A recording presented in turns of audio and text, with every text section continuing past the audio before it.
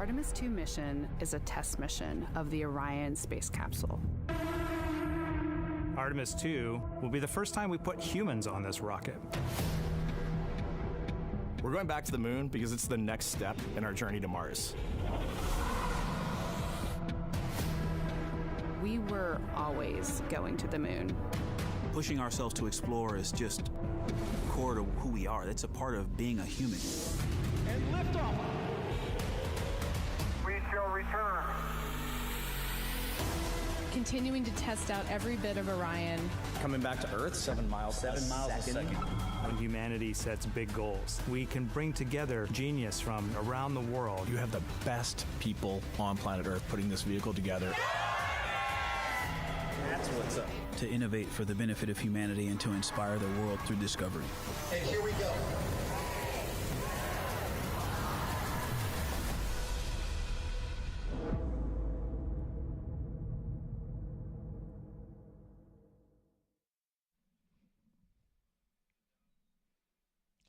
Good morning from Firing Room 1 at NASA's Kennedy Launch Control Center in Florida. You're looking at a live view of Launch Complex 39B, where the SLS, or Space Launch System rocket, and Orion spacecraft are getting ready to lift off in a little over 10 hours for the agency's Artemis II mission. I'm Antonia Jaramillo with NASA Communications, and I, along with my fellow commentators, will take you through today's launch countdown and the rest of this historic mission. NASA will be providing 24/7 live coverage starting with our propellant loading operations and will continue throughout the course of this 10-day mission. Now, our Artemis launch director, Charlie Blackwell Thompson, gave the go to proceed with cryogenic propellant loading at 7:33 a.m. Eastern Time this morning, which means pretty soon teams will start fueling the rocket with cryogenic or super cold liquid hydrogen and liquid oxygen. You can see on your screen there is a view of Firing Room 1. That is where the Artemis launch team is currently on console and is getting ready to launch the SLS rocket and Orion spacecraft. Now, Artemis II is NASA's first crewed Artemis mission. This test flight will send NASA astronauts Reed Wiseman, Victor Glover, Christina Cook, and Canadian Space Agency astronaut Jeremy Hansen on a 10-day mission around the moon and back. Now, the countdown for this mission started on Monday, March 30th at 4:44 p.m. Eastern Time. One thing to note about the countdown clock that you see on your upper left-hand side of your screen there is you're going to hear us refer to what are called L- times and T- times. Now, the reason we have these two different references for the countdown clock is because the L refers to how much time is left until the opening of our launch window or until launch. Think of it like the regular time that you see on your clock, always constantly ticking down. The T clock, however, is specific to the actual countdown. Similarly to when watching a sporting games event, when you see the clock on the screen stop when the referee blows a whistle, for instance, the same thing can happen with our T clock. And the reason that is because the launch team has inserted specific built-in holds throughout the countdown. Now, these built-in holds are pauses that the team has intentionally inserted in the countdown to provide them with some extra wiggle room or some cushion to again just be able to go through all of their operations, continue making sure that everything is on track to be able to meet the opening of that launch window. And also, if they run into any issues throughout the countdown, this also provides them that extra time to be able to resolve them and still make, again, that opening of that launch window. Now let's talk about today's launch window. The launch window is 2 hours long. It opens at 6:24 p.m. Eastern Time this evening. Now, what does that mean, a 2-hour launch window? It means that the launch team has 2 hours in which they can launch today's Artemis II mission. So if we don't go right at 6:24 p.m., that is okay. So again, to quickly recap, our launch director gave the go to start our cryogenic propellant loading operations. That means right now the Artemis launch team is currently in what is called the Chilldown phase for the SLS core stage rocket. Now, the core stage is the first stage of the SLS rocket. It is the orange section in between the two solid rocket boosters that you see there on your screen. Now, chill down basically refers that we are going to be cooling down all of the systems and lines that will be feeding this propellant inside the rocket. The reason we chill down these lines is because we are feeding cryogenic, or again, super cold propellant on board. Liquid hydrogen, to remain in a liquid state, needs to be negative 423 degrees Fahrenheit. On the oxygen side, it's negative 297 degrees Fahrenheit. So very, very cold temperatures. Because of this, we then cool down these lines so that we aren't shocking the system, we aren't causing any potential damage to the hardware, and they're able to receive these super cold propellants smoothly and without issues. So again, we are currently in chill down for both the core stage liquid hydrogen and liquid oxygen tanks. Following chill down, the teams will then start what is called slow fill. This will officially mark the start of propellant loading. That means that we will actually start loading that liquid propellant on board the rocket. Now, as the name suggests, slow fill basically refers to slowly start to load that propellant. The reasons they do this is because the teams are wanting to closely monitor that there isn't any leaks or any issues when we are starting our propellant loading operations. Now, following slow fill, teams will then transition into what is called fast fill. Similarly to how slow fill refers to going slowly, fast fill means we're going to go at a much faster rate. This will be the bulk of our propellant loading operations, where teams are going to be in fast fill for the majority of the time. Now, following fast fill, we will then transition into topping. Topping just means that we are going to finish that last little bit that is needed to get us to 100% level in those tanks. Now, because these are gases, these are liquid gases, as the temperatures start warming up, those gases will, that liquid oxygen and liquid hydrogen will start venting off into a gas. Because of this, following topping, teams will then transition into what is called replenish mode. Replenish means just that. They're just going to constantly be replenishing these tanks so that we make sure we're at 100% level and we are at that flight ready level for when we enter terminal count. Now, I'll be reporting out as each of these operations and milestones are underway. Our Artemis launch team, they're currently communicating with each other through these separate communications channels that I'll be tuning into. And I'll make sure to relay as that information gets underway and they report those milestones and call-outs out. Now, while we wait for slow fill to get underway, let's do a little bit of a recap of the entire countdown. Again, we said we started on Monday at 4:44 p.m. Eastern Time. So shortly after the countdown started ticking down, teams filled the water tank for the sound suppression system. Now, this is done to help protect the rocket and the supporting ground structures that are there at the launch pad from the extreme heat and the power that's generated from the rocket's exhaust, and it also helps suppress the sound that's produced at liftoff. Now, the Orion spacecraft, the core stage, which again is that first stage of the SLS rocket, and the interim cryogenic propulsion stage, or the upper or second stage of SLS, were also all powered up for launch. The Orion and the core stage flight batteries have been charged. And at 4:14 a.m. Eastern Time this morning, teams started what is called the air to gaseous nitrogen, or GN2 changeover.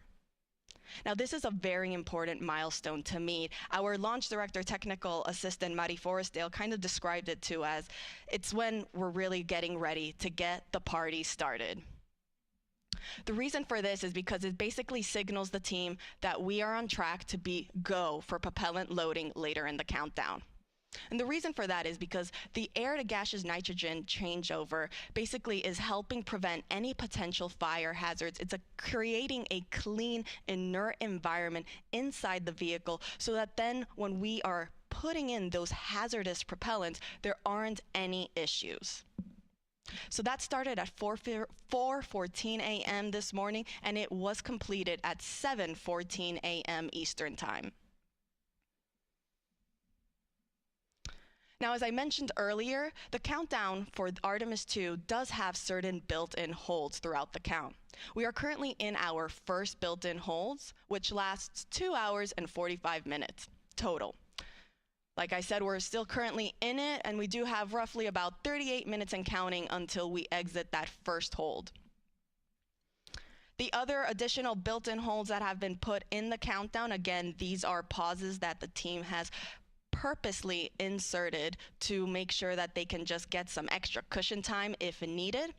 That next one happens once we reach what is called all stages replenish. Now, all stages replenish just means that now the entire SLS rocket is fully fueled and teams are now just constantly replenishing all the tanks to make sure that it is always at 100% until we get into the final 10 minutes of the countdown.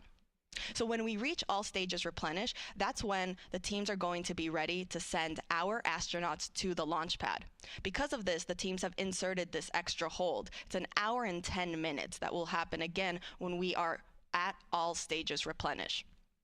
Following that, we then have just one final hold in the countdown, and that happens when we're then getting ready for terminal count. It'll be a 40-minute hold, and it will happen roughly, again, about 40 minutes before we enter then the last 10 minutes of the countdown.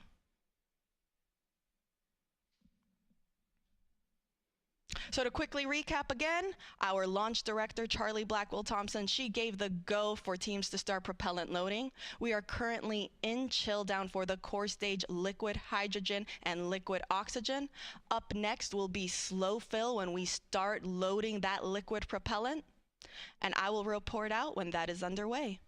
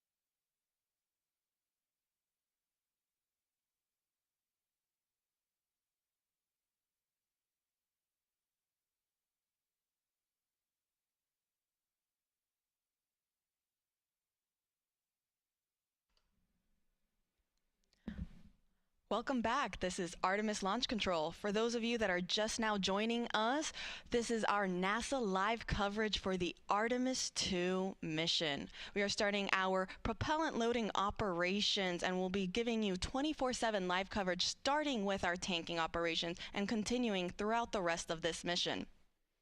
We're here in Firing Room 1. You can see there on your screen, we have our Artemis launch team getting ready to launch the SLS, or Space Launch System rocket, and Orion spacecraft for the agency's Artemis II mission later this evening.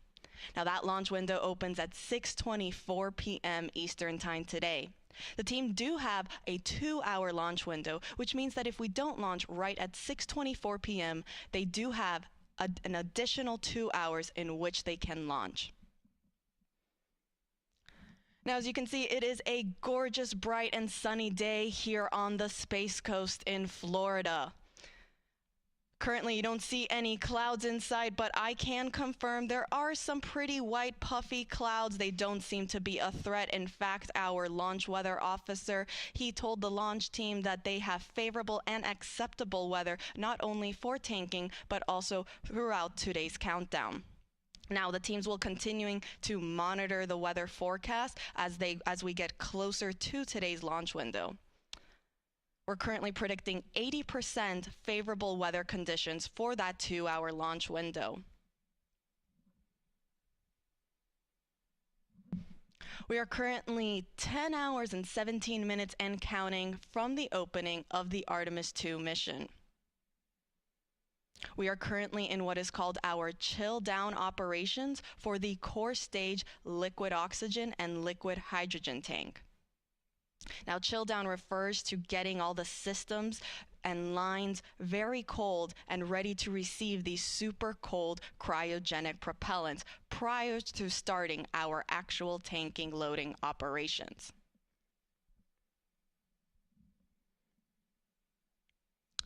Now, let's break down the SLS rocket. We start with the core stage. That is the first stage of the rocket. Then on top of the core stage, you have what is the upper stage, or that interim cryogenic propulsion stage. So in total for SLS, there are 2 stages, but there are 4 tanks in total. You have our liquid hydrogen tank on both the core stage and the upper stage, and a liquid oxygen in both. So 4 tanks total, both liquid hydrogen and liquid oxygen. The core stage holds roughly 733,000 gallons. The upper stage, meanwhile, holds 24,000, so much smaller in comparison. In fact, the core stage is one of the tallest stages, first stages of a rocket that NASA has ever used for its missions. It's roughly 212 feet tall.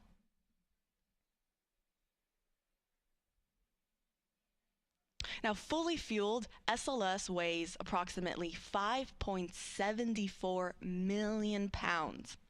Before fueling, which is where we're currently at, it is 3.5 million pounds.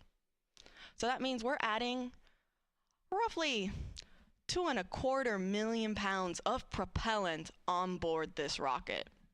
That's quite a lot. Again, to quickly recap, we are in Chilldown. The next step will be when we enter slow fill.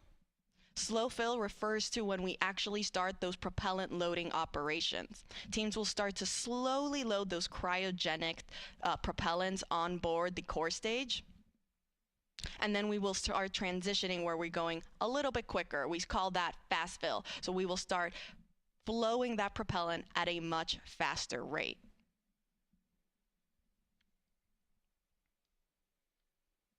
I'll continue reporting out as these milestones are underway.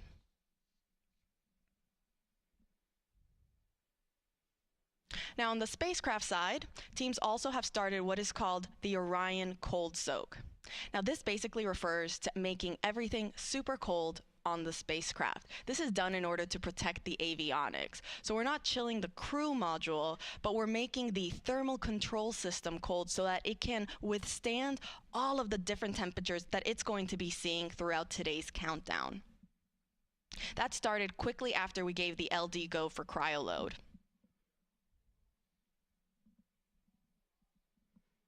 Now, Artemis II is a test flight.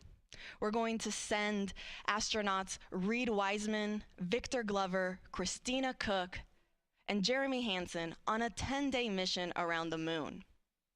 This is the first crewed test flight for NASA's Artemis missions. And we're going to be testing the life support systems that are on board Orion.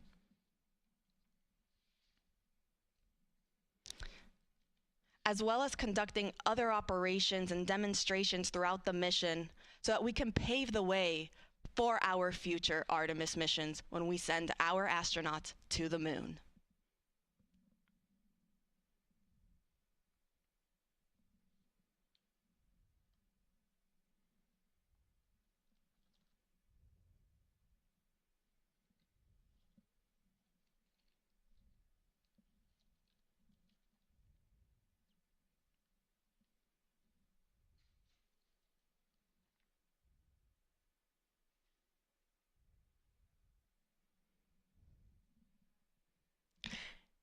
In fact, one of the new operations or the new demonstrations that our astronauts will get to perform throughout this mission is what is called the proximity operations demonstration.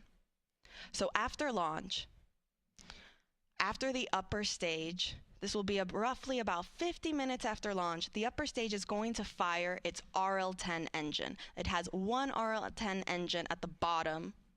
It will fire its engine so that it starts a 30-second perigee raise maneuver burn. This is going to put the spacecraft, or the Orion spacecraft, this low point on its elliptical orbit as it's going around Earth. About an hour later, the upper stage will fire its engine again to begin a 20-minute apogee raise burn, in which point we're going to be sending the spacecraft to its highest point in its elliptical orbit around the Earth. Now, roughly 3 hours and 25 minutes into the mission, so this is about, again, 3.5 hours after launch, Orion will separate from the upper stage. At this point, this is when our astronauts, our crew on board, they're going to begin manually testing Orion's controls and steering thrusters so that they can start what is called this proximity operations demonstration. This is basically a series of maneuvers that are going to have the Artemis II crew flying Orion and practice approaching the upper stage and backing away for roughly 70 minutes.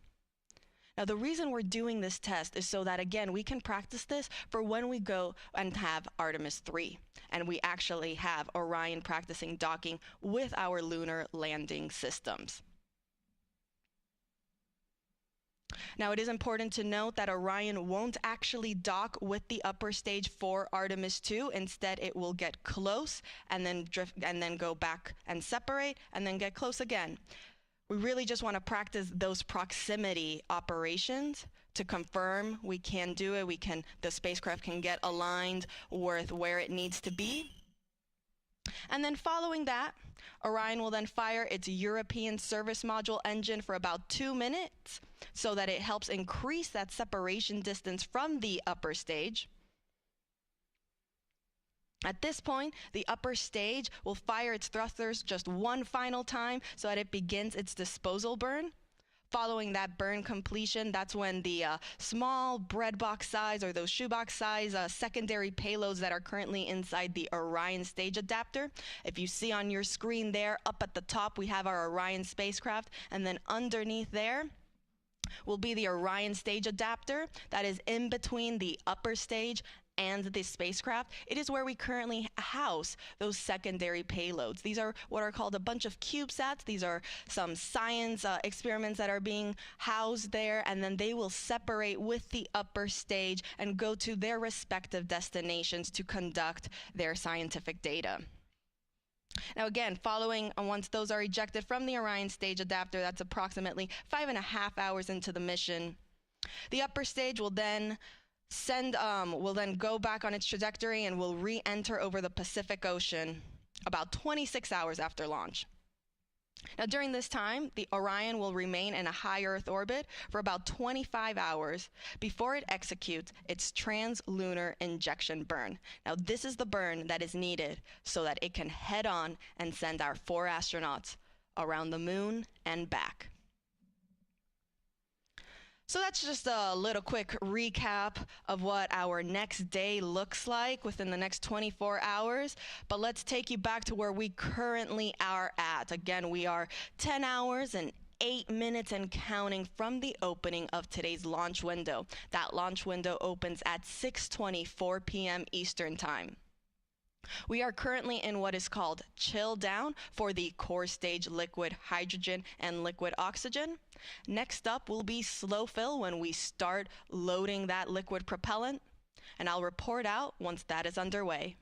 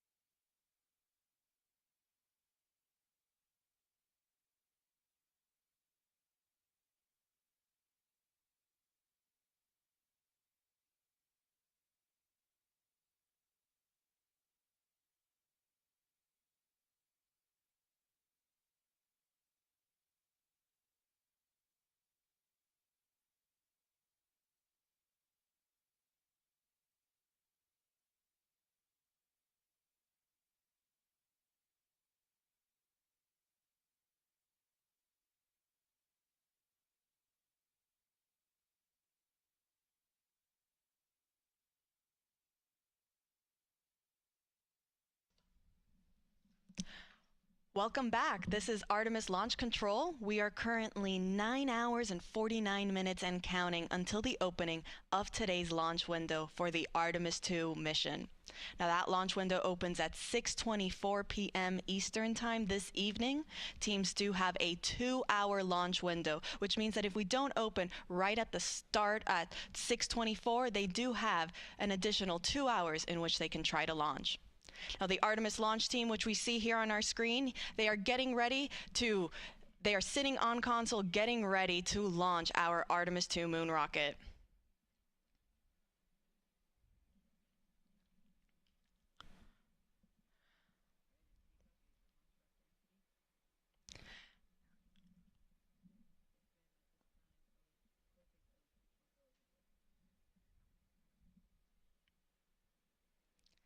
Now, the launch team just reported that we are now starting our propellant loading operations for the SLS, or the Space Launch System rocket.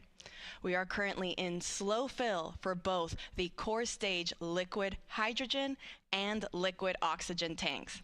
This means that propellant loading is officially underway. We are now starting to load those super cold, these cryogenic temperatures onto the SLS rocket.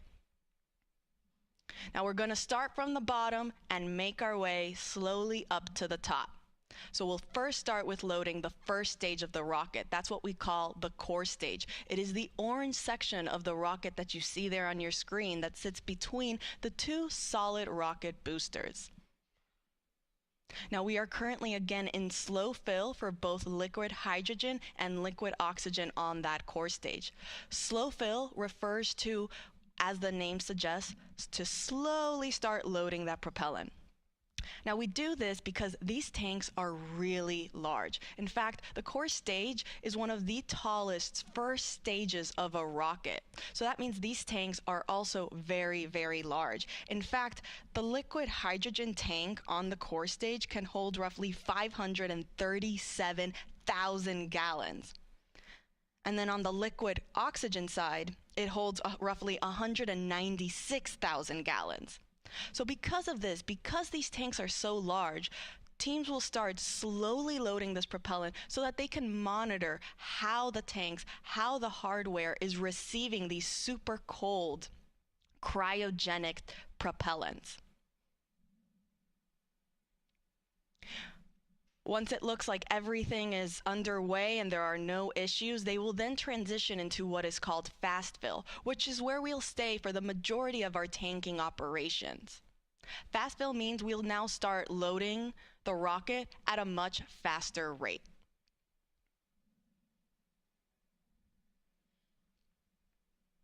Now, before the rocket is fueled, SLS weighs approximately 3.5 million pounds. But fully fueled, it's 5.74 million pounds. And we are starting to fuel that rocket, so it is going to start getting heavier and heavier.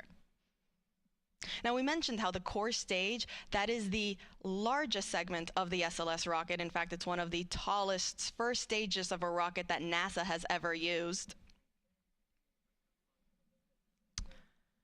It's roughly 212 feet tall. Now on top of it sits the upper stage, or the interim cryogenic propulsion stage. Now that's roughly 45 feet tall in comparison. And then on top of that, you have what is called the Orion stage adapter. It is actually the smallest part of the SLS rocket, and it is what holds our CubeSats. These are these shoebox-sized payloads, or these scientific payloads that will be sent off into space following the separation of the upper stage from the Orion spacecraft. Now, it is the smallest part of the rocket at only roughly 5 feet tall.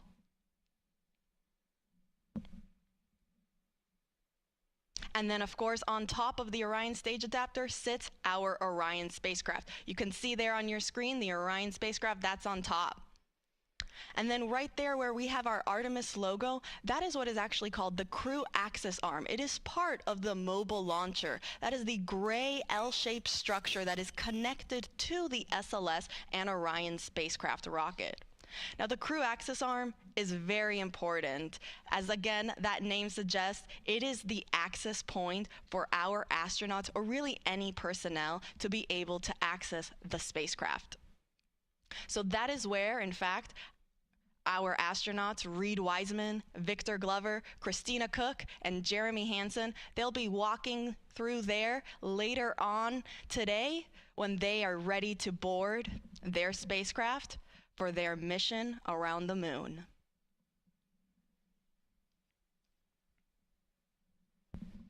So to quickly recap, we are now in slow fill for both liquid oxygen and liquid hydrogen. On the core stage, that is again the first stage of the SLS rocket. Following that, we will transition into fast fill, and I'll report out when that is officially underway.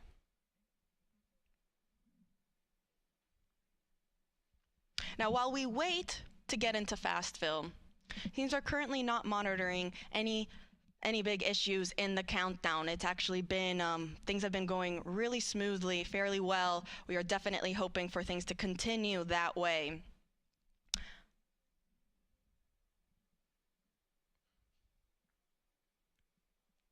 But let's talk a little bit about how everything that the teams had to do to get us to this point.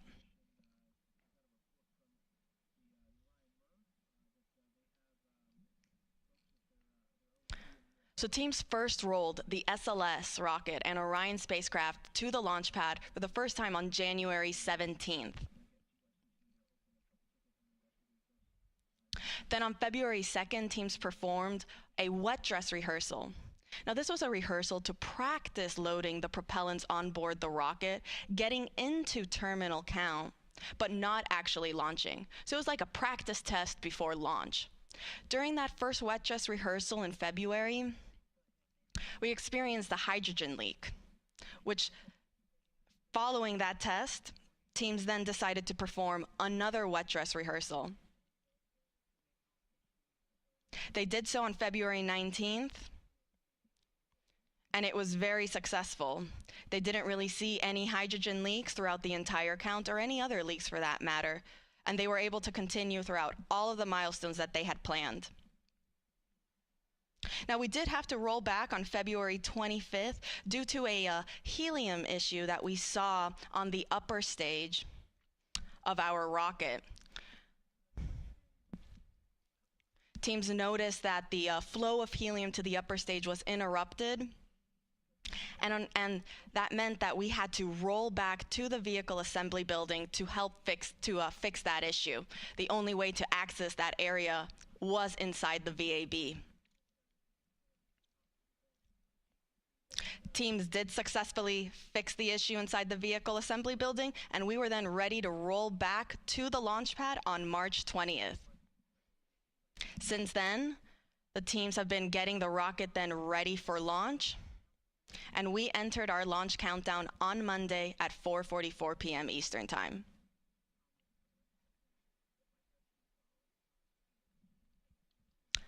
Now, we are currently 9 hours and 41 minutes and counting from the opening of today's launch window. That opens at 6:24 p.m. And teams do have a 2-hour launch window, which means that they have 2 hours in which they can launch starting at 6:24. We are currently in slow fill for both the core stage liquid hydrogen and liquid oxygen tanks.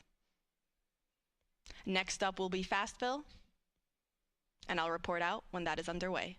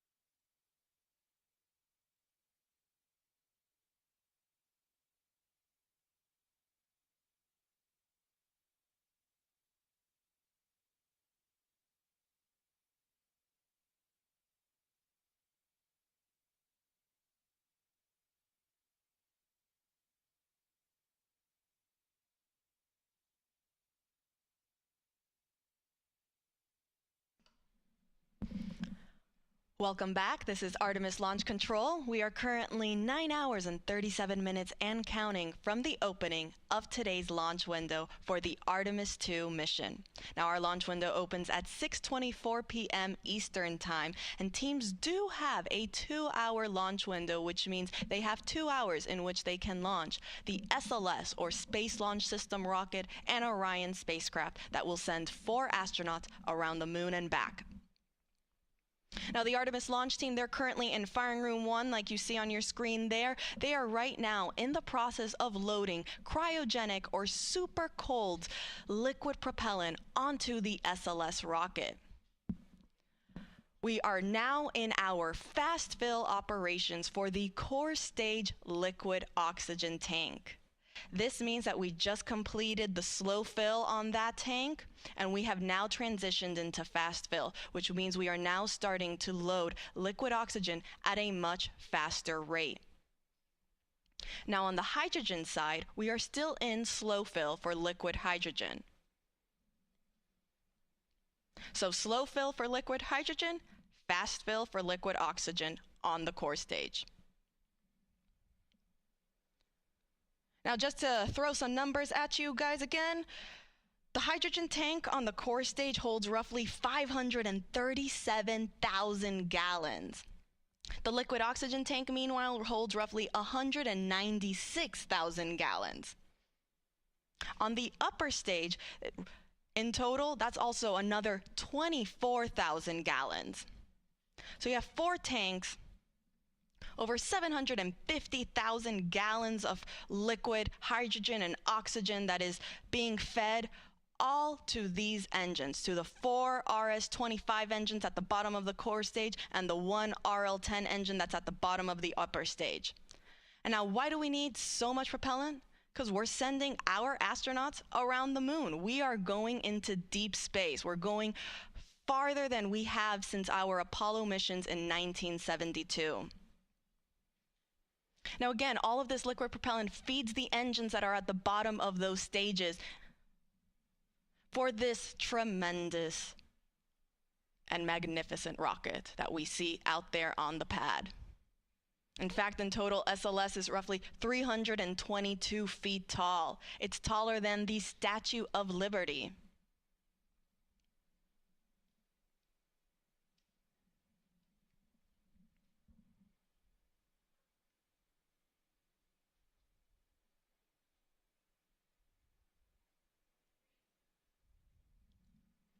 And it will send our astronauts around the moon.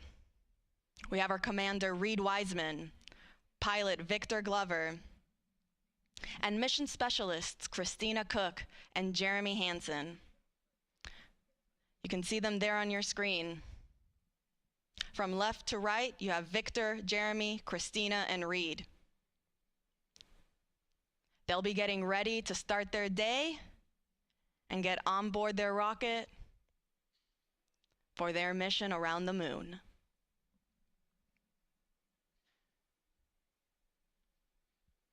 Now, Artemis II is a test flight. This is the first crewed test flight of the Artemis missions.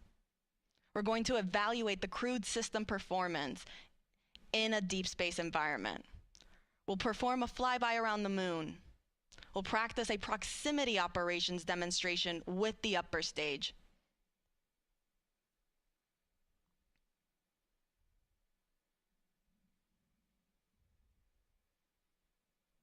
All in preparation for our future Artemis missions, for when we land humans back on the lunar surface.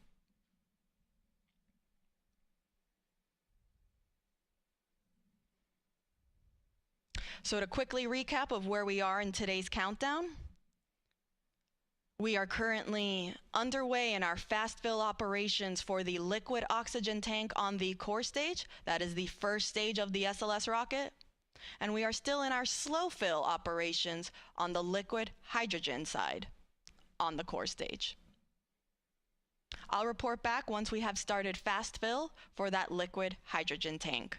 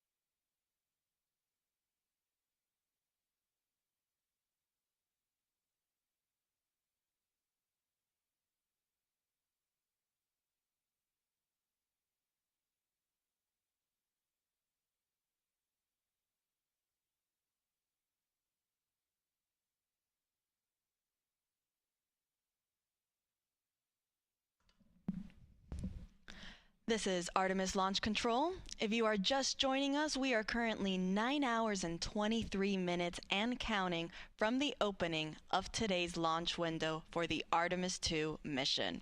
I'm Antonia Jaramillo in NASA Communications, and I, along with our fellow commentators, will be taking you through the rest of today's launch countdown, as well as the rest of the Artemis II mission. NASA will be providing 24/7 live coverage, starting with our propellant loading operations that is currently underway and will continue all the way through our splashdown operations.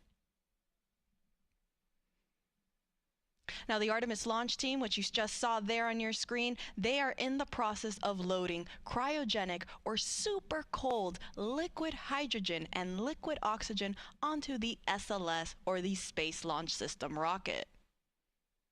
That's a view of the rocket right there at Launch Pad 39B, where it will lift off for the agency's Artemis II mission. Now, Artemis II is a test flight. We will be sending our astronauts, Commander Reed Wiseman, pilot Victor Glover, and mission specialists Christina Cook and Jeremy Hansen on a 10-day mission around the moon and back. Now, we are currently again underway with our propellant loading operations. We are in what is called slow fill for the core stage liquid hydrogen tank, and fast fill for the liquid oxygen tank. Now, slow fill refers to slowly loading that propellant. This is done so that teams are monitoring how the hardware is receiving this super cold, hazardous propellant that is being onboarded on the rocket. Following slow fill, that then transitions into fast fill when we start loading that propellant at a much faster rate. So oxygen is currently already in fast fill, and liquid hydrogen will soon follow suit. Now, you can see there on your screen on the rocket, you can see maybe some little like checker marks that look to be on the solid rocket boosters. Those are the two nose cone shaped boosters in between on either side of the core stage. Now, what do those black and white checkerboards and squares and circles mean? Well, these are our photogrammetric markings.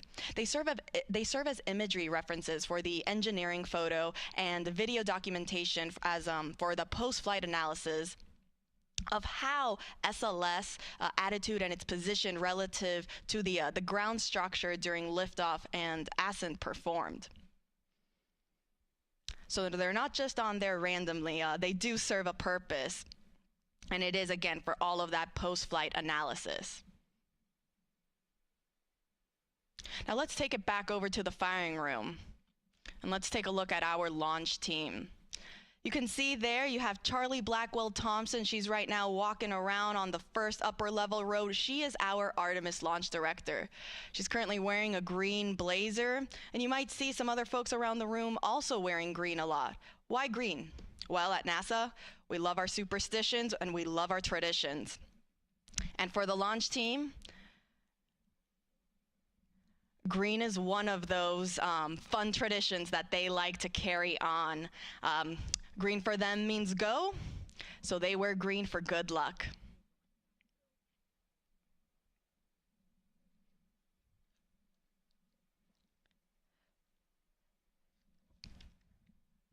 Now, the launch team, they communicate with each other via these communication channels to update how we are in the countdown.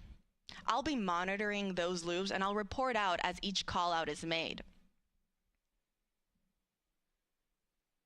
The team actually just reported that we have now transitioned from slow fill to fast fill on the core stage liquid hydrogen tank.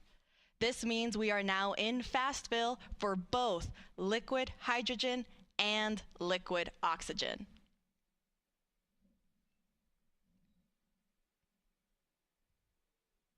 Now, following fast fill, teams will then transition into what is called topping. Topping just refers to finishing up the last little bit that is needed to get to 100% level on both tanks. Once we finish topping, we will then enter what is called replenish mode. And this means that the teams are just constantly replenishing these tanks to maintain 100% flight level. This is done because as the temperatures of these liquid propellants naturally warm up throughout the countdown, they will start venting off into a gas state. And so because of that, the teams want to constantly be replenishing the tanks so that they're not losing any propellant and we're going down from that 100% level. So again, we are now in fast fill for both core stage liquid hydrogen and liquid oxygen.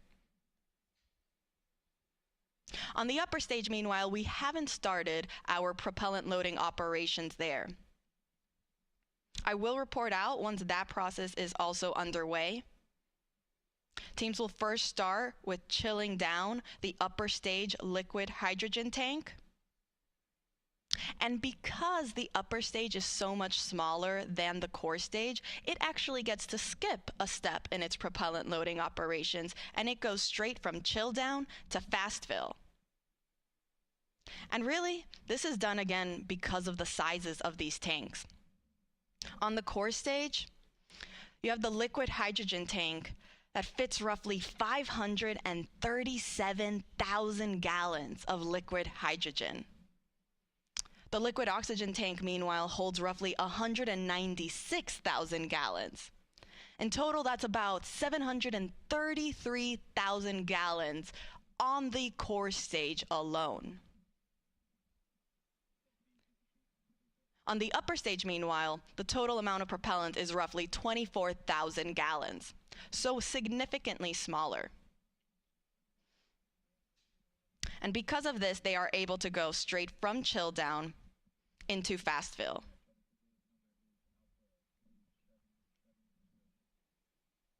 Now again, we have not started our propellant loading operations on the upper stage, also known as the interim cryogenic propulsion stage. I'll report out once that process is underway.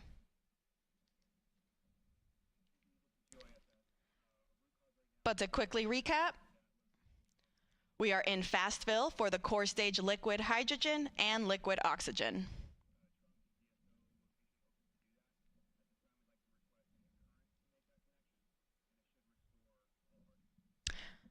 Now, all of these tanks on both the core stage and the upper stage are going to feed the engines underneath those both stages. On the core stage, there are 4 RS-25 engines. You see them there on your screen right there. So both the liquid hydrogen and the liquid oxygen tank, they feed those 4 RS-25 engines that start at roughly T-minus 6.36 seconds until liftoff. That's when they get ready. And then on the upper stage, the liquid oxygen and liquid hydrogen tank feed that one RL-10 engine.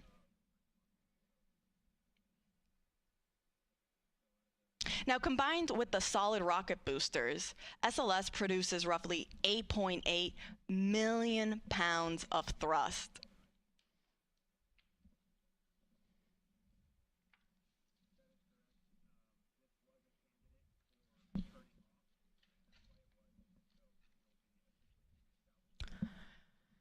In total, it is 322 feet tall, taller than the Statue of Liberty.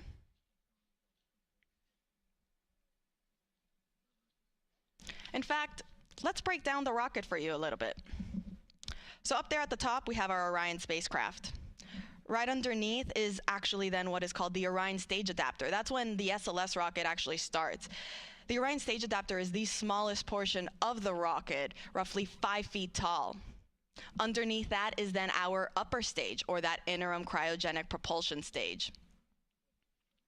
Then you'll see this nose cone orange shape underneath. That's the launch vehicle stage adapter. It's actually enclosing part of that upper stage for protection.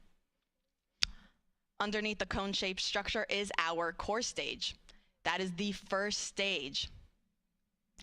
It has that pretty butterscotch color. And that is due to the thermal protection system, the foam that is used to, again, protect the rocket. On either side of the core stage are the 2 solid rocket boosters. And then down, Right at the bottom are the 4 RS-25 engines.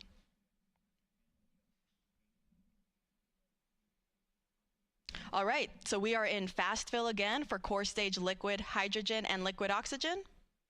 I'll report out when the next milestone is underway and when we start our upper stage loading operations.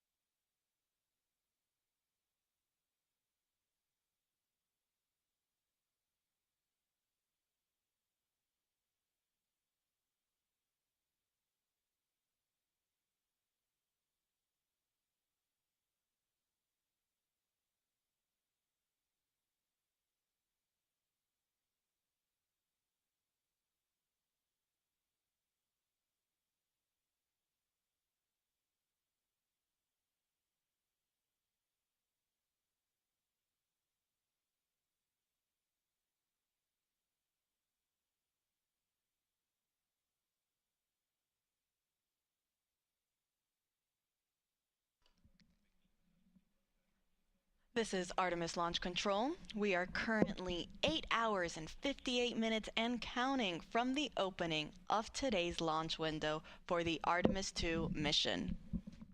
That launch window opens at 6:24 p.m. Eastern Time later today. Teams do have a 2-hour launch window in which they can try to launch, so if we don't launch right at 6:24 p.m., that is okay. You're looking at a live view of our Artemis launch team. They are in the process of loading liquid propellant on board the SLS, or the Space Launch System rocket. We're currently in the process of loading liquid hydrogen and liquid oxygen on the core stage of the SLS rocket. Now, the core stage is the first stage of that rocket. You can see there on your screen, it is the orange section in between the two solid rocket boosters. That's actually a great view of our rocket at Launch Pad 39B. I mean, you can see it is a beautiful day. We have some puffy white clouds, blue skies, all in all, very favorable weather. In fact, our launch weather officers, they've been predicting 80% chance of go for our launch window this evening.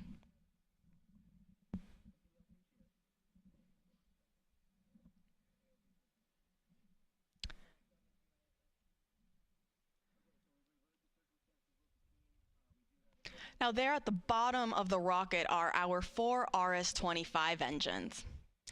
Each engines are roughly the size of a compact car. The solid rocket boosters, those are the 2 white rocket boosters and on either side of the core stage.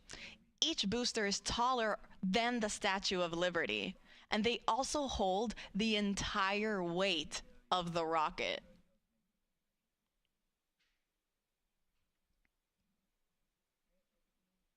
Now, fully fueled, SLS weighs 5.74 million pounds.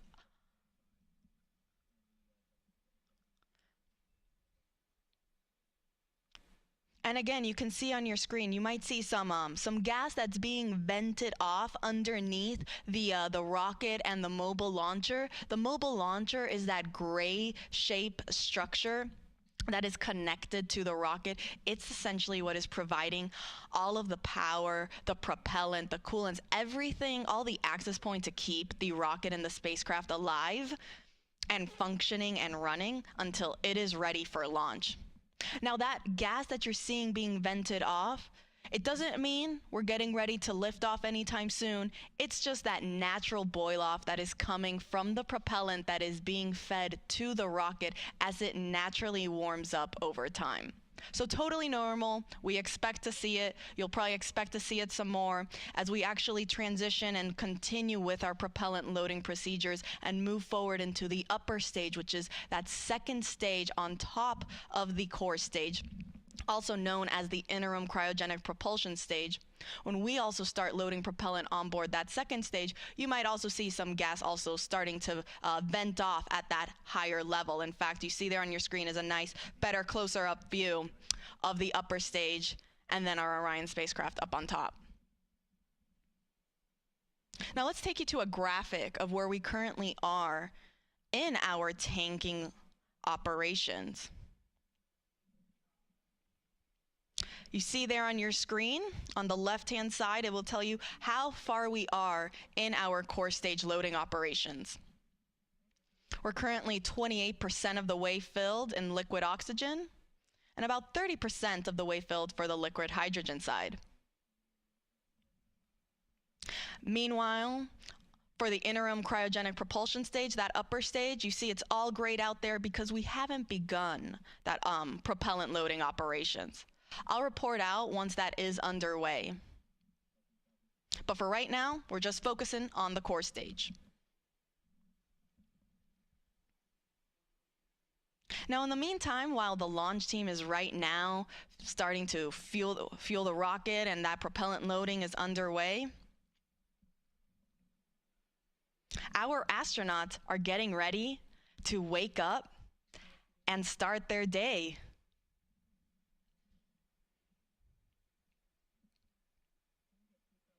As a reminder, we will be sending 4 astronauts around the moon and back. Commander Reed Wiseman, pilot Victor Glover, and mission specialists Christina Cook and Jeremy Hansen will go on a 10-day mission around the moon. Artemis II is a test flight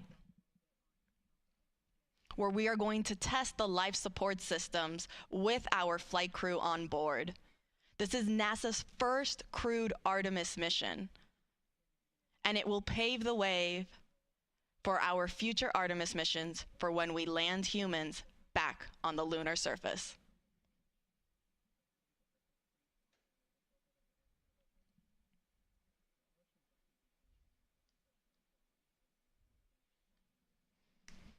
So to quickly recap, we are in fast fill for our core stage liquid hydrogen and liquid oxygen. And I'll report out once our upper stage propellant loading operations are underway.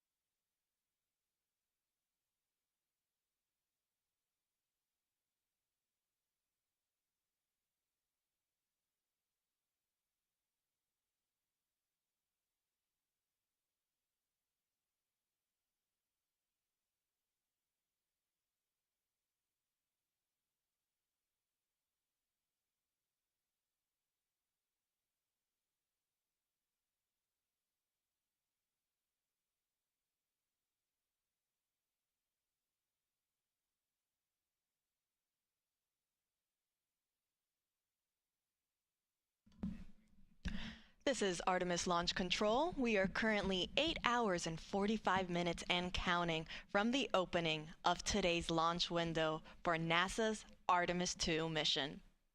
Now that launch window opens at 6:24 p.m. Eastern Time, and teams do have a 2-hour launch window, which means that they can try launching within those 2 hours if they are unable to hit it right at the start at 6:24. Now, the Artemis launch team is currently loading super cold or cryogenic liquid propellant onto the SLS or Space Launch System rocket. We're currently in our fast fill operations for the core stage liquid hydrogen and liquid oxygen tanks, and the teams just reported that they are also now starting their chill down operations for the liquid hydrogen tank on the upper stage, or that second stage of the SLS rocket. You can see a great view of it there on your screen. It sits right up on top of where you have the nose cone shape structure. That's orange. Up on top there is a portion of that upper stage, also known as the interim cryogenic propulsion stage. And then, if you're curious, the nose cone structure shape, that is called also the launch vehicle stage adapter. It is a part of the rocket, and it is enclosing also a portion of the interim cryogenic propulsion stage. This is done for protection, so you don't see the engine that's underneath that second stage, but it is underneath there, hidden behind the launch vehicle stage adapter. So again, we are now starting our chill down for the liquid hydrogen on our upper stage. Following that, we will then transition into fast fill for liquid hydrogen on the upper stage. Meanwhile, on the core stage, that is the first stage of the rocket, fast fill is already underway. There's a great profile shot. So right underneath that nose cone shape is then that cylinder orange structure. That is the core stage. It is one of the tallest first stages of a rocket that NASA has ever used for any mission. It's roughly 212 feet tall. In fact, in total, the SLS rocket and Orion spacecraft sit at roughly 322 feet tall.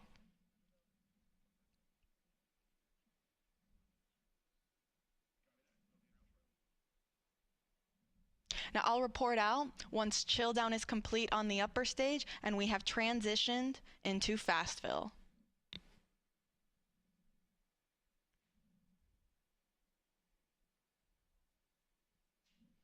As a quick recap, Artemis II is scheduled to launch no earlier than 6:24 p.m.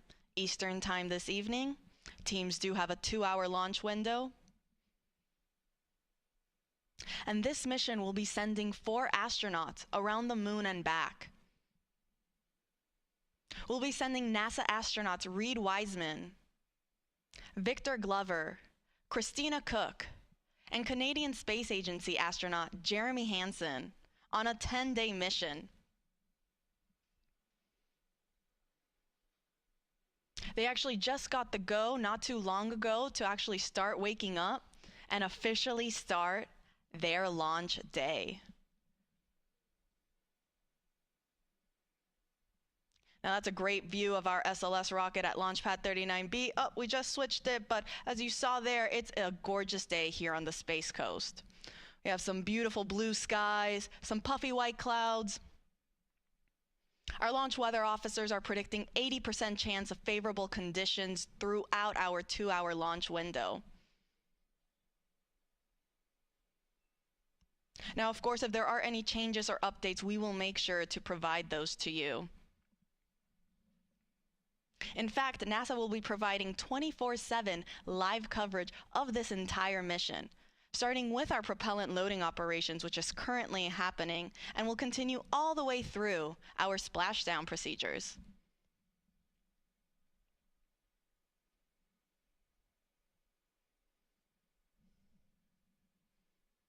You can see there on your screen how to watch.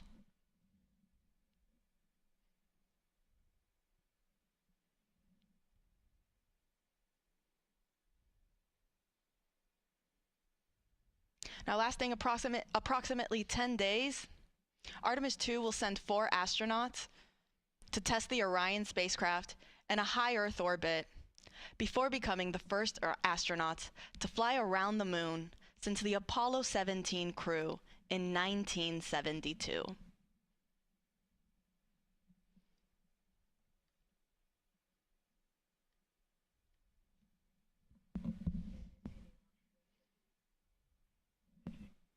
Again, we are in fast fill for core stage liquid hydrogen and liquid oxygen, and we are in chill down for the liquid hydrogen tank on our upper stage or interim cryogenic propulsion stage.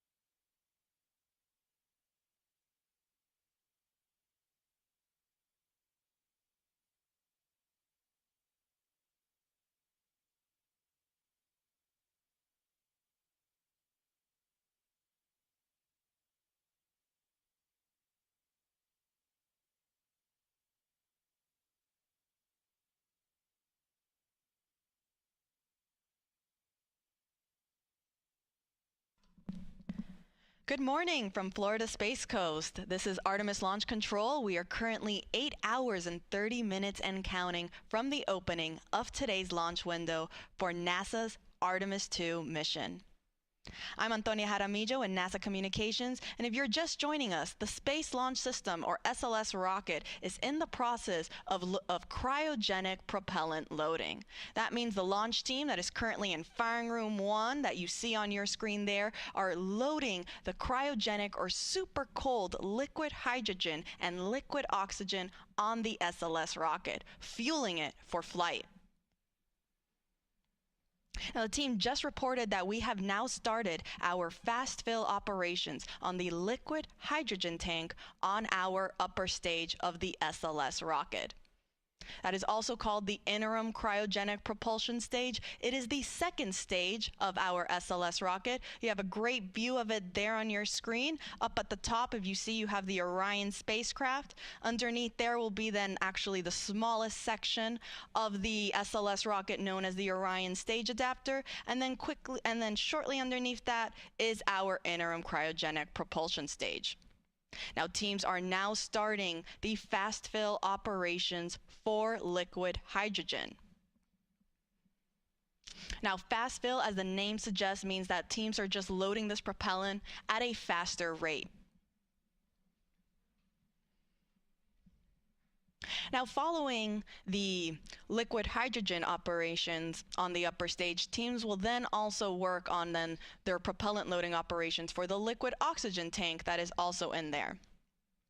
In total, the SLS rocket has 4 tanks, 2 liquid hydrogen and 2 liquid oxygen, 1 of each on each stage. So you have there our upper stage, or the interim cryogenic propulsion stage, and then underneath sits the core stage. That is the first stage and the main stage of the SLS rocket. It is the orange segment that you see there on your screen in between the 2 solid rocket boosters. We are also in our fast fill operations for both liquid hydrogen and liquid oxygen on the core stage. So fueling is well underway, and everything is looking good so far for our 2-hour launch window that opens at 6:24 p.m. Eastern Time this evening. Now, Artemis II is scheduled to lift off from Launch Complex 39B. That's what you see there on your screen. That's where SLS is currently situated. And it is a gorgeous day here on the Space Coast. We have some beautiful white puffy clouds and some clear blue skies. We're looking at 80% chance of favorable weather conditions. And our astronauts that are getting ready to launch on this historic mission are now starting their day. They woke up not too long ago and will pretty soon go through all of the checkouts and steps that are needed before they're ready to get on their rocket. There's a picture of them on your screen there. From left to right, we have the pilot, Victor Glover. Then you have our mission specialist, Jeremy Hansen, and right next to him is our other mission specialist, Christina Cook. Next to her is then our commander, Reed Wiseman. These 4 astronauts will go on a 10-day mission around the moon and back on board the Orion spacecraft.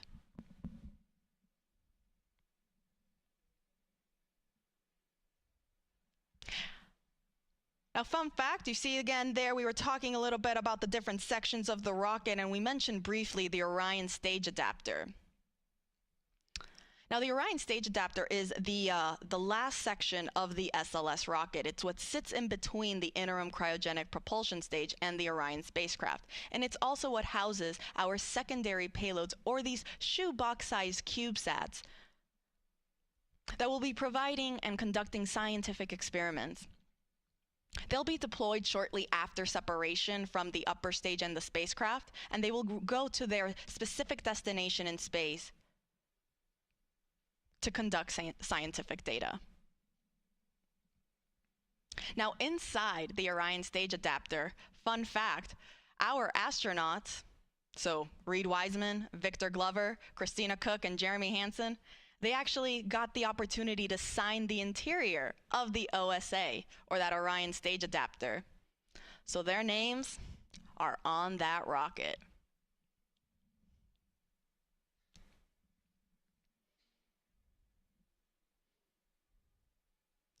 It is fully built by NASA at Marshall Space Flight Center in Huntsville, Alabama.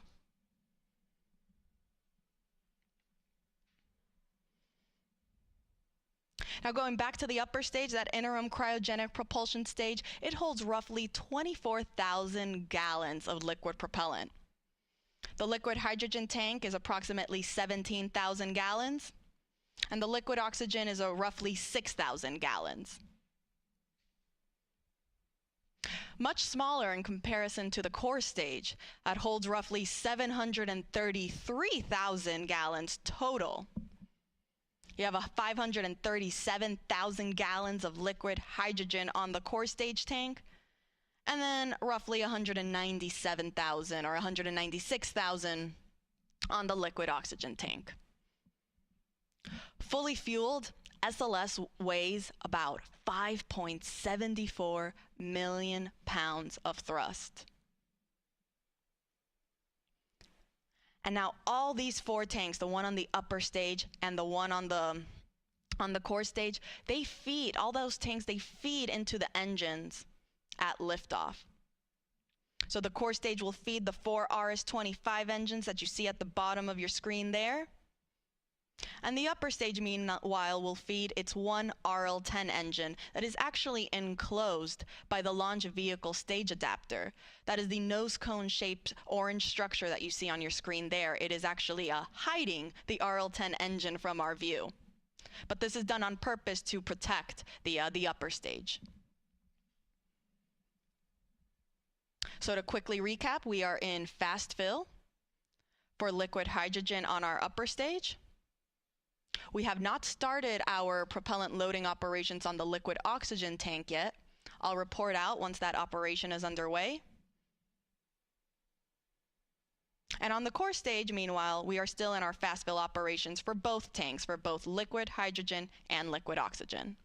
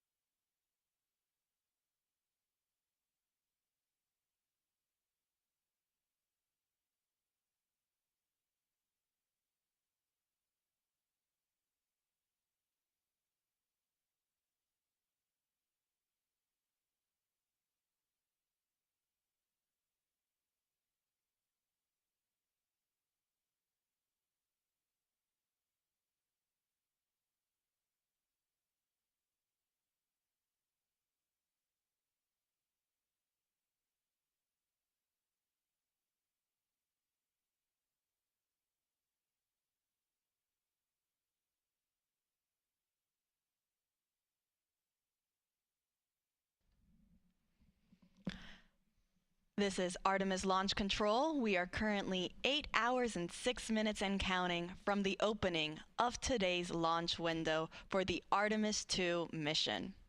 Now that launch window opens at 6:24 p.m. Eastern Time this evening.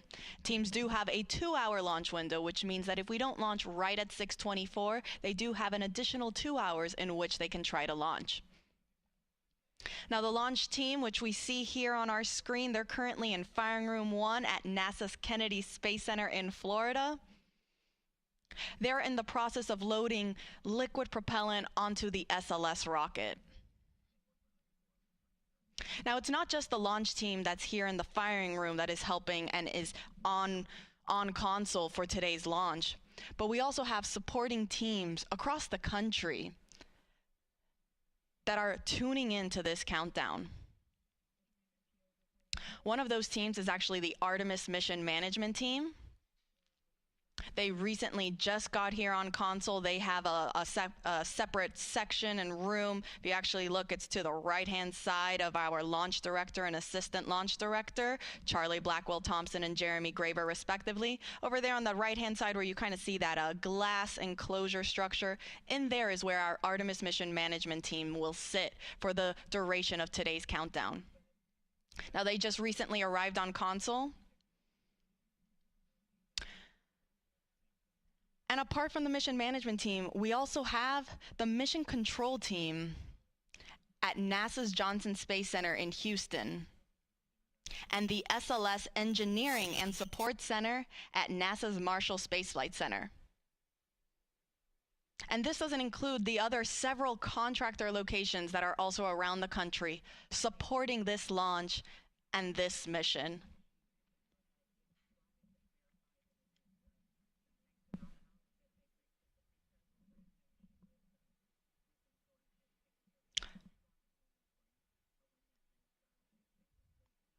So again, you have our prime main launch team that is here in Firing Room 1, Charlie Blackwell Thompson. You see there she's wearing a green blazer. She's our launch director leading this team. But then there are also supporting teams that are also assisting the launch team throughout today's countdown. That includes the Artemis Mission Management Team, the Mission Control Team in Houston, and the SLS Engineering and Support Center at NASA's Marshall Space Flight Center, in addition to several contractor locations that are located around the country. Now, as we mentioned, we are currently in our propellant loading operations for the SLS rocket. Teams are currently in fast fill for both core stage liquid hydrogen and liquid oxygen. The core stage is the first stage of the SLS rocket. Here's a great graphic where you can see where we currently are at in our tanking operations. And you'll see above the core stage, we have also started our loading operations in the interim cryogenic propulsion stage. This is the second stage of the SLS rocket. Now, we have not started loading liquid oxygen yet. I'll report out when that is underway. But in the meantime, we are good with, we are in the process of loading liquid oxygen and liquid hydrogen on the core stage and liquid hydrogen on the upper stage. I'll report out when we are now starting our liquid oxygen operations on the upper stage.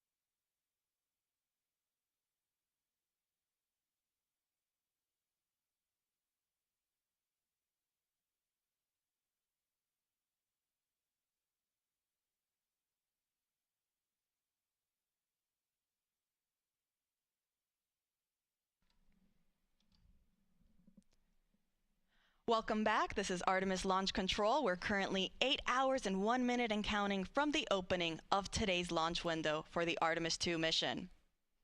I'm Antonia Jaramillo in NASA Communications, and I, along with our fellow commentators, will be taking you through today's countdown.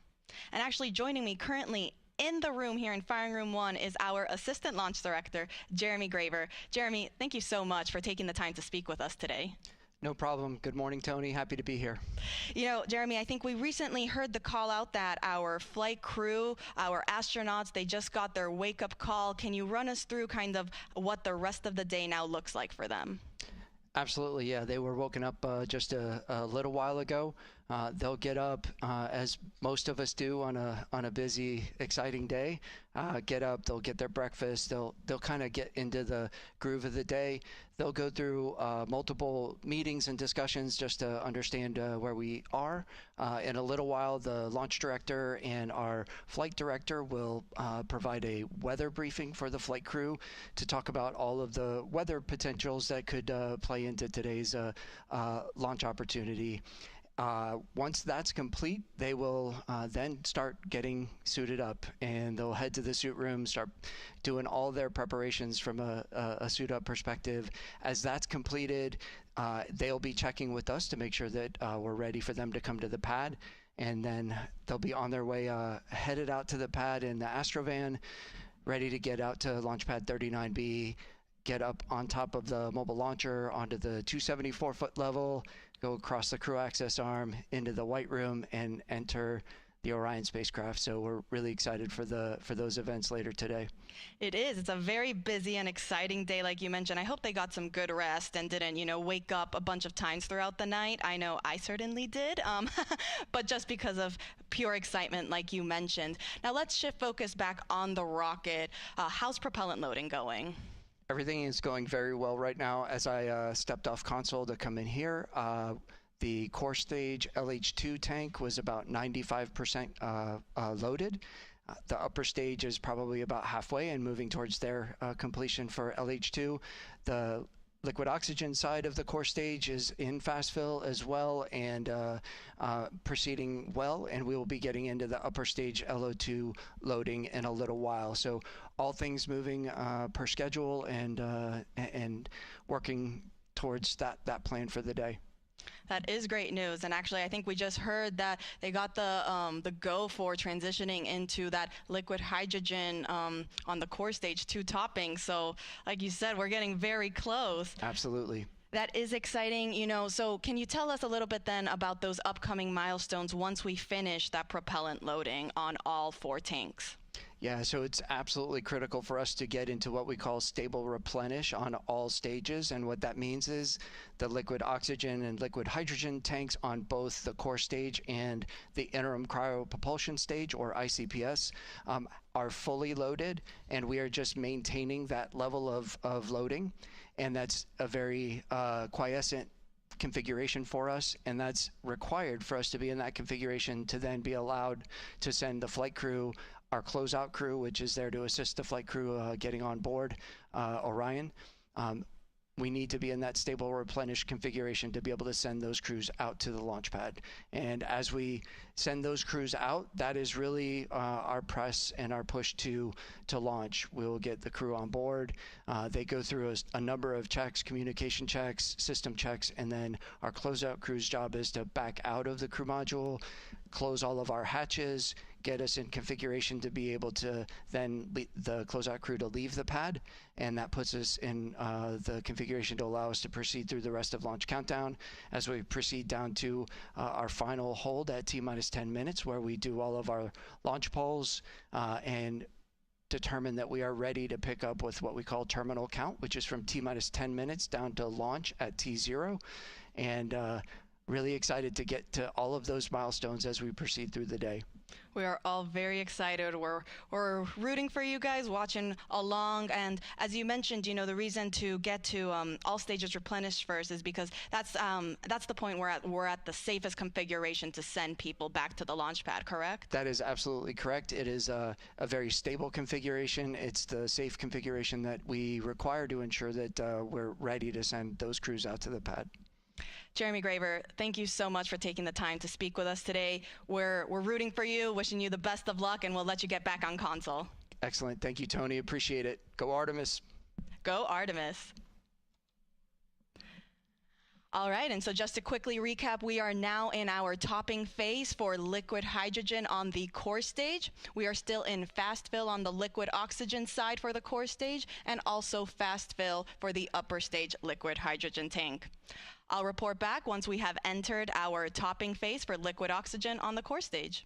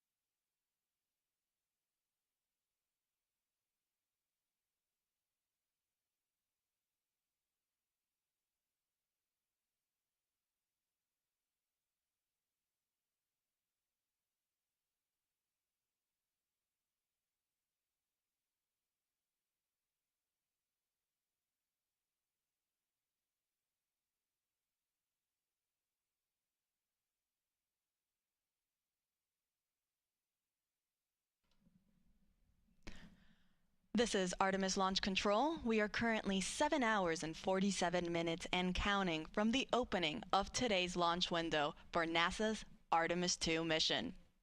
That launch window opens at 6:24 p.m. Eastern Time this evening.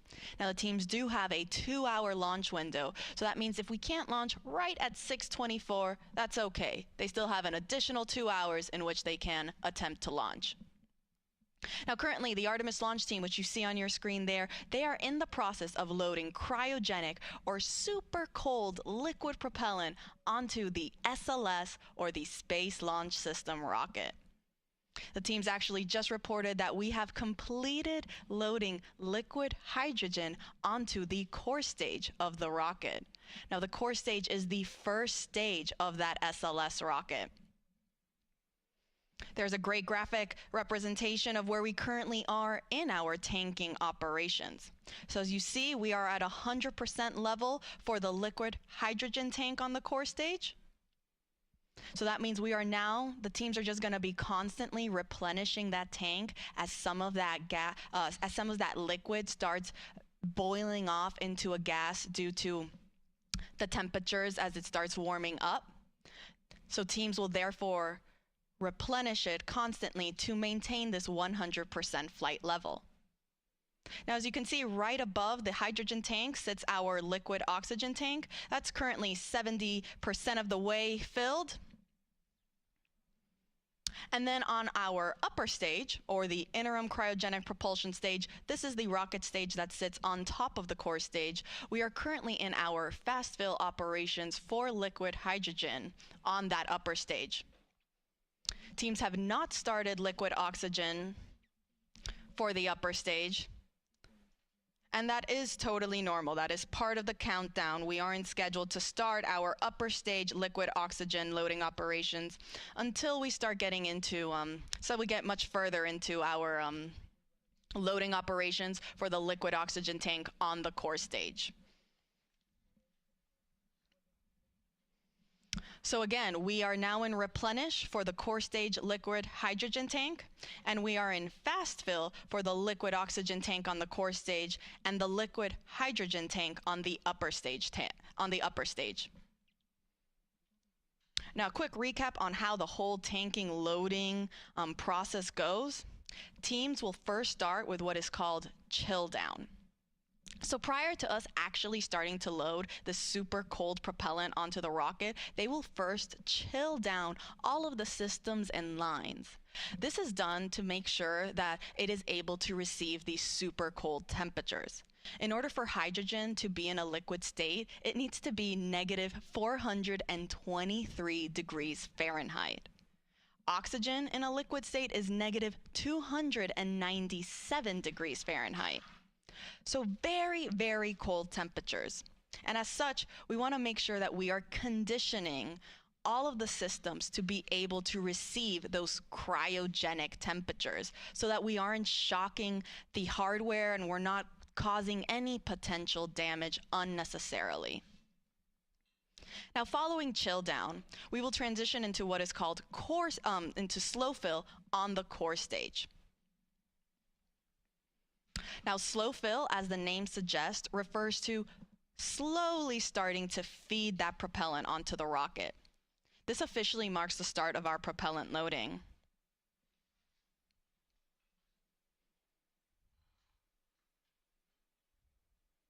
Teams actually got into slow fill for the liquid oxygen and liquid hydrogen tanks on the core stage earlier this morning, a little bit before 9 a.m. Following slow fill is then when we transition into fast fill. This is where we stay for the majority of our tanking loading operations. Similarly to slow fill, fast fill refers to loading propellant at a much faster rate. And that is currently where the liquid oxygen tank state is in. We are in fast fill for liquid oxygen tank on the core stage. Now, after fast fill, we transition into topping. This is the last little bit that is needed to fill the tanks to 100% level. Hence why we're topping it off. Following topping, we are now at 100%. And so now we transition into replenish mode.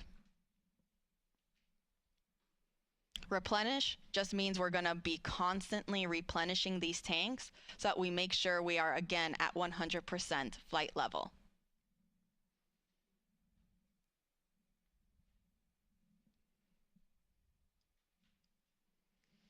Now you see on your screen there, we can see some venting coming off the rocket. This is totally expected as we begin our loading operations. Some of that liquid propellant starts warming up. It'll start to boil off and vent outside of the rocket. Hence why we see some of that gas getting expended from down underneath where the engines are at the bottom, and also a little bit at the top where the upper stage is located. So again, an expected condition.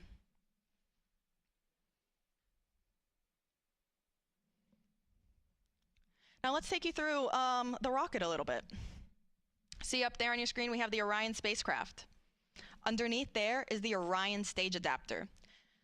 The Orion stage adapter is what houses our secondary payloads, or these scientific CubeSats. They're shoebox-sized scientific experiments that will go to space following separation from the upper stage and the spacecraft. It's also the smallest section of the SLS rocket at only 5 feet. Underneath the Orion stage adapter sits the interim cryogenic propulsion stage, or that second stage. Underneath there is our core stage, or the first stage of the rocket.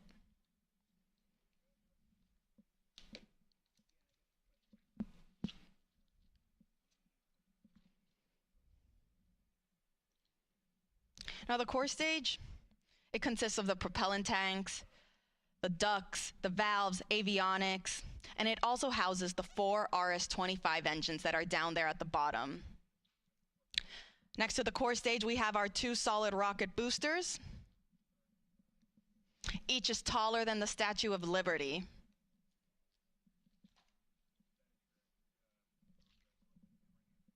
Now on those rocket boosters, you can see our NASA worm. The worm logo spans 25 feet end to end, or roughly the length of 1 booster motor segment. Now we actually have 5 segments each on each booster, so 10 segments total. It's actually 1 segment more than what was used during the space shuttle program. Now you should also be able to see some black and white markings around the rocket. Now these are used for imagery for the SLS engineering and support team that's based out at NASA's Marshall Space Flight Center in Huntsville, Alabama. They use this for imagery to track and guide the rocket after liftoff and during ascent. And it will also be used in their post-flight analysis.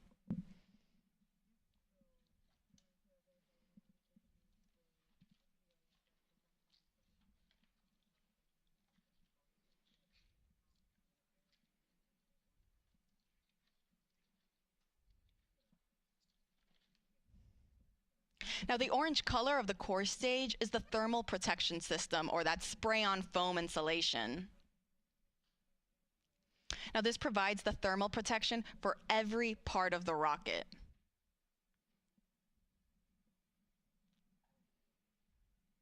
And when the foam is applied, it gives the rocket this light yellow color that the sun's ultraviolet rays eventually tan, giving our SLS rocket its famous butterscotch color.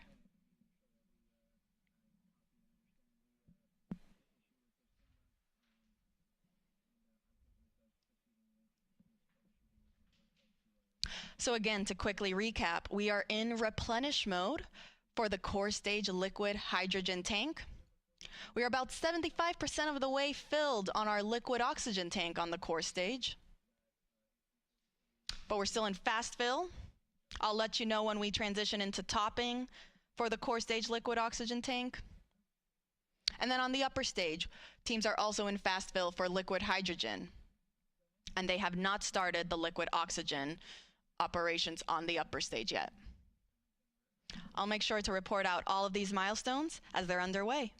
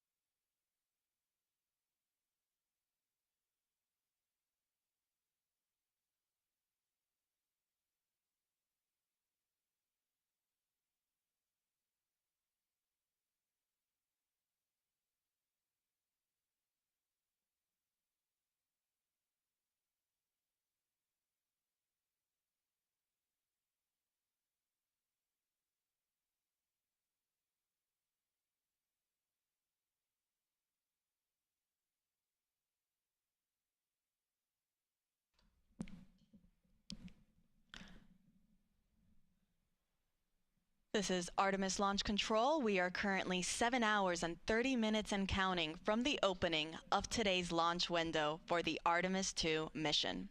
That launch window opens at 6:24 p.m. Eastern Time, and teams do have a 2-hour launch window, which means that if we don't launch right at the beginning at 6:24, they do have an additional 2 hours in which they can attempt to launch. Our launch team is currently in Firing Room 1 at NASA's Kennedy Space Center in Florida and are in the process of loading cryogenic or super cold liquid propellant onto the SLS, or the Space Launch System rocket.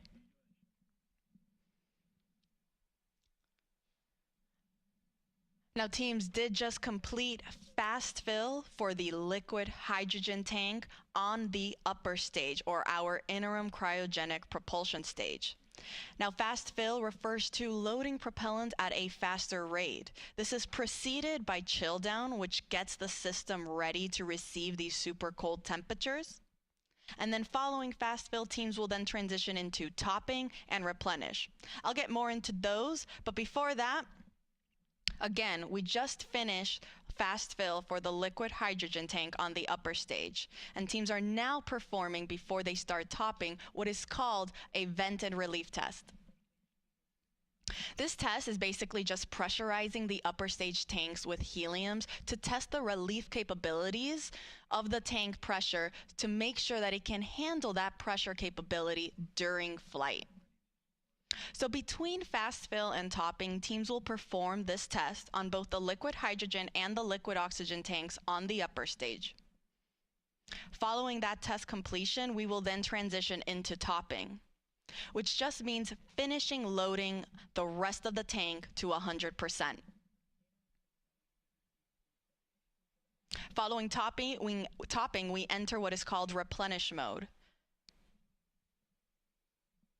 which basically just means that now we are going to be replenishing these tanks at 100% level, because as we naturally get throughout the countdown, that propellant is going to start warming up and it'll start boiling and venting off, as you can see on your screen there what is happening.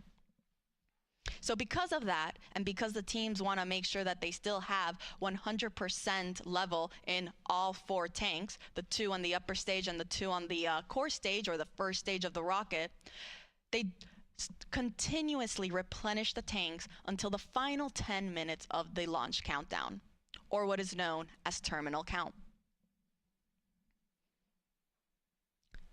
Now, speaking of replenish mode, we are currently in replenish mode for the core stage liquid hydrogen tank. So we were just talking about how we finished fast fill on the upper stage liquid hydrogen tank. We are also then in replenish mode for the core stage liquid hydrogen tank. On the liquid oxygen side, we are still in fast fill for the core stage liquid oxygen. And then on the upper stage, we haven't started those liquid oxygen operations yet.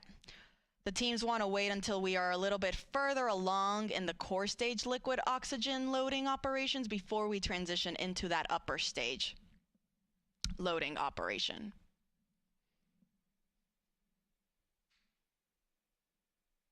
Now, in total, the SLS and Orion rocket and Orion spacecraft are 322 feet tall. At liftoff, SLS produces 8.8 million pounds of thrust.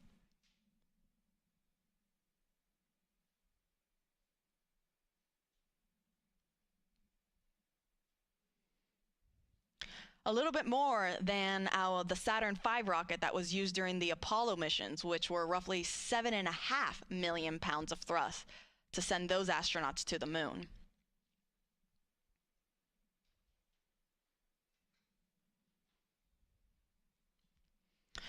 With our SLS rocket, though, you don't just have those liquid fuel tanks that are fueling the rocket, but you also have 2 solid rocket boosters that are attached on either side. You see there on your screen right there?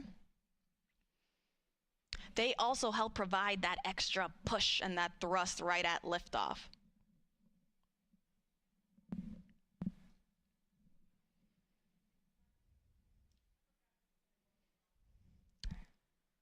Now, Let's go up a little bit on the rocket, go back to our upper or our second stage, our interim cryogenic propulsion stage. For those that have been following us along since Artemis I, you might remember that the interim cryogenic propulsion stage for Artemis I provided the big push to send the Orion spacecraft on its way to the moon. For Artemis II, however, it's going to be a little different. And the reason for that is because Artemis II is NASA's first crewed test flight, meaning we are sending astronauts on board this rocket for the first time. And because of that, we are going to have the capability to practice a bunch of different systems and tests and operations that we couldn't do if it were uncrewed. One of these operations is what is called the proximity operation demonstration. This involves the upper stage, or that interim cryogenic propulsion stage, and the Orion spacecraft practicing proximity maneuvers where the Orion spacecraft will practice approaching and getting away from the upper stage in a high Earth orbit. The reason teams want to practice this is in preparation for Artemis III and future Artemis missions for when Orion docks with our lunar landing systems. And so because of this, this means that the interim cryogenic propulsion stage will be separating from Orion much sooner. Meaning that following this demonstration, it will be Orion's European service module that will actually send the spacecraft on its trajectory to the moon. It will perform what is called the translunar injection burn.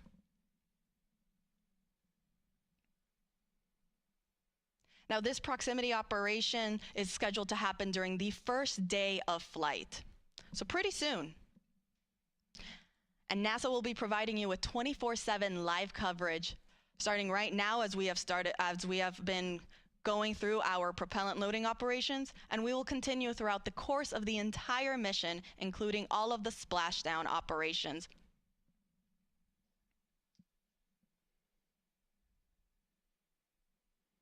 Artemis II will send NASA astronauts Reed Wiseman, Victor Glover, and Christina Cook, and Canadian Space Agency astronaut Jeremy Hansen on a 10-day mission around the moon and back.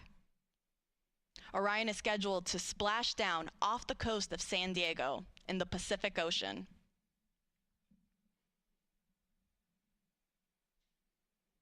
So to quickly recap, teams are in the process of performing a vent and relief test on the liquid hydrogen tank on the upper stage, following finishing their fast fill operations. Again, this test is to just test the tanks that they can handle the pressure that will be happening during this first day of flight. Following this test, we will then transition into our topping phase on the upper stage liquid hydrogen tank, and it'll then transition to replenish. On the core stage, meanwhile, we are still in fast fill for the liquid oxygen tank, and we are in replenish for liquid hydrogen. Now, this is a very, very big and important milestone to me because, again, for those that have been following us along, especially with Artemis II, during our fast fill operations on the core stage liquid hydrogen tank during wet dress rehearsal 1, that was our first test of this Artemis II moon rocket where we tested loading the propellants on board. Teams experienced the liquid hydrogen leaks shortly after getting into fast fill during that first test. They then performed a second wet dress rehearsal where they did not see any major leaks. Tanking loading operations went very smoothly, and it was a very successful test. And so it's great to see that throughout today's countdown for launch, there also weren't any significant issues or leaks reported during our liquid hydrogen loading phase on the core stage. So we are now in replenish mode for liquid hydrogen. We're about 84% of the way on the liquid oxygen tank. And we're also almost there on the upper stage for liquid hydrogen. Now I'll report out once liquid oxygen operations for the upper stage are also underway.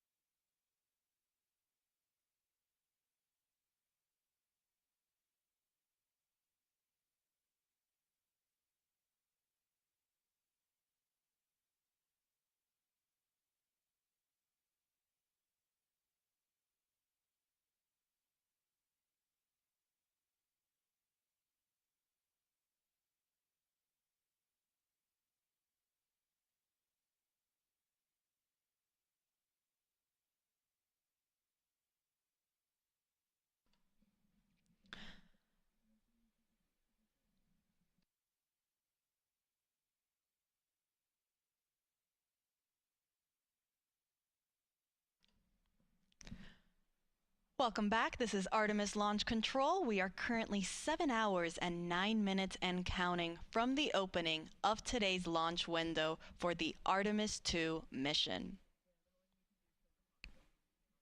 Our Artemis launch team is currently in the process of loading liquid propellant onto the SLS, or Space Launch System, rocket.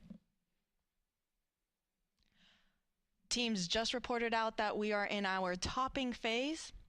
For the upper stage liquid hydrogen tank, this means we are almost at 100%, if not pretty much there on that upper stage tank.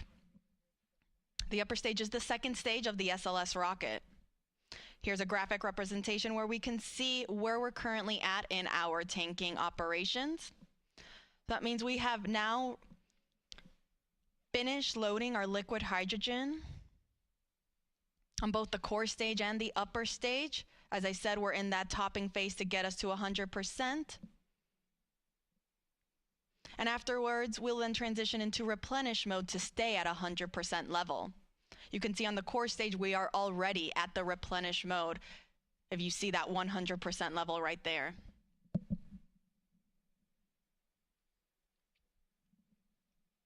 And we also just got confirmation that we are also in replenish for the upper stage liquid hydrogen tank. Now on the liquid oxygen side, we still have a little bit to go. We're almost there on the liquid oxygen tank for the core stage. You see roughly 92% of the way filled. And we haven't started our liquid oxygen propellant loading operations on the upper stage. Teams are getting ready to start chilling down that tank.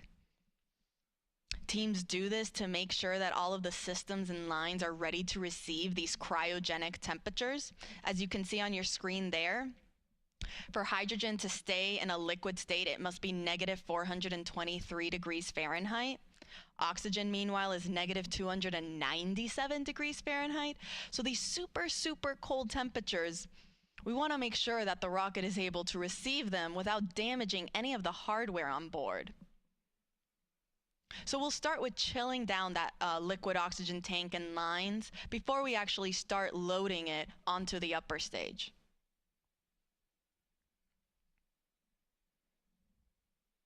I'll report back once that step is underway.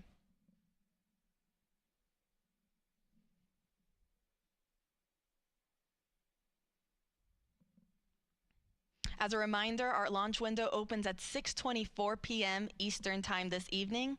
Teams do have a 2-hour launch window, so that means if we don't launch right at 6:24, that is okay. They still have additional opportunities throughout that 2-hour launch window. Now, NASA's providing 24/7 live coverage throughout this entire mission, beginning with our propellant loading operations that is currently underway. And as we continue our coverage this morning, we are also, and we continue monitoring all of our loading operations. We thank you for following us along. Part of our live coverage will, of course, include our launch this evening. That live launch coverage for Artemis II will continue right here at the beginning at approximately 12:50 p.m. Eastern Time. You can continue watching on our NASA's YouTube channel, as well as on NASA Plus and the other NASA social media channels. Again, we are providing 24/7 live coverage. So following launch, the show doesn't end there. We have a 10-day mission around the moon. And then following that, we're coming back home. And we will be covering all of those splashdown operations as well.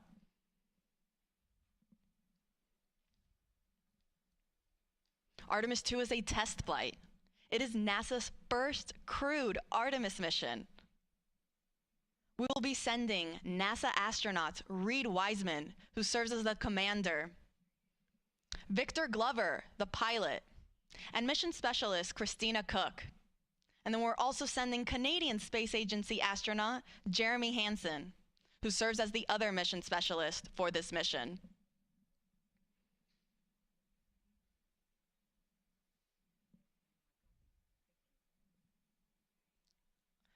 So to quickly recap, we are in Replenish for both liquid hydrogen tanks on the core stage and the upper stage of our SLS, or Space Launch System rocket.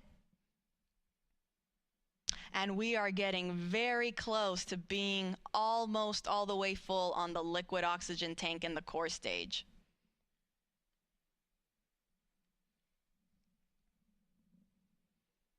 I'll make sure to report out once we start entering topping for the liquid oxygen tank in the core stage. Again, that refers to the last little bit that is needed to get us to 100%. And I'll also make sure to let folks know when our chill down operations are in work on the upper stage liquid oxygen tank. As a reminder, all of this propellant that are on board these 4 tanks of these two rocket stages, they feed the engines that are underneath and then provide the power and the push to send the Orion spacecraft on its voyage to the moon.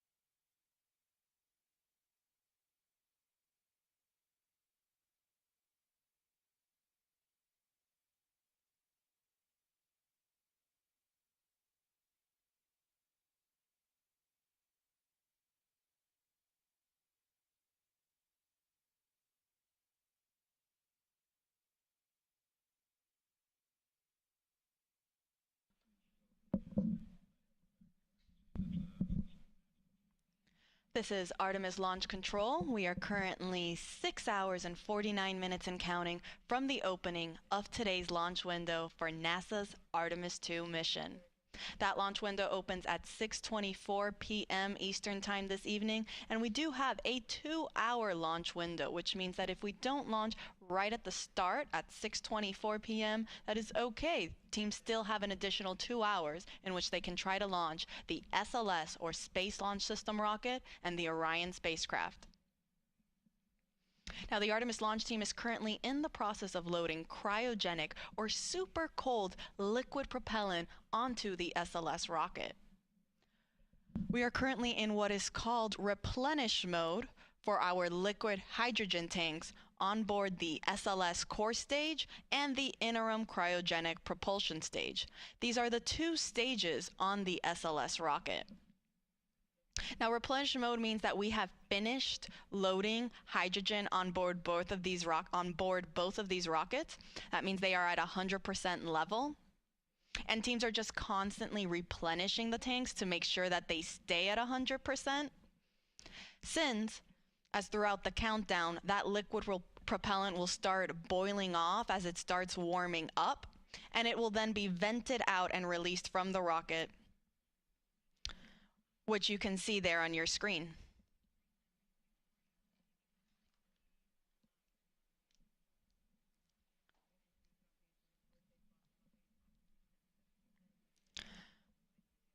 Now, on the liquid oxygen side, teams are now in topping phase for the core stage liquid oxygen tank.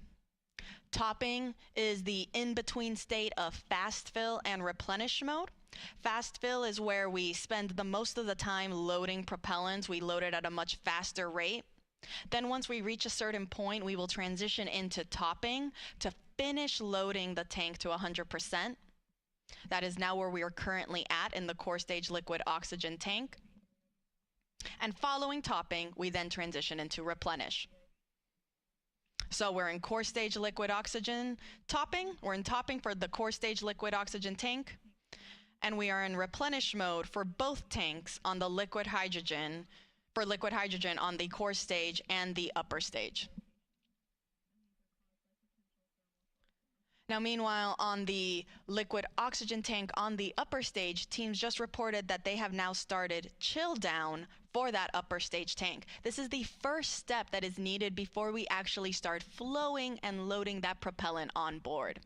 The reason this is done is to chill down the systems in line so they are ready to receive those super cold temperatures and not cause any potential damage to the hardware. For reference, oxygen needs to be negative 297 degrees Fahrenheit to be in a liquid state, and hydrogen, negative 423 degrees Fahrenheit. So very, very cold temperatures that the rocket is dealing with right now.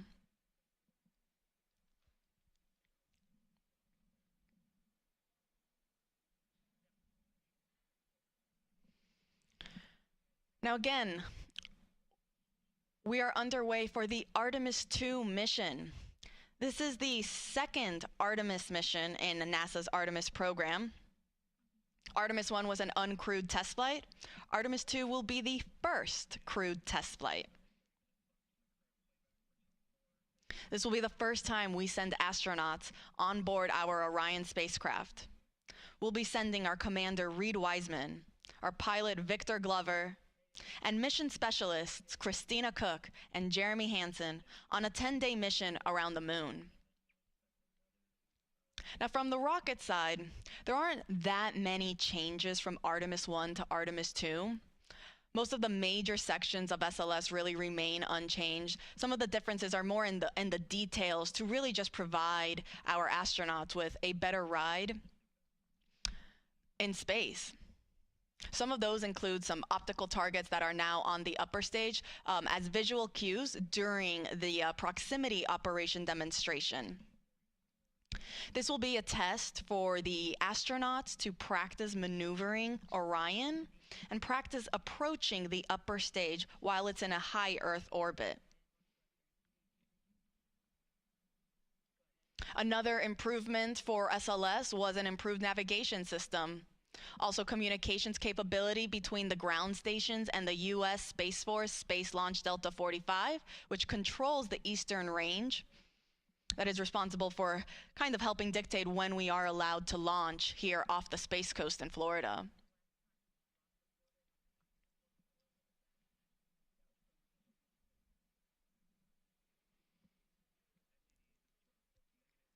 Now, all of the 4 tanks on the upper stage and the core stage, they feed the engines that are down below. At liftoff, the 4 RS-25 engines will operate for the first 8 minutes during flight. The 2 solid rocket boosters that are on either side, those operate for only 2 minutes, and they provide 75% of the power at liftoff.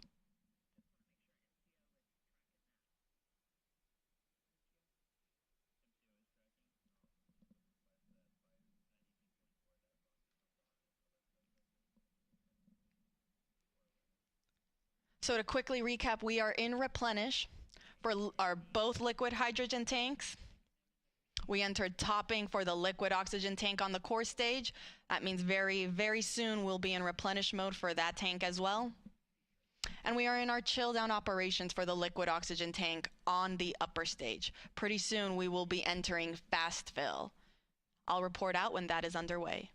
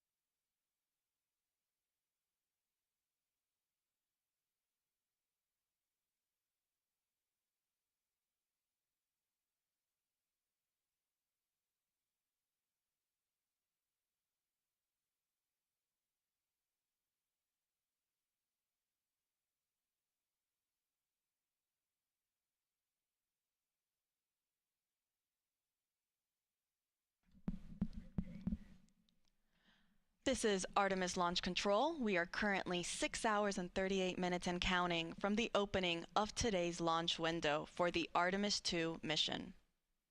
That launch window opens at 6:24 p.m. Eastern Time this evening, and teams do have a 2-hour launch window in which they can attempt to launch the SLS, or the Space Launch System rocket, and Orion spacecraft. The Artemis launch team is currently loading cryogenic or super cold liquid propellant onto SLS. We are currently in replenish mode for both liquid hydrogen tanks on the 2 stages of our SLS rocket. We're still in our topping phase on the core stage liquid oxygen tank. That means we're just finishing it up. You can see there it looks almost all the way full. And following that, it will enter into what is also into its replenish mode as well. The liquid oxygen tank on the upper stage, meanwhile, is now in fast fill. So that means all 4 tanks are now receiving propellant.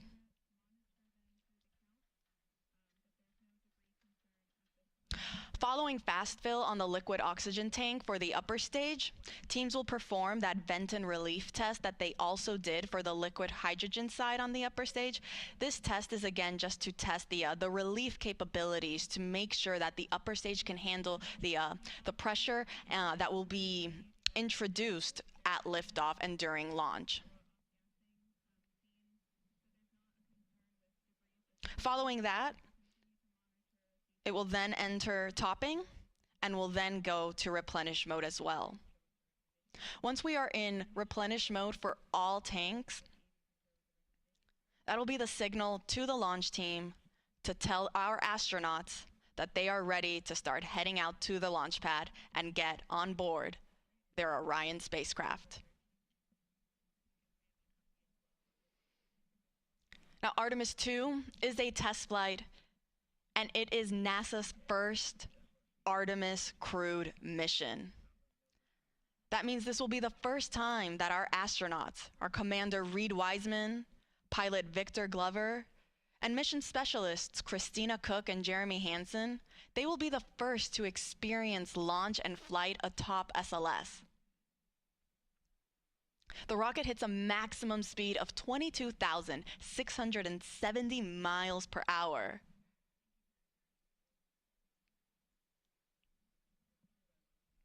And our astronauts will get to experience the entire ride.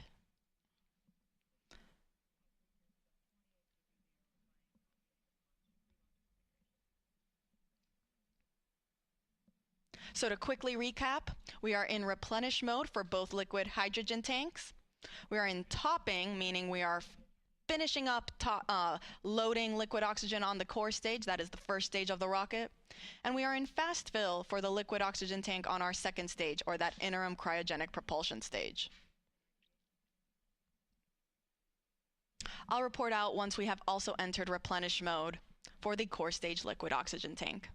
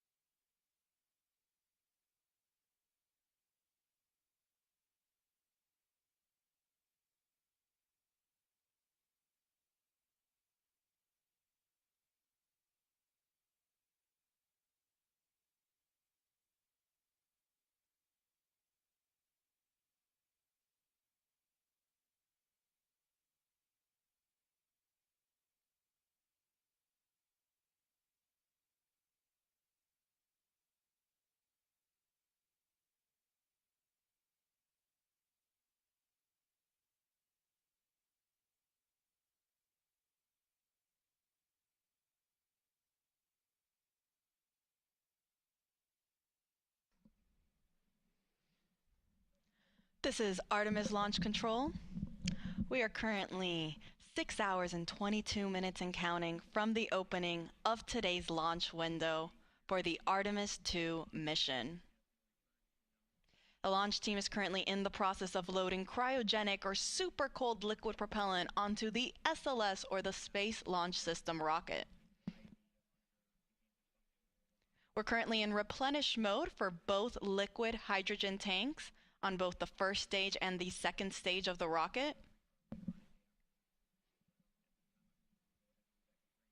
And then on the liquid oxygen side, we are in fast fill for the liquid oxygen tank on the upper stage. And then we are getting ready to get into our replenish mode for the liquid oxygen tank on the core stage. We are still in that topping phase, finishing loading the propellant tank to 100%, at which point then teams will transition into replenish mode as well, which just means that we are going to constantly be replenishing these tanks at 100% level. Now today's launch window opens at 6:24 p.m. Teams do have a 2-hour launch window, which means if we don't launch right on time, they do have an additional 2 hours in which they can attempt to launch. For those of you just joining us, NASA will be providing 24/7 live coverage of this entire mission, starting with our propellant loading operations that are currently underway. Thank you so much for everyone that's been following along. Our live launch coverage of Artemis II will continue right here, beginning at approximately 12:50 p.m.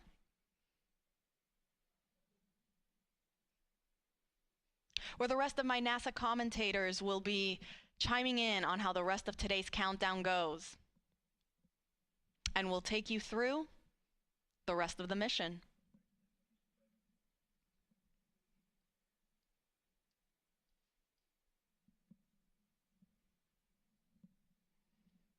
Now, Artemis II is a test flight. It will be the first mission that sends astronauts on board SLS and Orion. You can see a photo on your screen there of our Artemis II crew. We have our commander, Reed Wiseman, on the right-hand side. Then we have our 2 mission specialists in the middle, Christina Cook, and then Canadian Space Agency astronaut Jeremy Hansen. All the way on the left is our pilot, Victor Glover. All 4 of them woke up not too long ago at around 9:25 a.m. this morning. Not a terrible wake-up call. In that time, they've been getting ready, having breakfast, getting some briefings.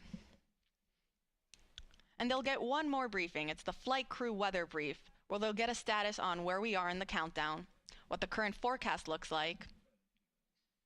Following that brief, they will then start their suit-up operations before they go out to the launch pad and board their spacecraft.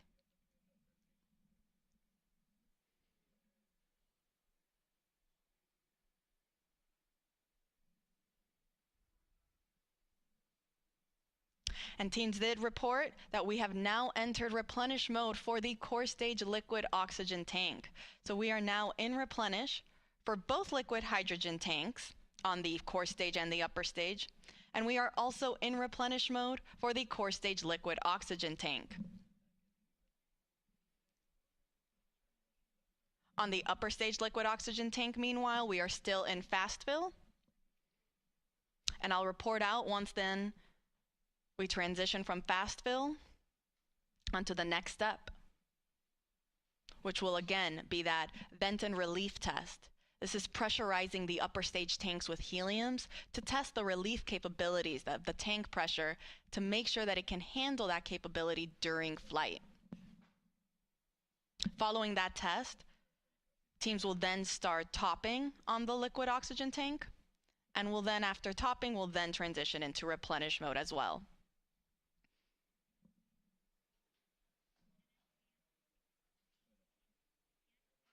I'll report out when that's underway.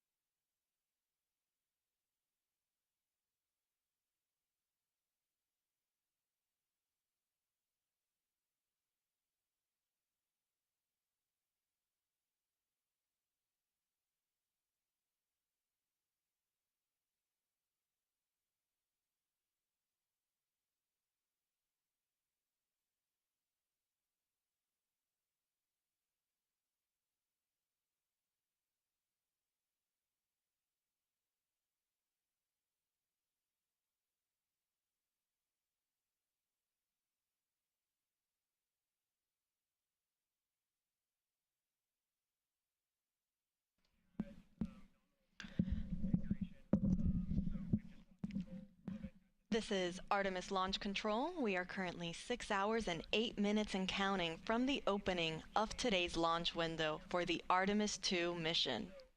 Now, the launch window opens at 6:24 p.m. Eastern Time this evening, and teams do have a 2-hour launch window, which means that they have 2 hours in which they can try to launch the SLS, or the Space Launch System rocket, and Orion spacecraft that will send NASA astronauts Reed Wiseman, Victor Glover, Christina Cook, and Canadian Space Agency astronaut Jeremy Hansen on a 10-day mission around the moon and back. Now, the launch team is currently in the process of loading cryogenic or super cold liquid propellant onto the SLS rocket. The propellants that are used to power SLS are liquid hydrogen and liquid oxygen. We are currently in our replenish phase for both liquid hydrogen tanks on the 2 phases of the on the 2 stages of the rocket. That is both the core stage and the interim cryogenic propulsion stage. Replenish mode just basically means that now these tanks are at 100% level, and teams are going to constantly be replenishing them as they start to warm up and boil off. You can see some of that gas that's being vented off the rocket there. That's normal. Teams totally expect to see that. And because of that, we have then a replenish valve to constantly be replenishing the tank with that liquid propellant. So we make sure that we are 100% level and we're not losing any propellants in the tank. The reason that you see some of that venting happening is because as we get throughout the countdown and the temperatures start to rise, that liquid propellant will become a gas, and so it'll start boiling off and then it'll vent outside the rocket. Hence the need for a replenish valve. So we are in replenish for both liquid hydrogen tanks. We are also in replenish for the core stage liquid oxygen tank. And we are in fast fill for the upper stage, or that interim cryogenic propulsion stage, liquid oxygen tank. Now, fast fill is the main portion of our propellant loading operations, where teams are actively loading that propellant at a much faster rate. Now, following fast fill, teams transition into what is called topping. As the name suggests, it just means to top off the tanks. And then following topping, we enter what is replenish. So once we are at replenish for the liquid oxygen tank on the interim cryogenic propulsion stage, we're going to enter what is called all stages in replenish. This means that all 4 tanks on the SLS rocket are fully fueled, and our astronauts are ready then to go and head out to the launch pad when they get the go from our launch director, Charlie Blackwell Thompson.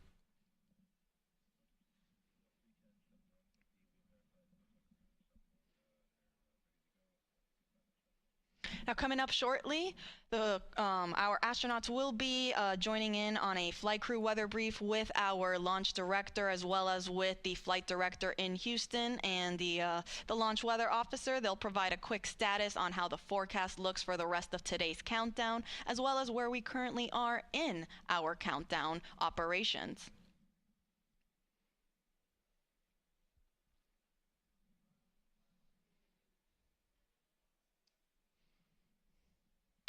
A little earlier, the launch weather officer did let our launch director know that we might get some showers in about 2 hours. However, there is no lightning threat, and they will plan on discussing this again during the flight crew weather brief. Currently, teams are forecasting 80% go for weather conditions during that 2-hour launch window.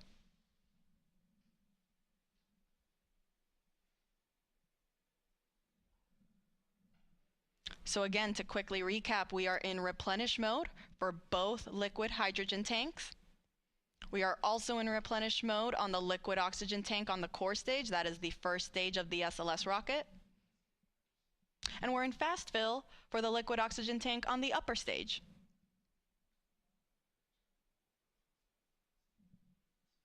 I'll report out when we have transitions from fast fill and onto topping.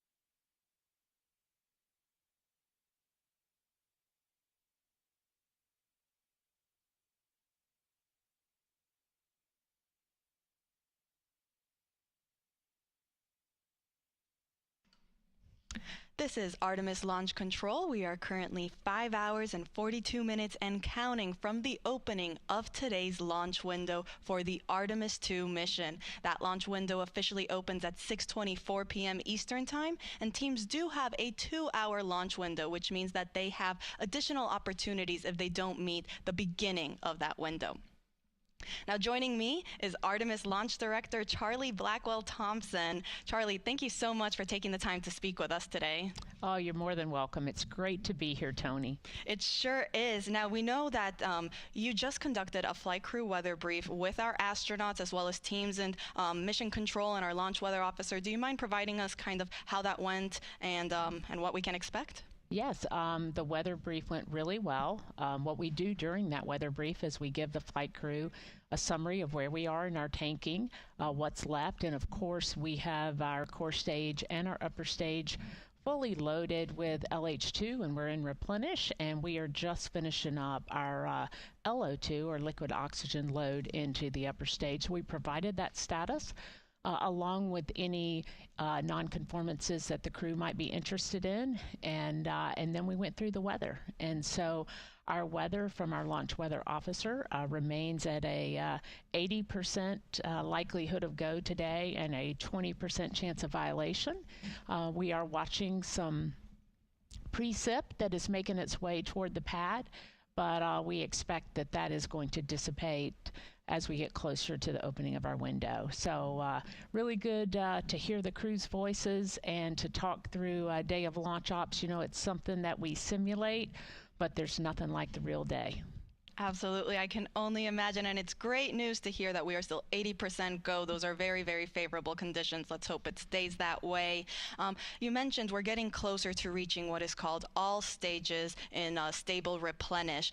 That means that we will have all 4 tanks at 100% flight level. Charlie, can you walk us through then what are some of those upcoming milestones once we reach all stages replenish? Absolutely. So one of the big milestones when you reach stable replenish on all stages is you begin to send the closeout crew into the pad, and so we're just a few minutes away from getting into that, and we'll deploy them to the pad, and they'll start getting ready for the flight crew.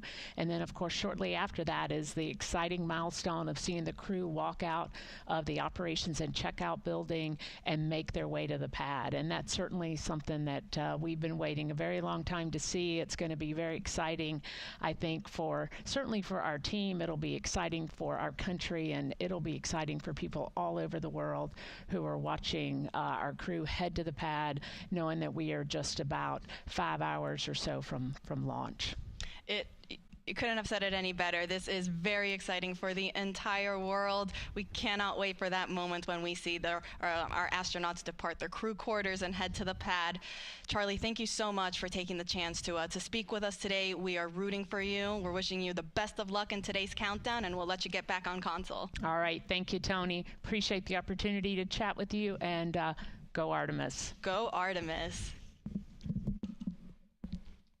All right, so to quickly recap, we are in replenish mode for both liquid hydrogen tanks, and we are getting ready to also hit replenish mode on the liquid oxygen tanks for both of those. We will report out when that is underway.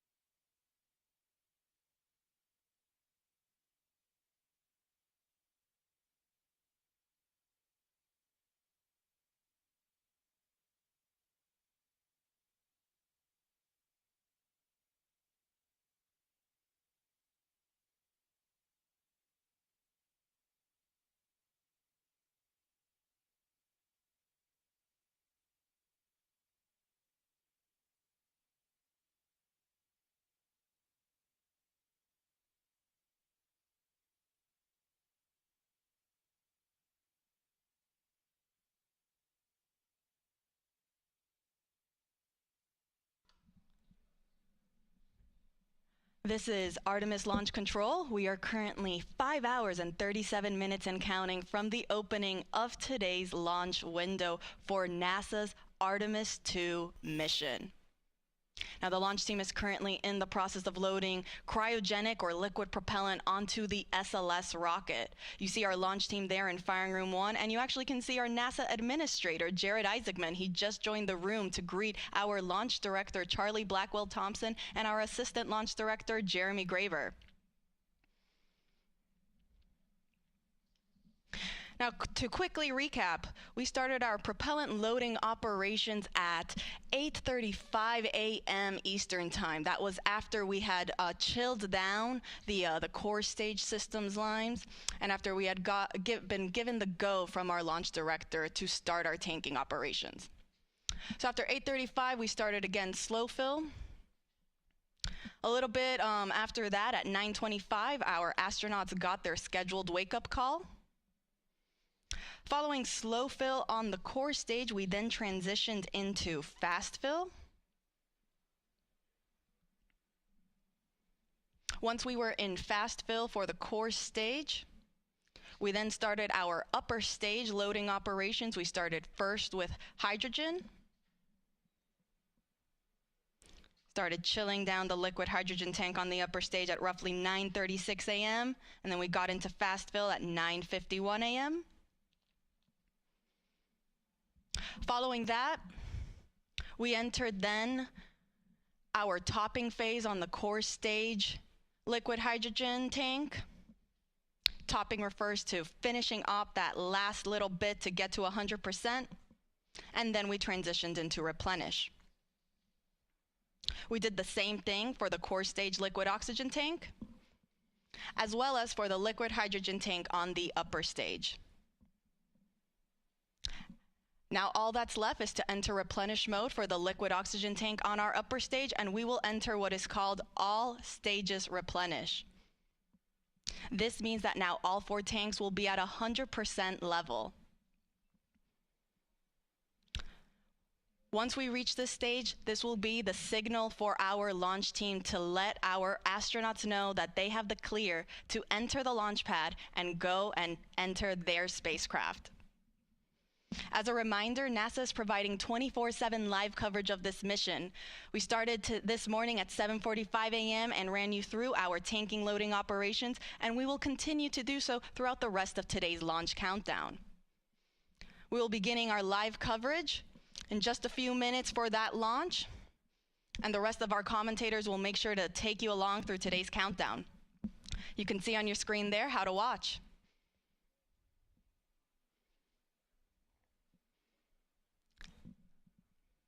And as our launch director just recently said when she came on air, let's go Artemis II.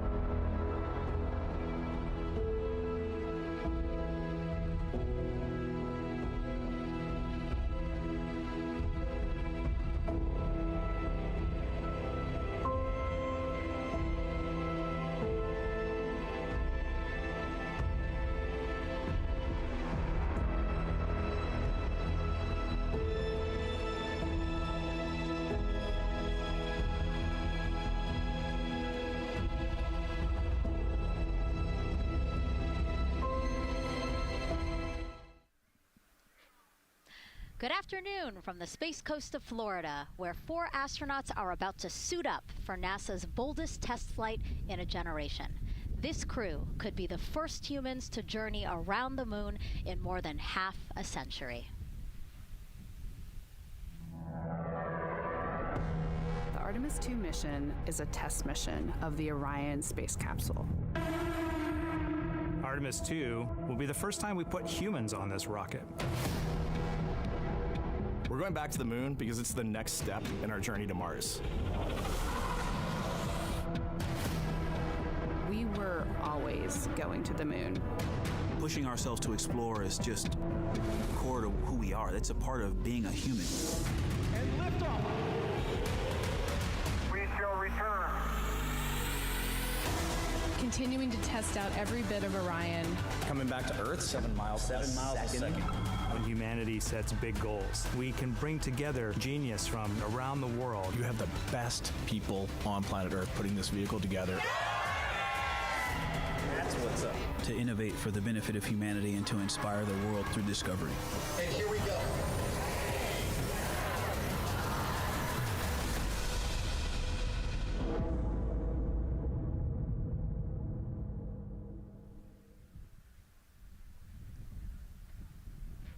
Welcome, and thank you for joining us live from NASA's Kennedy Space Center, where we are beginning a new chapter in America's human spaceflight story. We are so humbled to have thousands of people here in person to witness this, and the many more watching online from around the world. I'm NASA's Megan Cruz, and this is NASA astronaut Nicole Ayers. Thanks, Megan. What a historic day to be here. What a historic day to be here. Obviously, for what we see right behind us here, the SLS rocket and Orion spacecraft on Launch Pad 39B. Artemis II is a nearly 10-day flight test to prove NASA can safely fly astronauts around the moon before attempting to land on it in just 2 years, hopefully. Yes, you know, like you said, it's a test flight, so we're going to put humans on this rocket for the first time ever, and we're going to test out the systems on board and hopefully get around the moon. And why does NASA want to return us to the moon? Man, we want to go back for scientific discovery, right? We want to create a permanent presence on the lunar surface. We want to be able to harness some of the volatiles or the resources on the moon in order to get us onto Mars later. So we're going to use the moon as a stepping stone to get to Mars, but also we're going to use the moon to learn so much about Earth and about the creation of the solar system. You know, the moon is this untouched witness mark for the Earth and the solar system. And what I really love is like all the things that we do to get us to explore our universe, all of that technology, all the jobs created to support that, it all benefits us here on Earth. Yes, definitely. I mean, getting this rocket into orbit takes, 8.8 million pounds of thrust, right? And it's the people on Earth who do that and who create that, the engineers, the scientists. There are so many people who make this mission happen. And so if all goes well, this crew could travel farther from Earth than any other humans before them and see parts of the moon no one has ever laid eyes on. And now, speaking of laying eyes, here we are in the suit-up room with the Artemis II crew. Yes. Looks like the commander's getting his comm cap on, so the communication cap. Looks like Victor's already got his on and the helmet going. He's just stretching out his wrist a little bit, right? Yes. And in charge of liftoff today is Launch Director Charlie Blackwell-Thompson. She and her team are just across the street from us inside of the Launch Control Center. They kicked off continuous around-the-clock operations just before 5 p.m. on Monday and started fueling the rocket about 4 hours ago. They have a 2-hour launch window that opens at 6:24 p.m. Eastern Time, which our clock in the upper left-hand corner is counting down to. And, we just heard from Charlie Blackwell-Thompson in our tanking coverage, which was the broadcast just before this one kicked off. And basically, she said weather is 80% go. Yes, 80%, we will take that. It's a little windy. There's some clouds building, but we're going to keep an eye on it, and 80% is a good number to keep moving today. Yeah, and what she said was a wave of showers are moving west, but they should be well past the pad by the time we launch again. Hopefully at 6:24 p.m. today. Hopefully. All right, so again, let's head back into that suit-up room. We see Reed Wiseman. He is the commander of the Artemis II crew, and Nicole, he is putting on what you guys are calling the communications cap, the comm cap. Yes, so it's a little bit for protection of his, of his head there, but also you can see the mic booms, and he's got ear cups there so he can hear, the rocket's loud. So you're going to wear hearing protection, but then we also want to be able to talk to Earth and talk to each other.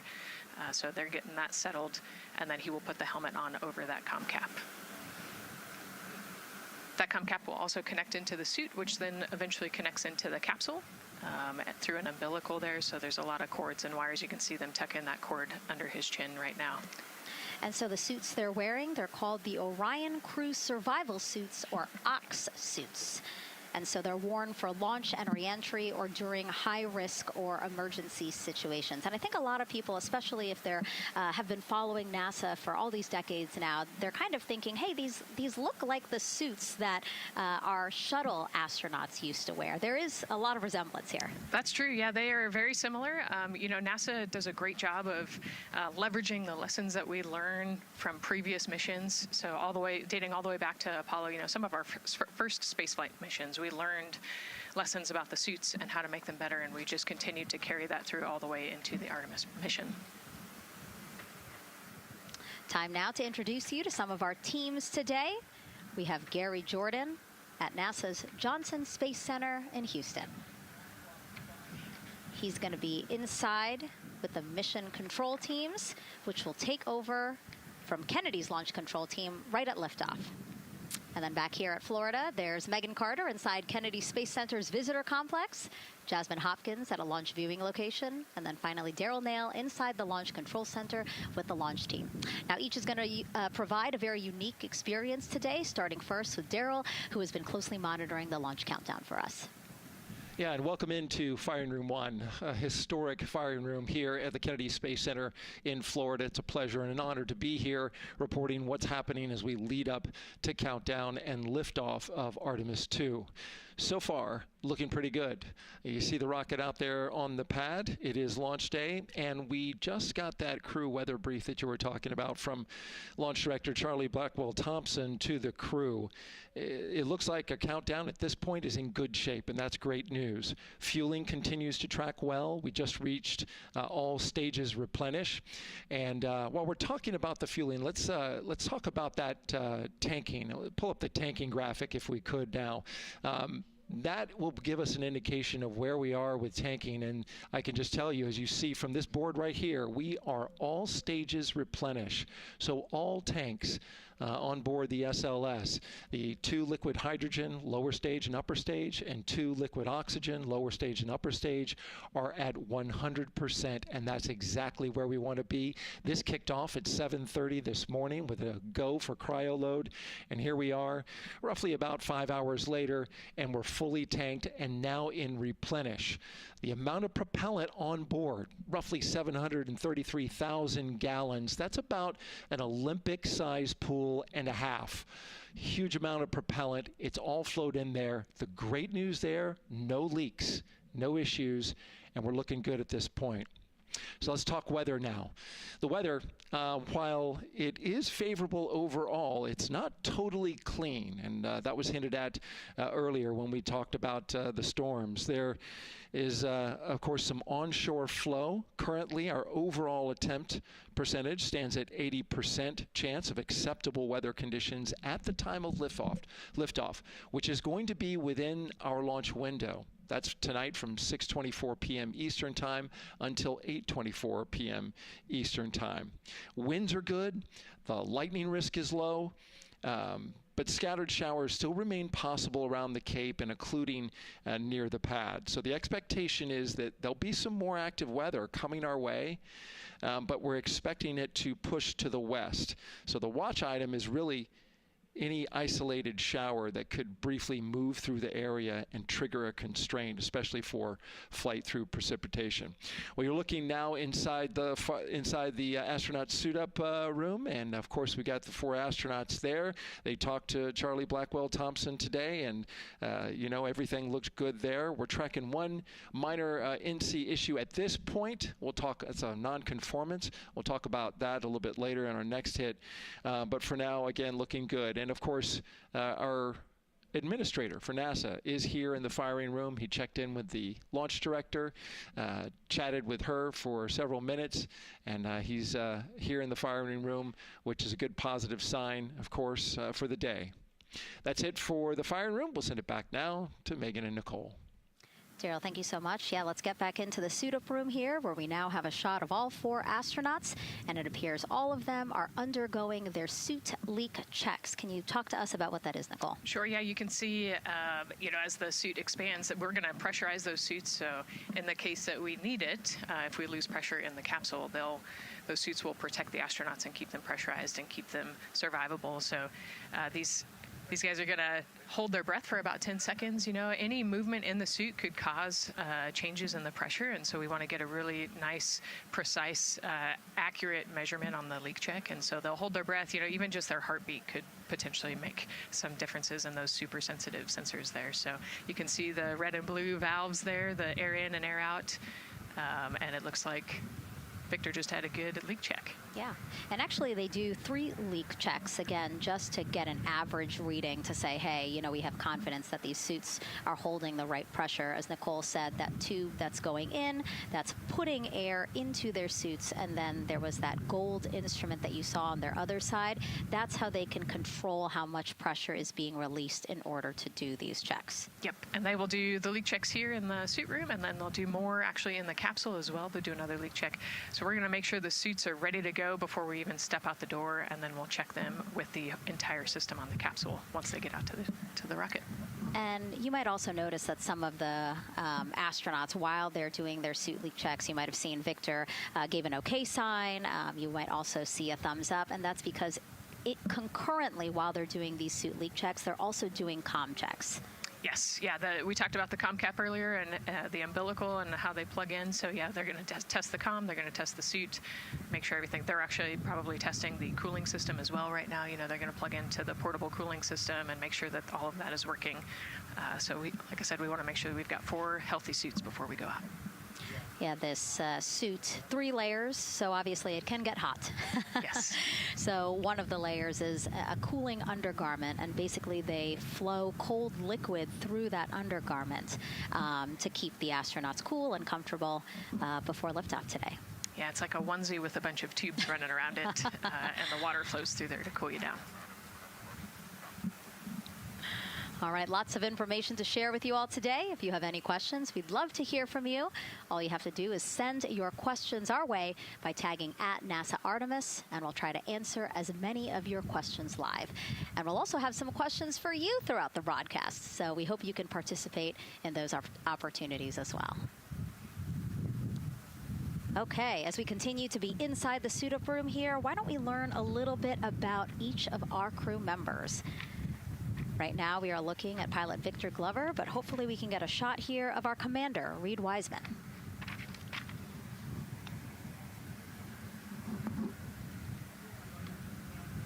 Now, Reed Wiseman is a Baltimore native. He's been in space once before as flight engineer for Expedition 41 aboard the International Space Station from May through November 2014. During the 165-day mission, Reed and his crewmates completed, get this, more than 300 science experiments in areas like human physiology, medicine, physical science, earth science, and also astrophysics. They actually set a milestone for station science by completing a record 82 research hours in a single week. He also served as chief of NASA's astronaut office from December 2020 to November 2022, and Reed has 2 daughters. Yeah, I love Reed is such a great leader. He was the chief of the astronaut office when they hired our class of astronauts. And so, I think I have to publicly thank him for my job here today. But yeah, he's a family man. He's a good leader. And he's a great pick for the commander of this mission. Yeah, I think, in talking through some of his other accomplishments, obviously he has leadership qualities that makes him prepared for commander of Artemis II. Yes, he does. He's a well-experienced naval officer and now NASA astronaut. And so now here we are, pilot Victor Glover. NASA selected the California native as an astronaut in 2013. At the time, he was actually serving as a legislative fellow in the United States Senate. His first trip to space was in November 2020 when he launched as pilot of NASA's SpaceX Crew 1 mission. That was the first operational mission of NASA's Commercial Crew program, which resumed launching American rockets from American soil to the International Space Station at the end of the shuttle program. Victor is a U.S. Navy captain and naval aviator who served as a test pilot, racking up more than 3,500 flight hours in more than 40 different aircraft. He and his wife, Deanna, have 4 children.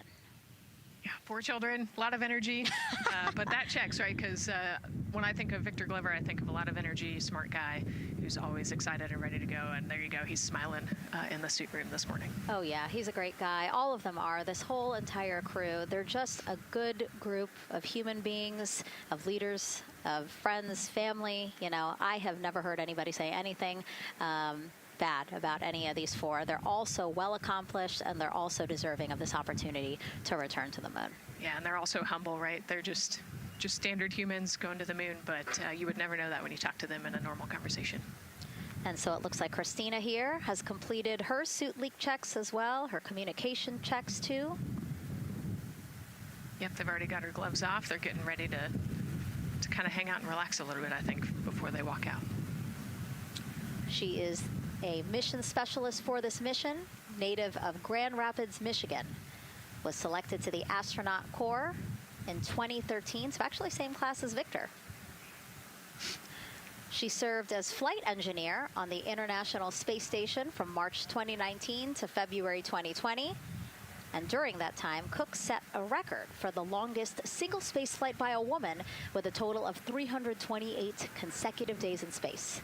She also participated in the first ever all-female spacewalk. And before becoming an astronaut, Christina helped build space science instruments and led scientific field work in some of the most remote environments on the planet. Her hobbies include surfing, rock climbing, community service, yoga, travel, and photography. Again, so much. When does she find the time?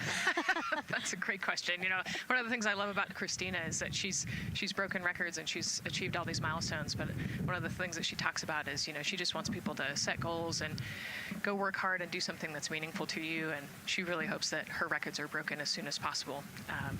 She does it for her family, and she'll talk about all of her nieces and nephews quite a bit. So just, again, another example of just a humble human who's got a great support system in her family and excited for the mission. Yeah, she's always saying that she just wants the opportunity to push people farther, to push humanity farther, see what we can accomplish together. So, yeah. Again, all 4 of them say that. They're really in tune on what they think or what they feel like their role is in this mission. Yeah, I think their legacy is going to be, you know, providing the shoulders for others to climb on. And last but not least, first-time flyer, Canadian Space Agency astronaut Jeremy Hansen will fly to the moon as a mission specialist on the Artemis II mission. The London, Ontario native was selected as an astronaut in 2009. After that, he worked as Capcom at NASA's Mission Control Center in Houston. Capcom stands for Capsule Communicator, and that's the sole direct voice communicating with astronauts in space. He also participated in training exercises such as living on the ocean floor off the coast of Florida to simulate deep space exploration for 7 days. In 2017, he became the first Canadian to lead a NASA astronaut class. He also enjoys getting out on a sailboat, rock climbing, and mountain biking. Jeremy and his wife, Catherine, have 3 children, and he actually got to hang out with them over the weekend. So the crew arrived here for launch at Kennedy Space Center on Friday, and then their family members arrived Saturday. Yes, yeah. As long as their family can quarantine with them, then they will stay, you know, quarantined in Houston, and then they all fly down to Kennedy Space Center, and then you get to spend the last few days with your close family and friends. We actually do a behind-the-glass visit with some of those other maybe extended family members that couldn't quarantine with you. But yeah, it's a quaint time here once you get to Kennedy Space Center. A great sign here, all 4 astronauts have removed their helmets. And that indicates again that all 4 have completed suit leak checks. And so, Nicole, what they're doing now is they have these pockets on their forearms. That's just somewhere where they can put personal items that they might want, right? Yeah, just kind of stowage pockets. You know, there's always something that you might need or want while you're in the capsule, and then also last-minute personal items if you want to put a couple things in there. So everybody kind of has their own unique stash in their pockets. And then another pocket has emergency equipment that they might need, right? Like a signaling mirror, things like that. Right, yeah, the suit is basically all in one. You know, it's got the oxygen bottles there on their right legs. You'll see in a different shot, they've got pockets with survival gear in it, and that is to keep them safe. So if they had to egress the capsule, either from the launch pad or from the water, then they will have all of the survival gear with them. They'll have about 10 minutes of oxygen as well from that bottle so that they can get to safety quickly and safely. We are now 5 hours, 3 minutes and counting from the opening of our 2-hour launch window, and we have our first questions from social media.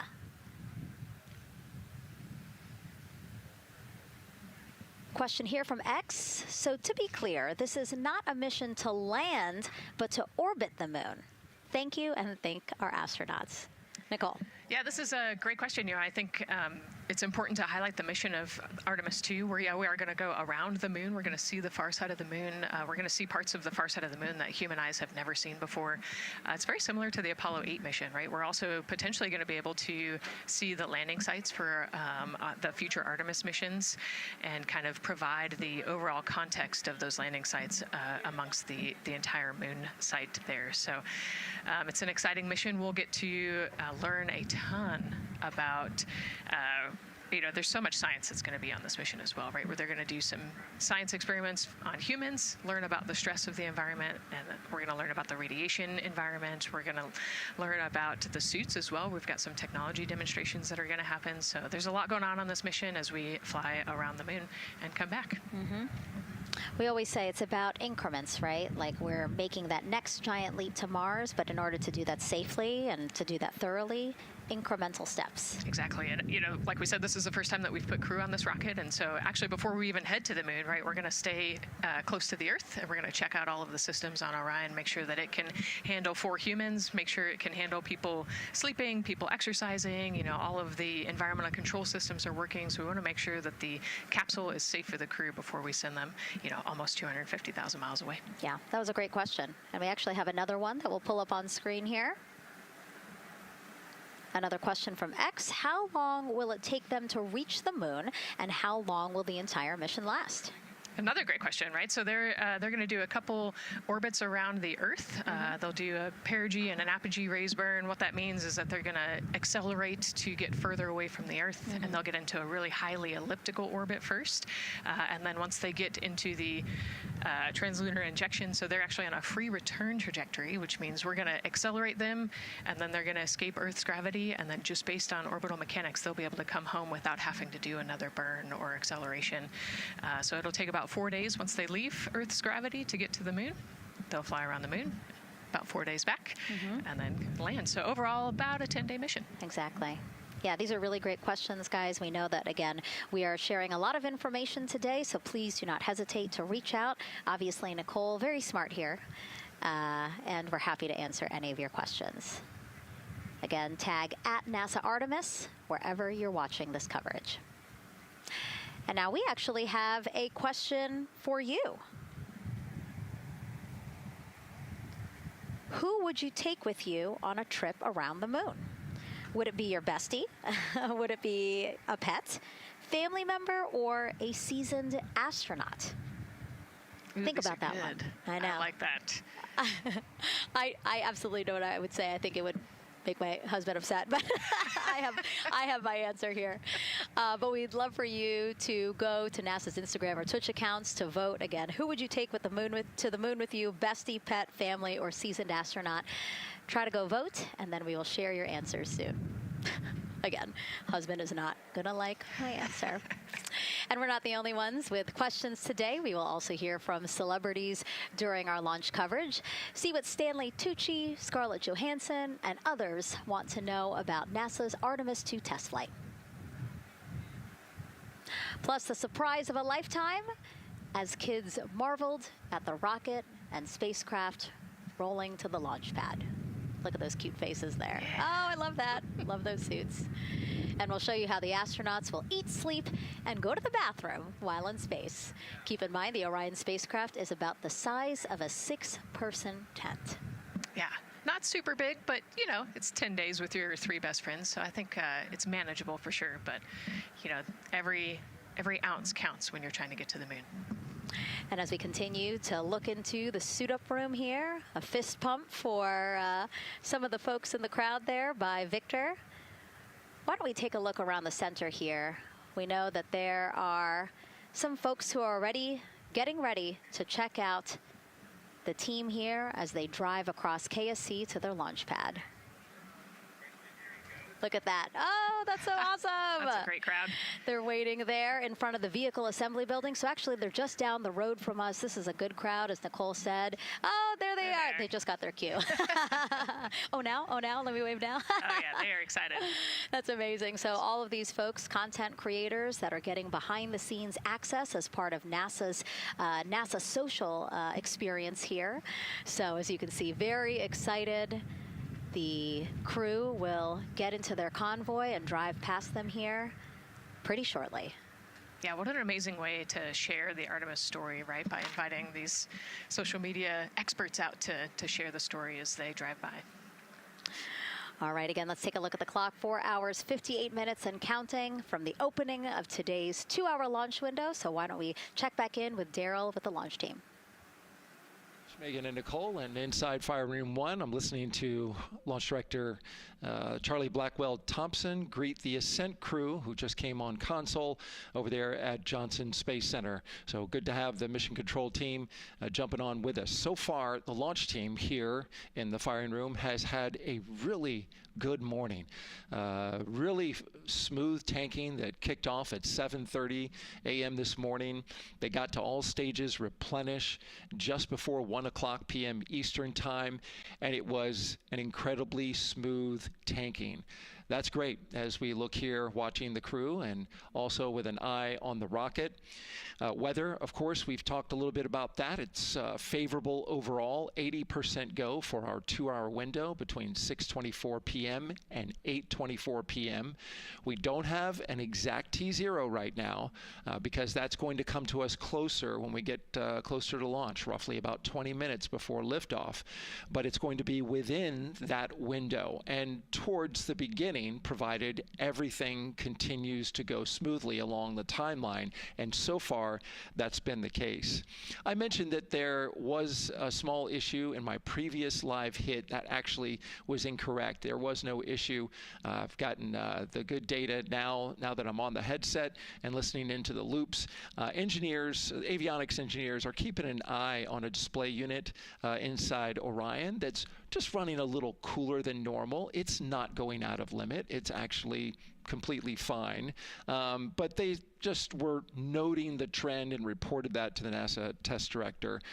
So they'll keep their eyes on that. But again, there was no LCC violation. And once they get the cover off Orion out there that's protecting it from the rain, they expect the temperatures inside the Orion crew capsule to stabilize. And with that, we'll send it back to the host desk with Megan and Nicole. Thank you so much, Daryl. Now, Daryl is inside Firing Room 1 in the Launch Control Center, or LCC, as you might hear it referred to, which was built in 1967 to support Apollo missions. In fact, Apollo 11, the mission that landed on the moon in 1969, that was called from the exact same firing room. NASA then upgraded the LCC to support shuttle missions, and now Artemis. You can see there a shot from when we supported shuttle. Now with Artemis, the primary launch team for today is in Firing Room 1, but there is actually support staff in Firing Room 2 as well. And together they will propel this ambitious test flight off Earth.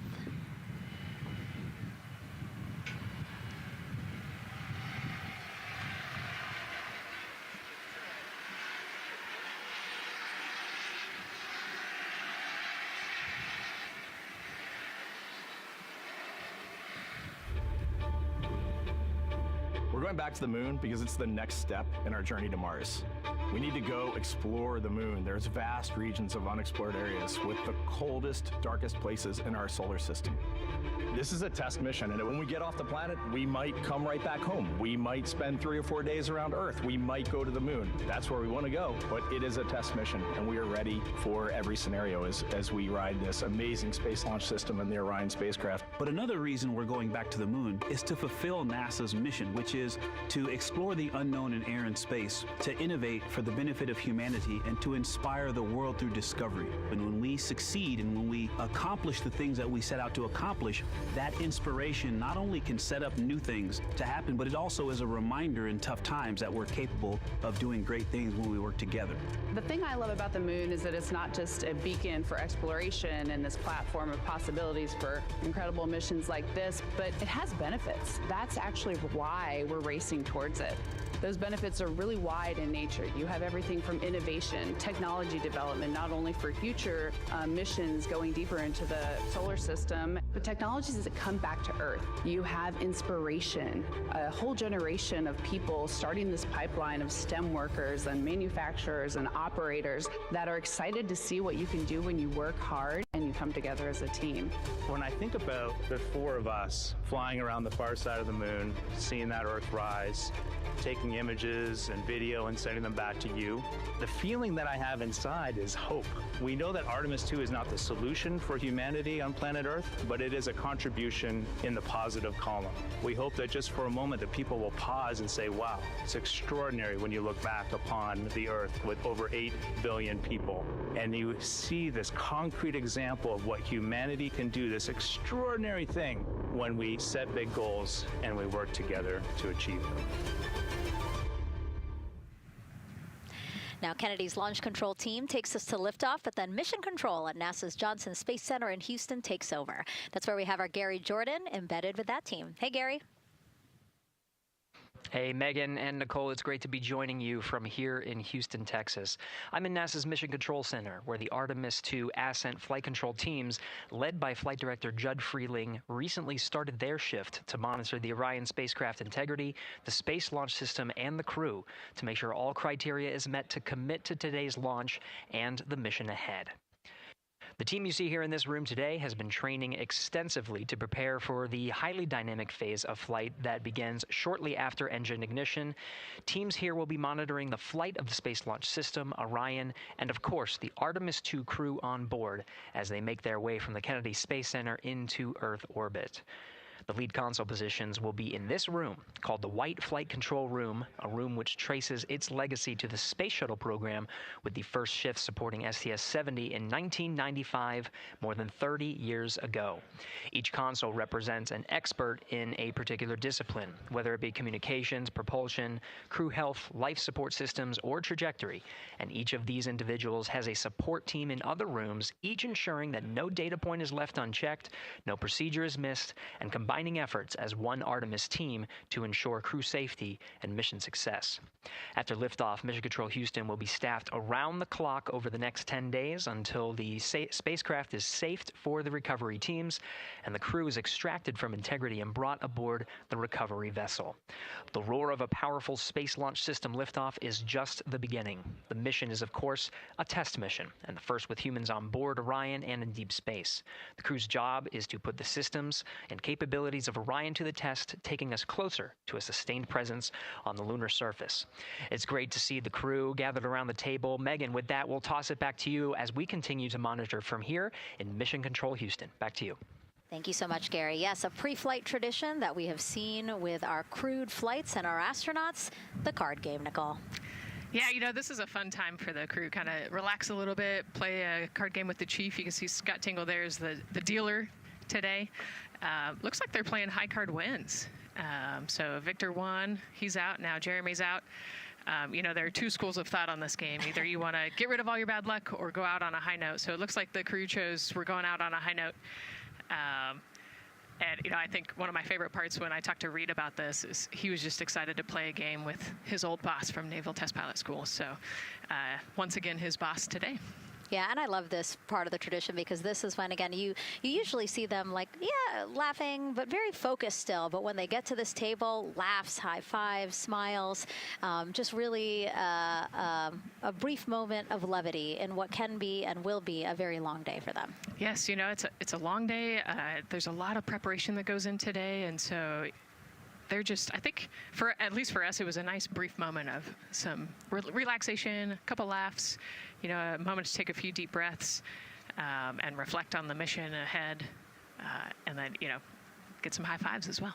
And so with their bad luck dispelled, some good luck from Scott Tingle, it seemed like there, right? Yes, definitely. It's actually a really fun tradition. You know, I think that card game is more steeped in tradition than anything else. Every crew has played that same card game. As you said, Nicole, the primary reason for why they're there to suit up, to do communications checks, to do pressure checks all done, and now it seems like Reed had some words for the team in that room. Yeah, you know, this day can't happen without thousands of people, right? And so the suit room is a great example of that. You've got all of the suit techs, and you've got your support team there, everyone who has made this day possible. You know, they've been working with the suit team for years at this point, getting ready. So some fist bumps to the group. Again, the suit team are the folks dressed up in those white, very snazzy outfits. Special outfits that we can talk a little bit more about later, but each crew member was assigned their own suit technician. So as you said, working very closely with the same person to make sure that the crew felt comfortable and ready in these suits as they lift off from Kennedy Space Center. Right, and you know, each suit is slightly different, each person is slightly different, and so these suit techs know each individual super well. They know exactly how they like to get into the suit, exactly where things might get caught, or, you know, small adjustments that might need to be made. So they know their suit techs well, and their suit techs know them very well. And so as we take a couple of pictures here, we really hope that you are learning a lot about the suits and the process of checking them out for a mission. But imagine the opportunity to get a hands-on demonstration from people who helped design these suits. Take a look.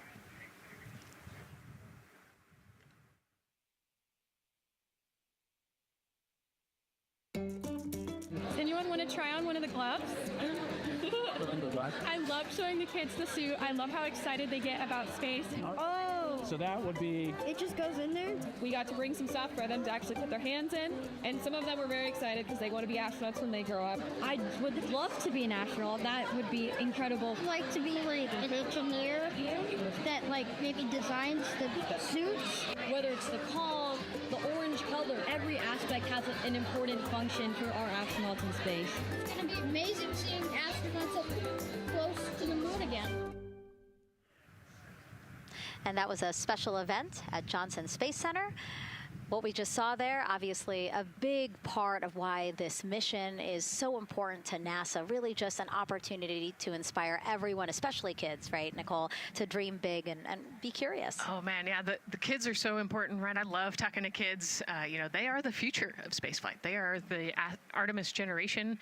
And, you know, if we could just inspire even one of them to go on to be a scientist or an engineer or maybe even an astronaut someday, that's a win. And now let's turn our focus to the rocket for a little bit. Powering liftoff will be, again, NASA's Space Launch System rocket right behind us. And to learn more about SLS, let's go to Megan Carter, who's at Kennedy Space Center's Visitor Complex at an exhibit dedicated to Artemis and the future of spaceflight. That's right, Megan. I am so excited to be over here at the Visitor Center, but not just because of launch. I get to introduce you to the moon board. This is obviously a very complex mission, lots of moving parts and pieces. So the moon board is going to allow me to break some of those things down for you just a little bit more in depth, starting with that SLS rocket. Now, the SLS, or the Space Launch System, very big, very powerful. It is going to be producing 8.8 million pounds of thrust at launch. And like I mentioned station, very large, as you can see here, going to stand about 322 feet tall with Orion there on top, just a little bit taller than the Statue of Liberty. Now, there are many components that make up this rocket, so I'm going to point out just a handful that you're going to hear about a lot throughout this broadcast, starting with our boosters. These two twin solid rocket boosters are going to be very powerful.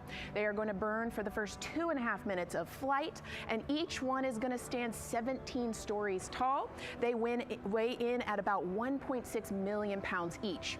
Now, I am going to jump back out and I'm going to show you a little bit about our core stage. That's going to be known as the backbone, essentially, of our rocket, and it is made up of around 5 components, starting with this engine section down here. This engine section is where our 2 propellants are going to be funneled down through our pipelines, and they are going to be mixed at 2 different temperatures, very complex processing, and they are then going to go on to feed that fuel to our 4 very powerful RS-25 engines. These are going to produce about 500,000 pounds of thrust each at launch, and they will burn for 8 minutes. All right, now jumping up here, we are going to take a look, because I just mentioned those propellants. Obviously, we do need fuel, and that is why we have around 535,000 gallons of that liquid hydrogen. That's approximately about the same amount that you could fill an Olympic-sized pool, just to give you an idea. And then we're also going to have that liquid oxygen, and like I mentioned, there's going to be about 200,000 gallons for that one, and they are going to be funneled down through those lines that you see here on the side. All right, jumping up real quick, this is going to be our upper stage. That is where our core avionics are going to be stored, essentially the brains of the spacecraft. And then jumping out super quick, let's see if we can zoom in here, and we can.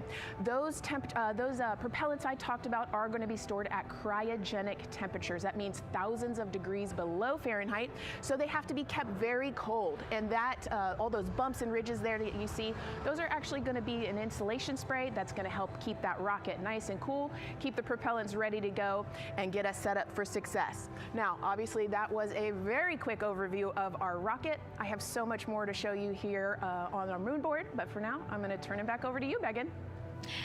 Thank you, Megan. A very impressive demo of the moon board, but also an impressive system, obviously. She mentioned 4 RS-25 engines on the core stage, and actually we have one right behind us here, used during the shuttle program, and I got to get a closer look at it with Space Launch Systems Engines Deputy Manager Philip Benefield. Okay, so Philip, in terms of size, shape, and function, what we see here behind us, exactly what we see on the pad. Absolutely, Megan, absolutely. So this is the RS-25 engine. Impressive. We have 4 of these on the bottom of the SLS rocket to propel the SLS rocket in Orion into low Earth orbit. And we've been seeing views of the pad throughout this broadcast, but you mostly only see the bell here. What's happening over here? Right, so this is generally what we call the power head section of the engine. So the purpose here is that it takes in the propellants from the vehicle tanks, the liquid oxygen minus 297 degrees, super cold stuff. The liquid hydrogen even colder, minus 423 Fahrenheit. There's 4 turbo pumps on the engine that pressurize that propellant up to 9,000 psi in areas. It is all directed into the main combustion chamber, where it is burned into hot gas that then is accelerated out the nozzle to produce thrust. When you say hot gas, what are we talking about? We're talking 6,000 degrees Fahrenheit gas. Wow, so we're talking really cold as liquids coming into the combustion chamber, and then it comes out as really, really hot gas. How do you design, how do you engineer something to control both extremes? Absolutely, it's very technically challenging. One of the main things here with the nozzle is that since you have the 6,000 degree Fahrenheit gas coming out, you have to cool that nozzle so it doesn't melt. And so the way the nozzle is constructed with these 1,080 coolant tubes. And so each of these coolant tubes flows a small amount of hydrogen. It keeps it cold, and so it doesn't melt during operation. Wow. I mean, all of the science that you're talking about, it is truly amazing that you guys designed this for shuttle, and yet you've reconfigured it, retooled it to be able to now support Artemis. What do you think about that? Yeah, I think that's really amazing, the fact that we were able to use the heritage hardware on the Space Launch System. The engine itself, developed through the Space Shuttle program, many upgrades to make it more reliable and improve the thrust as well. Perfect. Philip, thank you so much. I can't wait to see all 4 function. Same here. Thanks, Megan. Enjoyed it. And again, another idea and way that we are learning from what we've built upon and figured out all into this moment. Yes, with so much more thrust and capability, like we said, we learn all those lessons from previous missions, and we get to involve them here today. And here we are, the closeout crew in the White Room, getting ready for the astronauts who have just left crew suit up and are now walking down a hallway to greet some family and friends downstairs. Commander Reed Weissman, Pilot Victor Glover, Mission Specialist Christina Cook, and Jeremy Hansen. Looking excited, ready. Now in that elevator to take them 3 floors down. Thumbs up, one more photo, one more photo. Oh, nope, a couple more people in that elevator. Those are important folks. They're going with them to the pad. Yeah, Bye, Reed. This is a fun elevator ride. Yeah. And, you know, actually you couldn't see them because they're off camera, but the support crew that's actually in crew quarters with us is right there waving goodbye and saying goodbye to you. So it's a really special moment to say thank you and say goodbye to the support crew at crew quarters. That's amazing. And so again, they will ride down 3 floors, and then soon we'll walk out the doors that you see underneath the banner there that says their names. These doors, the same doors that astronauts who have launched from Kennedy Space Center have walked out of since the Apollo program. Yes, and you can see another tradition is putting your patch on that archway as well. So I'm sure they did that over the last couple days. They did. It's actually it's so hard to see because there's so many of them, which is also great, but it's on the door frame on the right-hand side, the very, very bottom. Awesome. Great crowd here. A shot now of everyone who is waiting to greet the crew as they walk out of the operations and checkout building here at Kennedy Space Center and will board their ride to the launch pad.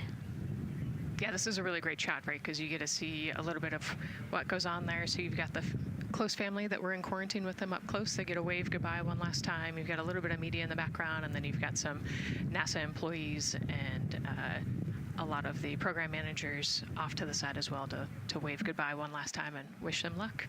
Yeah, it's a really nice moment. Again, they have had some quality time with family, but this is their final opportunity to say, see ya in 10 days. Yep, the last wave. And so there are different pens of people, again, as Nicole was alluding to, specific to the quarantine rules that you followed in order to be able to have that access, have that closeness with the crew. And then on the bottom left-hand side of your screen, the Astrovan. And that is going to be the crew's ride out to the launch pad. This modified Airstream motorhome can seat up to 8 people inside. It has a TV and sound system, and we know they plan to watch a video during their trip out, right, Nicole? Yes. So I think Top Gun is on the menu, yes. And then also Point Break, because Christina surfs. So I think they've got a pretty decent entertainment planned. So I love that. It gets them in the headspace, the right headspace, to really just enjoy the ride to space. NASA's history with Airstream dates back to the 60s when the company created a crew quarantine vehicle for when astronauts returned from the moon. This picture here, President Nixon talking to the Apollo 11 astronauts inside said quarantine vehicle. Then during the shuttle program, Airstream created the first generation Astrovan, a 27-foot motorhome that transported astronauts across KSC to their launch pad. And again, that is what we're going to see today. A very similar picture. Again, the orange suits, the Astrovan, very reminiscent of what we have done before and how we got to where we are now. Yeah, and it's a pretty cool ride. You get about 20 minutes to get out to the launch pad and watch a movie, listen to some music. It's kind of an interesting, and then along the whole way here at KSC, all of the employees from Kennedy Space Center come out. You can see in the background of the shot you're looking at right now, all of those employees and everybody lining the streets, waving and wishing them luck. I think this is an emotional moment for a lot of people because this is the last time where a lot of people will be with the crew, because once they get to the pad, there's only a handful of folks with them before launch. Yeah, definitely. This can be emotional for the crew, can be emotional for the families, of course. I mean, you know, I got to wave goodbye one last time to my sister, and when we walked out those doors, and yeah, it's surreal. You know, it starts to become much more real the closer and closer you get to the launch pad. 20 seconds now from when we expect the crew to walk out those doors. It must be really hard for them to patiently wait for these very specific milestones. You've got a whole group back there that's telling jokes and keeping it light. So.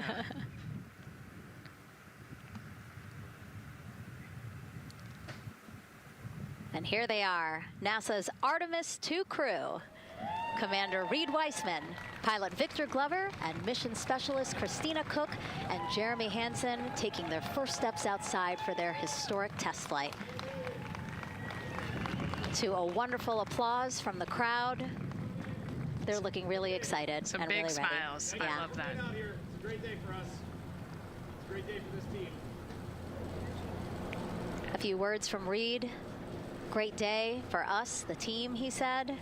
Thumbs up, more thumbs up. Of course, a lot of pictures. We hear some camera shutter clicks back there. I love the energy of this crowd. Let's go. And so now the crew walking over to each of their pens. The first people closest to them, of course, their family members who got to quarantine with them, correct? Yes. Yeah, so the ones that are close and waving, those are the immediate families, so spouses, partners, kids. And we're trying to give them some privacy so that they can have their conversations with their family members. Christina there, she has her husband. Victor has 4 daughters and his wife, they're there. Reed, his 2 daughters are there. And then Jeremy, his wife, 2 daughters and a son. You know, when you were standing in their shoes, Nicole, when you flew for Crew 10, what were you kind of talking about? Like, did you really think about this moment and what you might want to say? You know, they've all already done their real goodbyes, you know, in person. And so this is more just kind of, again, that last chance to wave, last chance to get one smile. You know, you see Christina there smiling. So this felt much less heavy and just, you know, waving and maybe cracking a joke or something, saying hi. So this was a really, really great moment for our crew. Reed's 2 daughters there. Reed spoke about when he told them that he was selected to be the Artemis II commander. And he said he was worried. He's a single dad, didn't know how they would react. And actually, he said he was overwhelmed by their support. He woke up the next morning with cupcakes baked by one of the daughters, moon cupcakes. Yes, I love this story. Moon cupcakes the next morning. Like, how awesome is that, right? Everybody needs their support system, and clearly he has that in his daughters. Christina said she took a bike ride with her husband and wanted to tell him when the moon rose, but that it was too foggy. But she said he was still very excited and happy for her. Yeah, the moon's still out there. A close-up now of, again, Commander Reed Weissman and Mission Specialist Christina Cook. To the right of your screen, as we pan left, we have pilot Victor Glover. Victor told his wife, and they told their 4 kids together, and he said that one of them just started yelling, "Let's go!" Yes, I love that. Again, the support from the family is awesome. And Jeremy said his wife and 3 children, super excited. He felt very supported. You know, he did have that tough conversation, obviously, of talking about the realities of this being a test flight, but he said they were super supportive. And now as he walks away, some kisses from Victor Glover to his family, hearts to Christina. Jeremy being a gentleman, pausing so that Christina can take a nice photo without him. Hearts too from Reed there.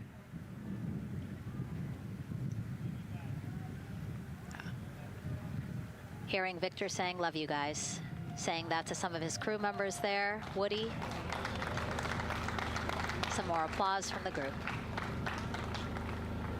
Quick wave to some of the NASA program managers, and I think Norm Knight's out there, the FOD Flight Operations Director.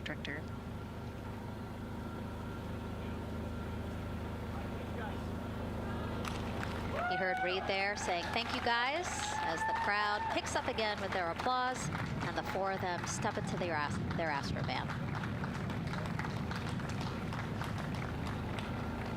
Looking at the clock, very on schedule right now.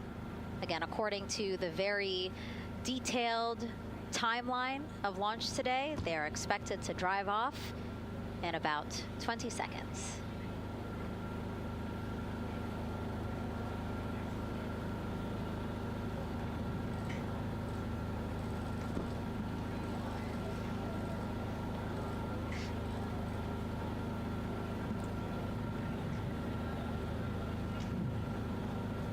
So far, we're marching toward the launch smoothly.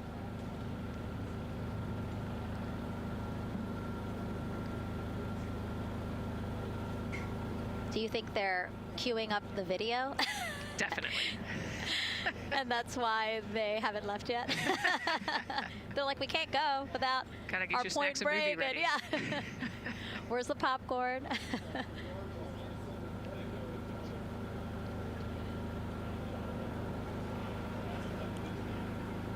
Again, good on the timeline. Of course, they do have these very specific milestones, but this is not one that has to be completely stuck to the second and the minute. Yeah, we will make up that time easily. They will get a full security escorted ride out to the launch pad. It's a quick trip, 15, 20 minutes.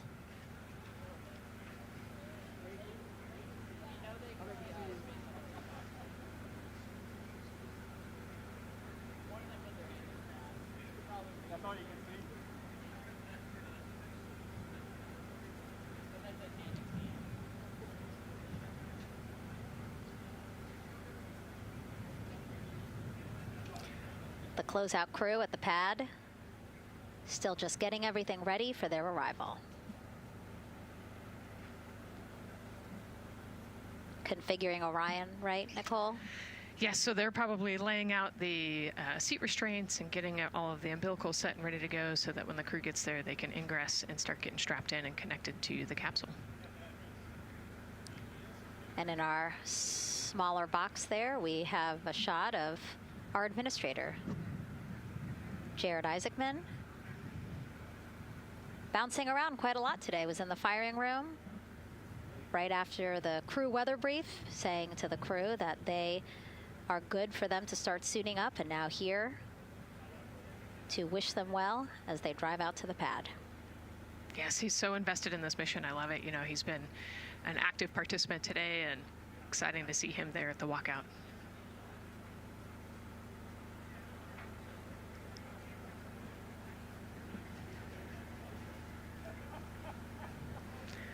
So in the van, they're probably getting hooked up to the portable cooling systems as well. So that would be my guess on the slight delay here, making sure everybody's situated, connected to cooling, and ready to go before they take off. Right, because the orange boxes, we didn't talk about it when we were in the suit-up room, but if anybody noticed, there are these orange boxes, and that's what provides the cooling to those thermal garments.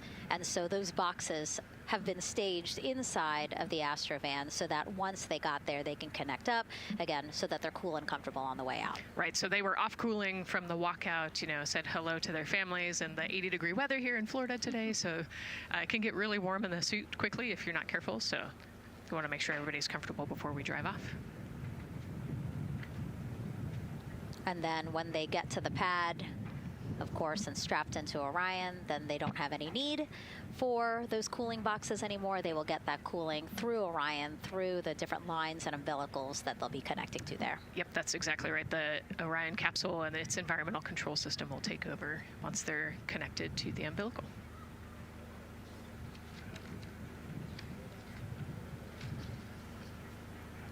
And so when we were watching them get into the elevator, I said, oh, there's a couple more people going in there. And they were, again, those folks in the white suits that we saw. Again, suit technicians. Yep. And there they go. And off they go. Reed, Victor, Christina, and Jeremy now on their way to launch pad 39B, where they will fly to the moon. Something no human has done in over 50 years. They may also set a new record as the farthest humans have ever been from Earth, a record set by the Apollo 13 crew almost 56 years ago today. We still hear cheers as they drive away from the operations and checkout building here at Kennedy Space Center. Now, while the crew make their way to the pad, let's get to know each of them even better. First, Commander Reed Wiseman. The moon, to me, it's the thing that connects me together with all the other humans in my life. I remember being a little kid lying in bed at night and just looking out at the moon in whatever phase it was in, and I was thinking, man, my friends that live like 20 miles away, they can probably look out and see that same exact moon. And then when I was in the Navy and I would look out at the moon and I'd be halfway around the planet, and I would think, man, my brother can see that moon where he is, and he's halfway around the planet from where I am. To me, it's a connection of life on Earth. We can all look up and see that moon, and it's always changing. The moon is never the same 2 days in a row. I love that. My name is Reed Wiseman. I'm the commander of NASA's Artemis II mission around the moon. I grew up in a little town just north of Baltimore, Maryland, about 20 miles north of the city. There was a National Guard base nearby my house, and there were A-10 aircraft that would fly over every now and then. I just would look up at them and be like, man, I want to be up there. I want to go do that. And then my brother went to the Naval Academy, and I would go every year and watch the Blue Angels fly during commencement, and that just started to grow and grow and grow. For a while, I wanted to join the Air Force, and then I realized Navy flies as well, and they fly from ships in the middle of the ocean, and that was it. Like, done deal for me. That is exactly what I wanted to do for my career.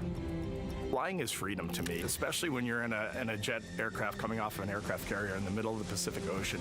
Nearest land is over 1,500 miles away. So when you come off of that aircraft carrier, you are truly just alone with yourself out there. It is a magical experience to be out there all by yourself in an aircraft over the Pacific. Just it's free.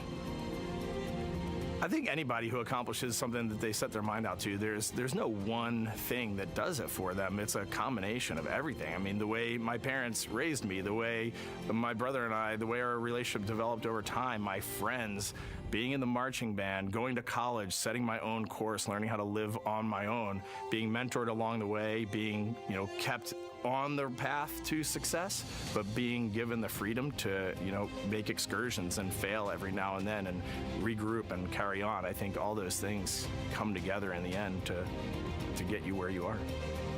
I've had to overcome, I'm a human being. I've had to overcome a lot of fears. I'm pretty scared of heights. I joked about that on the International Space Station, but it turns out I'm only scared like at the edge of a building. When you're up on the International Space Station, even though you're 250 miles up, I never had that feeling of falling or that I was, at risk up there. I just kind of loved the feeling of floating and looking down at Earth. There have been challenges all throughout my life. By far, the biggest challenge was losing my wife in 2020 to cancer, and now raising two daughters who are grown up now, but that's been the biggest challenge by far I've ever had to face. It is not easy being an only parent, trying to work a full-time job, and raising two kids is something that I think about every single day. I'm very proud of the work I've done. I haven't always done it well, but I've always shown up and tried as hard as I possibly can. And now Artemis II pilot Victor Glover and his journey to this history-making moment. I do wonder what it's going to be like when we are really far from Earth and can see it. The sensation of being so far away from everything that you know. I had that sensation on the space station the first time I got to sit in the cupola for a really long time. So I can only imagine what that's going to be like from 200,000 plus miles away. My name is Victor Glover, and I'm the pilot for NASA's Artemis II mission around the moon. When I was in 4th grade, I was 10 years old, and that's when the Challenger accident happened. And it helped me understand how the general public felt about the astronaut corps, right? Like, these are the people that we want to be, and that just gave me an easy thing to strive toward. The biggest fear that I've had to overcome in my life is doubting myself. Going to college when no one in my family had gone to college was a huge risk. I had more confidence in my athletic ability than in my academic abilities. I could play football with those college students that I saw on TV, but my classmates that I saw in the lab and around the University Union, I didn't know if I had what they had. I think addressing that self-doubt was a part of, swinging for the fence and trying to go get an engineering degree, not just go to college, but get an engineering degree and then go do something challenging and technical like flying. Apollo is known for sending humans to the moon, Artemis has an opportunity to continue the Apollo story, but I actually think it's important for this story to stand on its own. Artemis is a new program, and we're trying to do new things. And it's great to compare and contrast. When you look at our spaceship, you can see parts that were designed, built, and integrated in another country. When you look at our crew, you see that our crew is international. There are also men and women. And I just think that comparing and contrasting makes the story even richer. The piloting role specifically, I will have an hour and a half or so where I get to fly the spacecraft by hand. We haven't flown that many spaceships. And so the ability to fly one actually in space on a test mission is just a really unique opportunity. I can't tell you how I'm going to feel when we fly by the moon and see the moon up close and the Earth from 250,000 miles away, but I don't use the word excited because I'm focused. You know, what we do, this is very serious and it's very risky, and we are all intimately familiar with that risk. And so if we go out there and we're successful and we can pass that baton on to Artemis II, that's something to really be excited about. Great to hear from Reed and Victor in their own words about how they feel about this mission and their role in it as the convoy turns this corner here onto the road where the vehicle assembly building is and where the group that we showed you earlier today, ready with their flags. Wow, that group has expanded exponentially. Love this. Yes, this is great. So many people. Flags, oh my gosh, I love it. Oh, this must feel so special to the crew to see all of these people here to wish them well. Yes, this is heartwarming. Look at how many people there are. Everyone is so excited about this mission. Signs, people have made signs. I feel like the Astrovan has slowed down a little bit, you know, to really take in the moment. Wow. That's amazing there. Again, crowds continue going as we are now passing the historic vehicle assembly building. This is where the Space Launch System rocket was assembled and stacked with Orion. Its history, of course, goes back to the Apollo days, but today it is home to the Artemis missions to the moon and beyond. Gosh, still people lining the route. Yep. I love that. I do too. It leaves me kind of speechless, you know, just to see all the support, all of the people who want to know that they're thinking of them, they're with them, and the fact that this crew specifically has always said we are going for all by all. This must be really special to them. Yes, and that's just here on Kennedy Space Center. Imagine the rest of Florida right now. Yep. Mission specialist Christina Cook, who holds the record for the most consecutive days in space by a woman. Let's take a look at what she has to say about this mission. I tell a story, which is one that my dad told me before the Apollo missions when he was just a very little boy.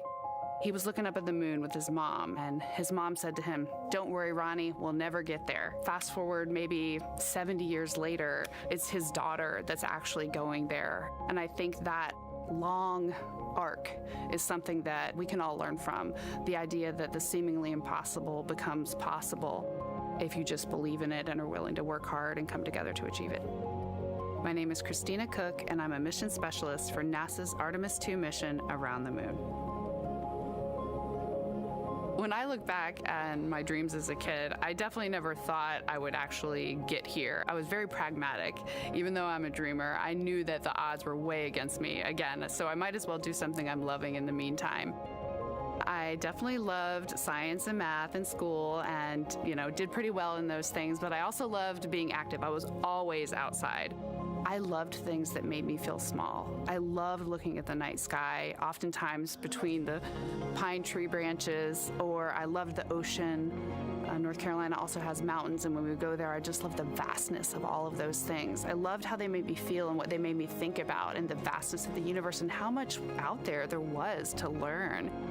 I'm drawn to exploring. I'm drawn to challenges that involve both mental and physical, and I'd much rather be solving problems wearing a whole lot of equipment and in a harsh environment, and that's just something I've carried with me ever since I was a kid. Thinking about the fears or challenges that I've had to overcome, there are just so many. I mean, basically, it's just been, that has been the journey. I always say to people, do what scares you. And that means I have to follow my own advice. So doing what scares me meant getting on a plane and going to the Antarctic, getting on a plane and going to study abroad in Ghana, applying to become an astronaut, opening the EVA hatch in the airlock and going out of it into the darkness, strapping myself onto a rocket. And so for me, I think that no matter what the challenge, recognizing that if people believe in you and you believe they believe in you, the challenges seem always a little bit easier. To me, the moon, it represents history. It is a witness plate. Everything that's ever happened to the moon is still written on the moon. Every single person has looked at the moon their entire lives. We see the same moon. That's something really special. It's just the epitome of a symbol of something that's in each of our hearts, but that's also represents exploration and reaching. And as we continue to watch the convoy, almost at the pad, mission specialist and first-time flyer, Canadian astronaut Jeremy Hansen.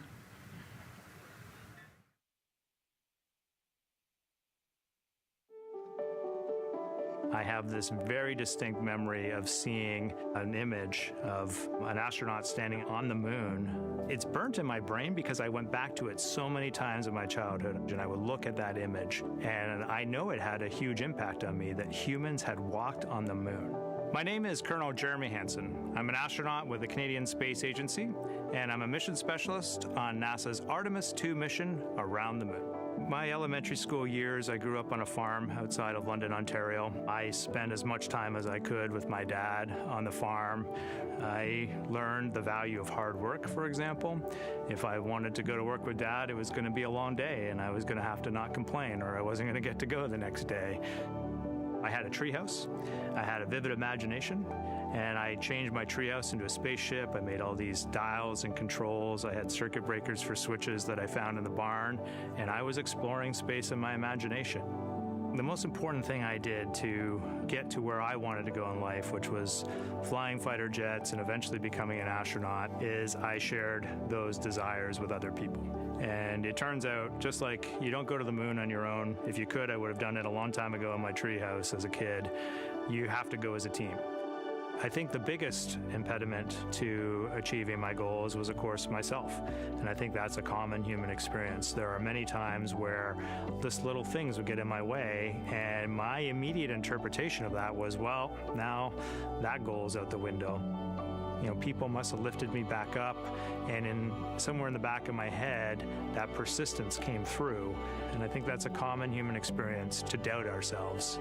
I've come to this, I guess, realization that I believe that we all have gifts to contribute, and the goal is to figure out how to use your energy towards adding positively to humanity's existence on this planet. But I love it when humanity sets big goals, like sending humans to the surface of the moon with an eye to eventually going to Mars, because when we do that, we can bring together genius from not just even in one country, but around the world. I've also learned from my indigenous mentors that they refer to the moon as Grandmother Moon. So you've probably heard of Mother Earth. They use Grandmother Moon because Grandmother Moon is responsible for the water in their community, just like the moon moves the water around the planet, affects the tides. And I think that's a really beautiful thing for us as we go back to the moon, to think about all the different cultures around the world and how they view the moon differently. And that's really neat because we all share that same moon in the night sky. What's really neat, too, was that drive to the launch pad, that point of view to see what the crew is seeing as well as their Astrovan rides up the pad slope and are now on the surface, about to walk up to their vehicle.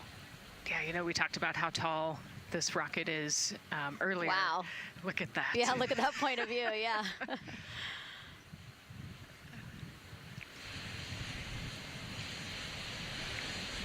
Pad 39B, another historic place here at Kennedy Space Center. Construction began in 1964, finished 3 years later.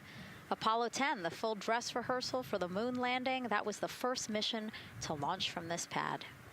Yeah, we've used this pad for a lot of missions. We modified the pad in the 70s and 80s, and then the shuttle missions actually launched from here as well. And then, of course, Artemis I took off from this launch pad November 2022. And now here we are about to see the Artemis II crew get out of the Astrovan and make their way up the mobile launcher to the 274-foot level, where they will embark on their first crewed test flight of the Artemis program.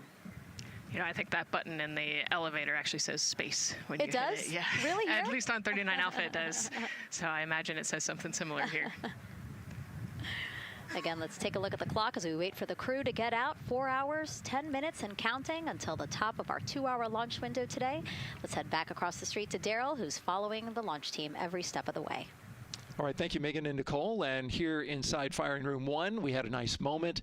The launch director, Charlie Blackwell Thompson, NASA's first female launch director, standing up from her console, taking her cell phone and snapping photos as the Artemis II crew that she had just given the go to leave the astronaut crew quarters, driving by, and of course going up the causeway until they got there to the pad. And now we see them coming out of the Astro van there and getting ready to ascend the launch tower. Well, we got a weather brief before they went out to the pad, and of course LWO gave a go. There could be some rain out there at the pad. It's already rained out there already. If you're in the area and you're watching right now, well, certainly you know that there's some rain in the area. There's going to be spotty showers that are going to be coming ashore here, and we expect that throughout our rest of our countdown. But we also are getting forecasts that there'll be some clearing as we get closer to our launch window. Big wave from Reed Wiseman there, and a thumbs up as the crew goes into the elevator to ascend the launch tower to go up to the level where they'll walk across the crew access arm and get into the white room. One of the things that you're going to start to hear now is from the crew themselves. We're going to be airing the Orion to Earth loop, which is the communications that's going between that crew and the launch team here as they walk them through configuring their various consoles as well as getting ready. A nice moment here, and I'll just pause to just look and see as the crew walks across the zero deck, as they call it, which is the deck that's right there even with the engines, and they're taking a moment to go over there and stand up and gaze up at the 322-foot tall SLS rocket. This was part of the plan for the Artemis II crew, and potentially a rocket that could help them make history to go farther from Earth than any crew has before. The farthest distance from Earth when they launch will be roughly around 248,000 statute miles. They're expected to go about 4,000 miles farther than the Apollo 13 crew did. And now they've headed to the elevator to go up.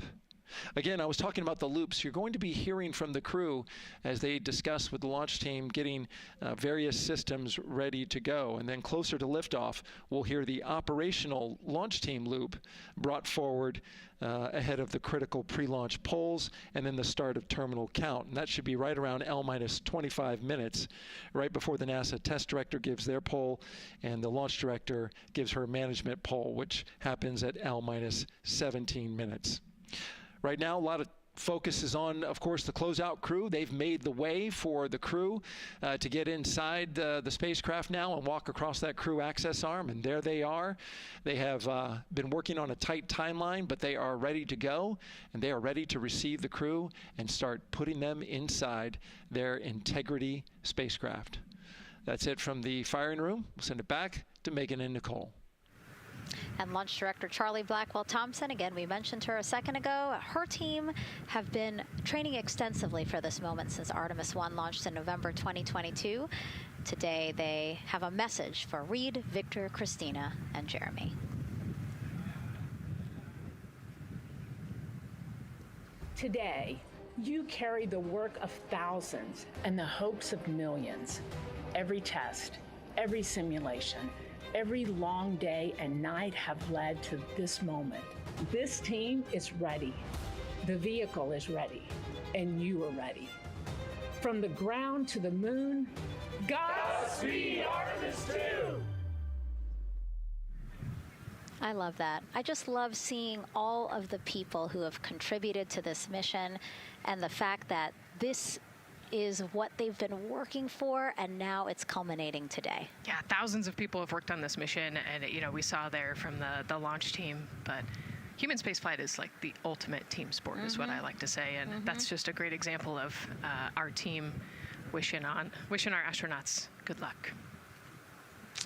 That shot there that we were just looking at was aimed at the elevator doors, again, to catch the astronauts as they make their way up to the 274-foot level of the mobile launcher.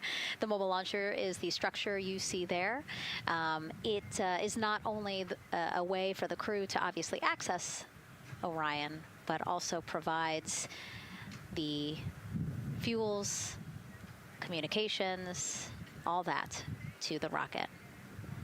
And now we're watching the crew walk across the crew access arm, getting a beautiful view of Kennedy Space Center. From 274 feet. Woo. Nicole laughs because Nicole is also, like Reed, does not like heights. Do not like how open that crew access arm is.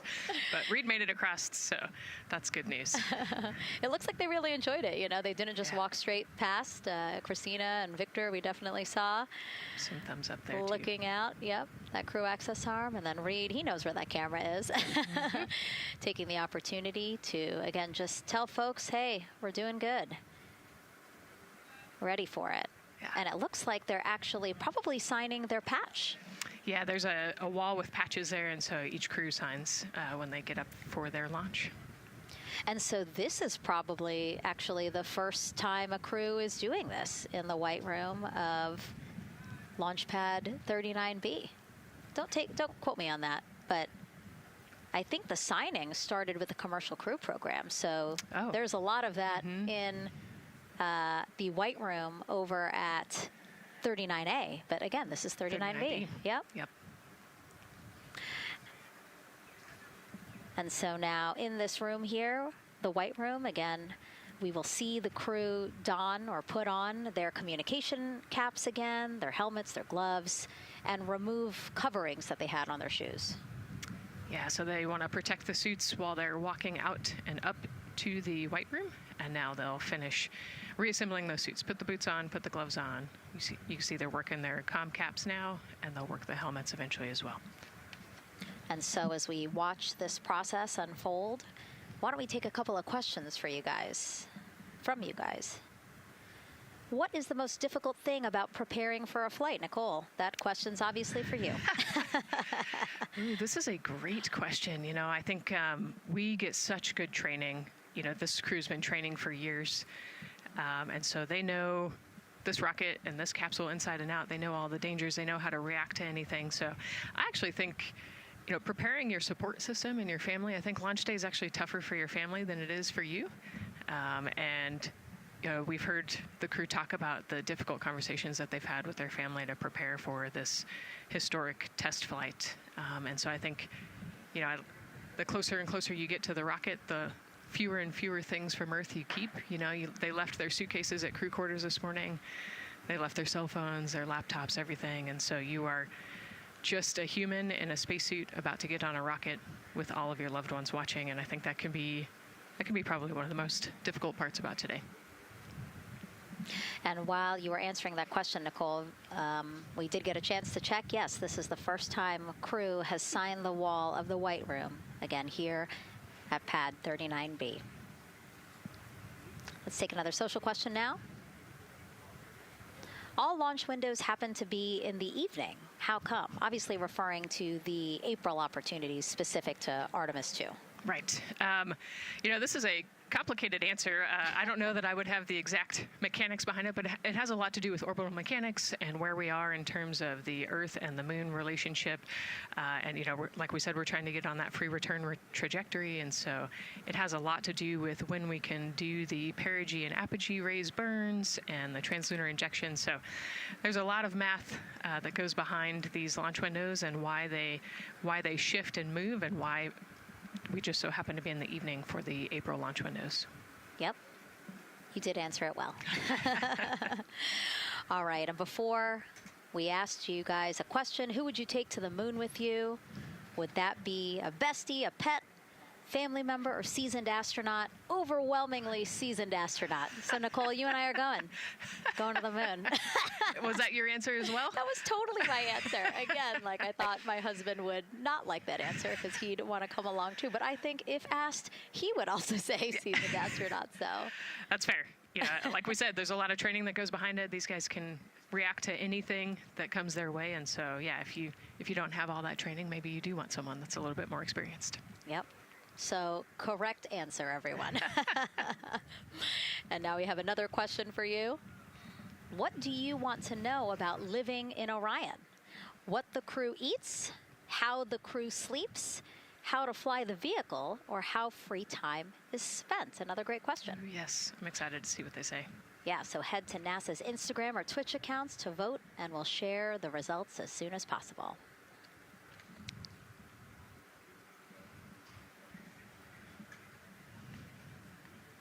And while you're doing that, remember to also sign up to be a virtual guest for this mission.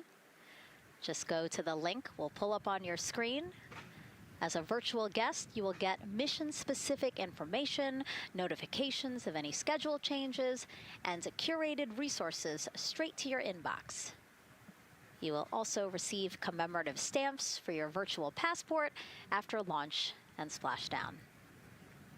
Again, we really, really want you guys to engage with us, engage with this mission, come along with us for the ride. So yeah, take advantage of these opportunities to be a part of it. Yes, it's a mission for all. And so back in the suit, no, not the suit-up room, the white room. Well, they're suiting up. You can see why I might have slipped that up.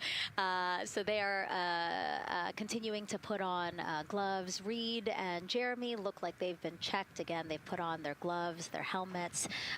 They've taken off those coverings on their shoes now that they're about to get into Orion.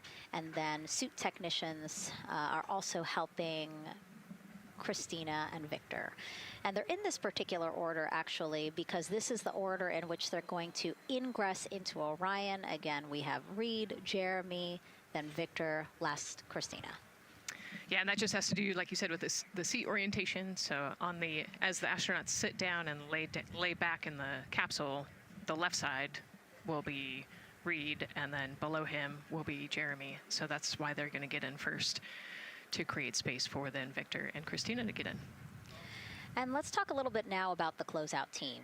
We saw a few of these folks also in the suit-up room. Suit technicians were in there, again, to make sure that they get into the suits properly.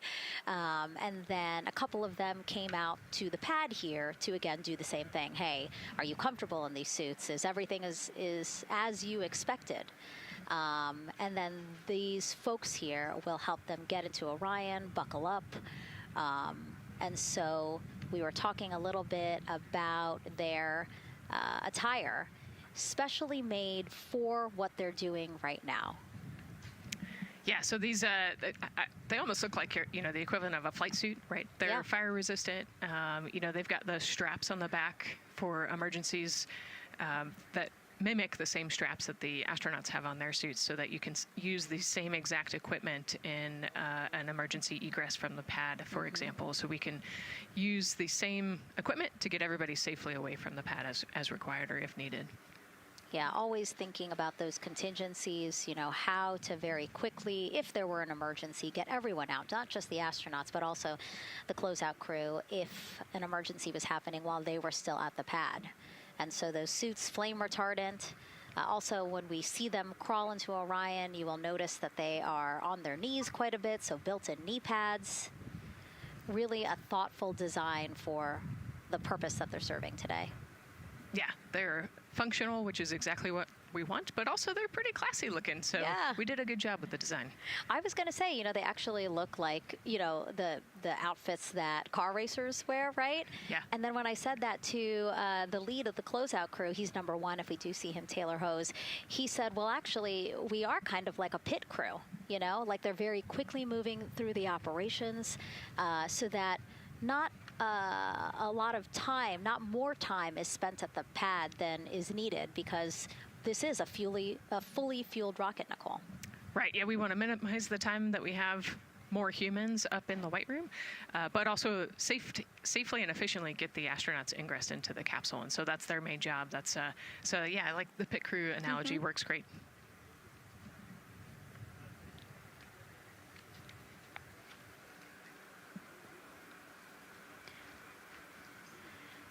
And so, Nicole, as we get ready to see them ingress, I know you'll be, again, an invaluable source as we talk through this part of the launch countdown, because you've been inside a mock-up of the Orion spacecraft. And I know that because you texted me a photo that you took, this selfie in the mock-up, and little did you know I was going to put it in this broadcast. Yeah, this was actually a really wonderful opportunity. Last week, our flight control team at Johnson Space Center hosted an open house of the Orion mock-up there in the Space Vehicle mock-up facility. And so I got to spend some time in the capsule with some of the flight controllers who are actually sitting on console right now and talk to them about everything inside the mock-up. So you can see I've got a bump cap on. It's like a small hard hat. There are a lot of, you know, metal corners and things, and we are still squishy humans at the end of the day. And so they want you to be careful while you're moving around in there. But I got to see, you know, how the crew will ingress. I got to look at the umbilical and the seat straps, and I got to see, you know, the emergency equipment and the stowage and the toilet. I got to see it all. Got to talk about everything. It was pretty cool. It was a really great time. You know, Michael and Bruce were great with me. They answered all of my questions. Yeah, because it's really good to be able to give that perspective, because, and as you guys will see, yes, we do have cameras inside Orion and we'll of course take you in, but it doesn't give you a true feeling or idea of how big the space is, you know, how things are configured. Again, like when we see them go in, they're actually on their backs. Yep. So, again, it's just hard to really get a sense of the inside there, but Nicole is going to really help walk us through that.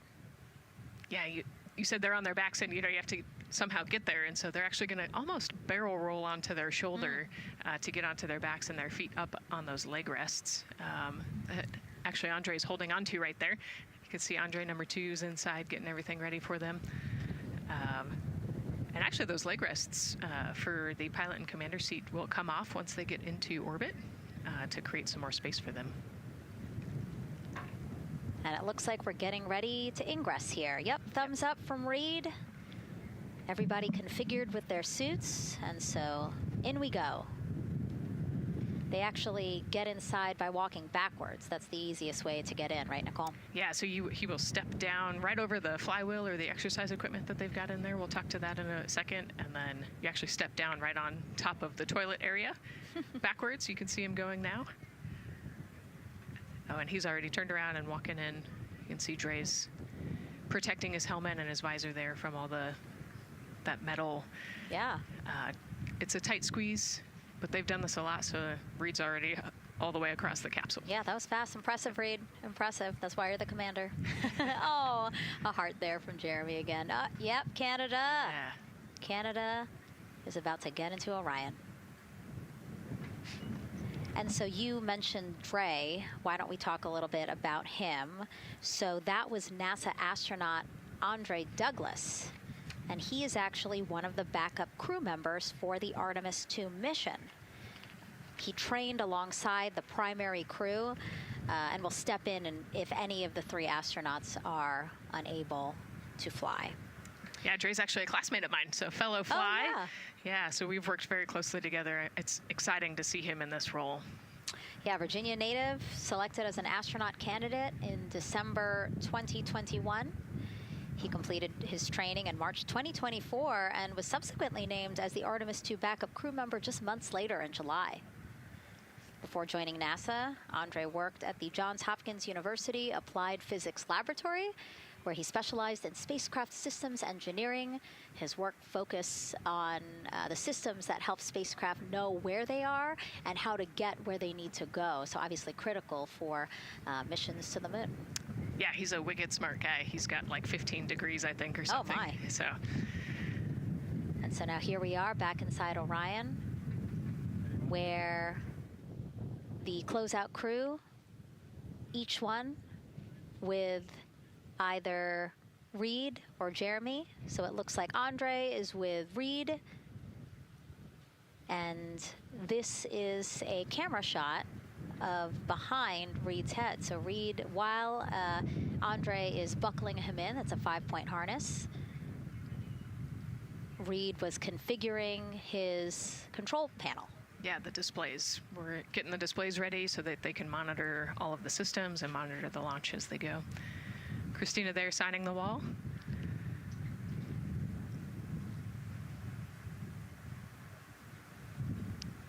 Got to put away the pen.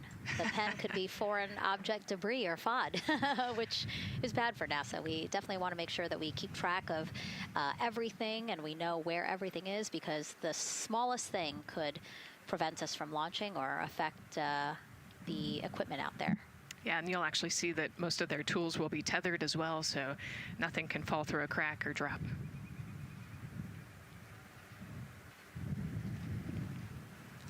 And so as soon as Jeremy and Reed are good to go in their seats and connected to their communication umbilicals, as Daryl had said before, we will start hearing the loops, the audio mission loops, specifically Orion to Earth 1, which is the communication loop that the crew communicate on to the different teams supporting launch today.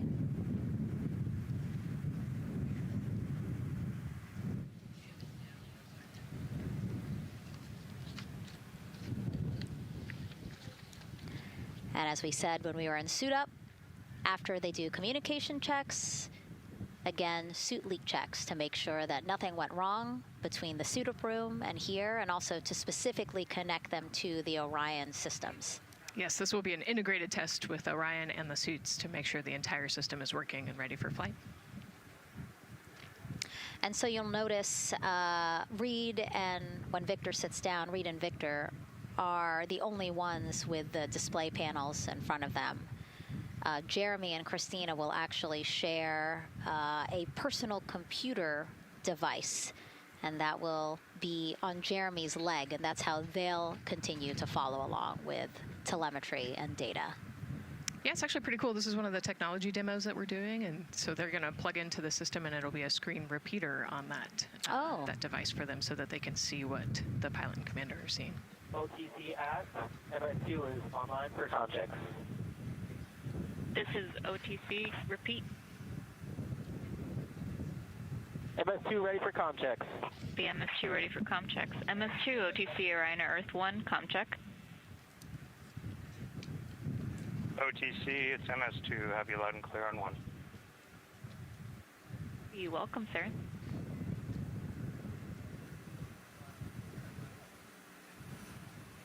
And so that was the Orion test conductor speaking with Jeremy Hansen, again, mission specialist 2 for this mission. So his communication check over, you heard him say 1, Orion to Earth 1, has been completed, a successful test.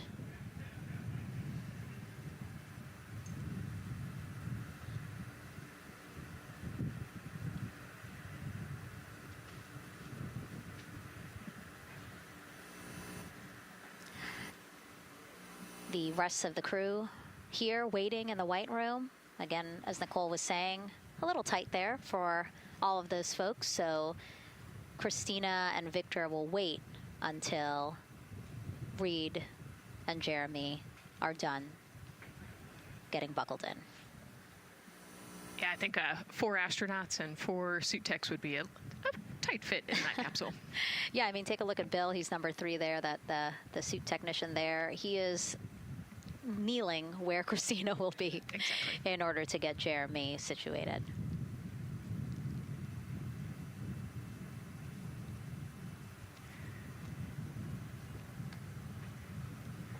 OTC ask, commander's ready for comm checks. OTC copies. Commander. NTD, Mesco 212, com check. NTD, have you loud and clear here as well. I'll catch FTS on 194, thank you.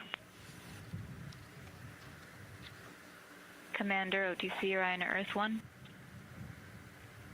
OTC, CDR has you loud and clear. Good comm. Welcome, sir. And there you have it, a successful comm check with Commander Reed Wiseman. And so... And CDR, NTD on Orion Earth 1 for comm check. This is Gary Bush. I got you loud and clear, NTD. And good to have you on board. Good luck today.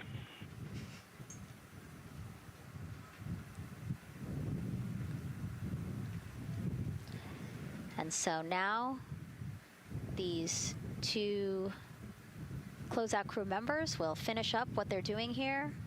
Again, Nicole, walk us through what is happening here. They're connecting umbilicals, is what we said. Yeah, they're strapping them in, so they're getting their restraints connected. It's a 5-point harness with a quick release, and then they're connecting the umbilical, which has actually 4 different connections. So it's got the air in, air out, the water for cooling, and then the comm as well, the communication cable. So they're going to make sure that all of those connections are good to go, make sure the crew's receiving the cooling and the air, and then we heard the comm check as well. So they're just making sure the umbilical connection was good to go, getting them strapped in and ready, and then they will move on to Victor and Christina. And so while we wait for that to happen, why don't we get another check of the launch countdown milestones with Daryl and the launch team?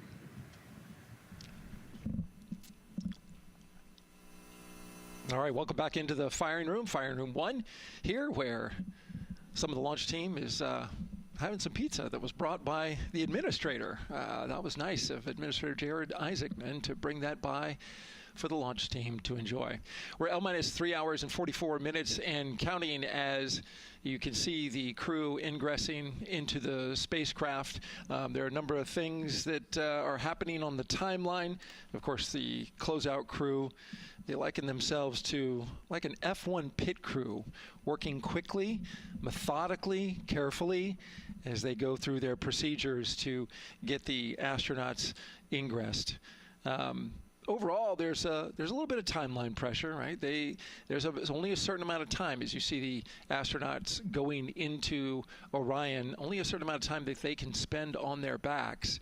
They will be there for a few hours, right? So we're sitting at 2:40 p.m. Eastern time, and the window opens at 6:24 p.m. Eastern time and runs until 8:24 p.m. Eastern time. So 4 or 5 hours or more on their backs, and then they'll hopefully lift off for a launch.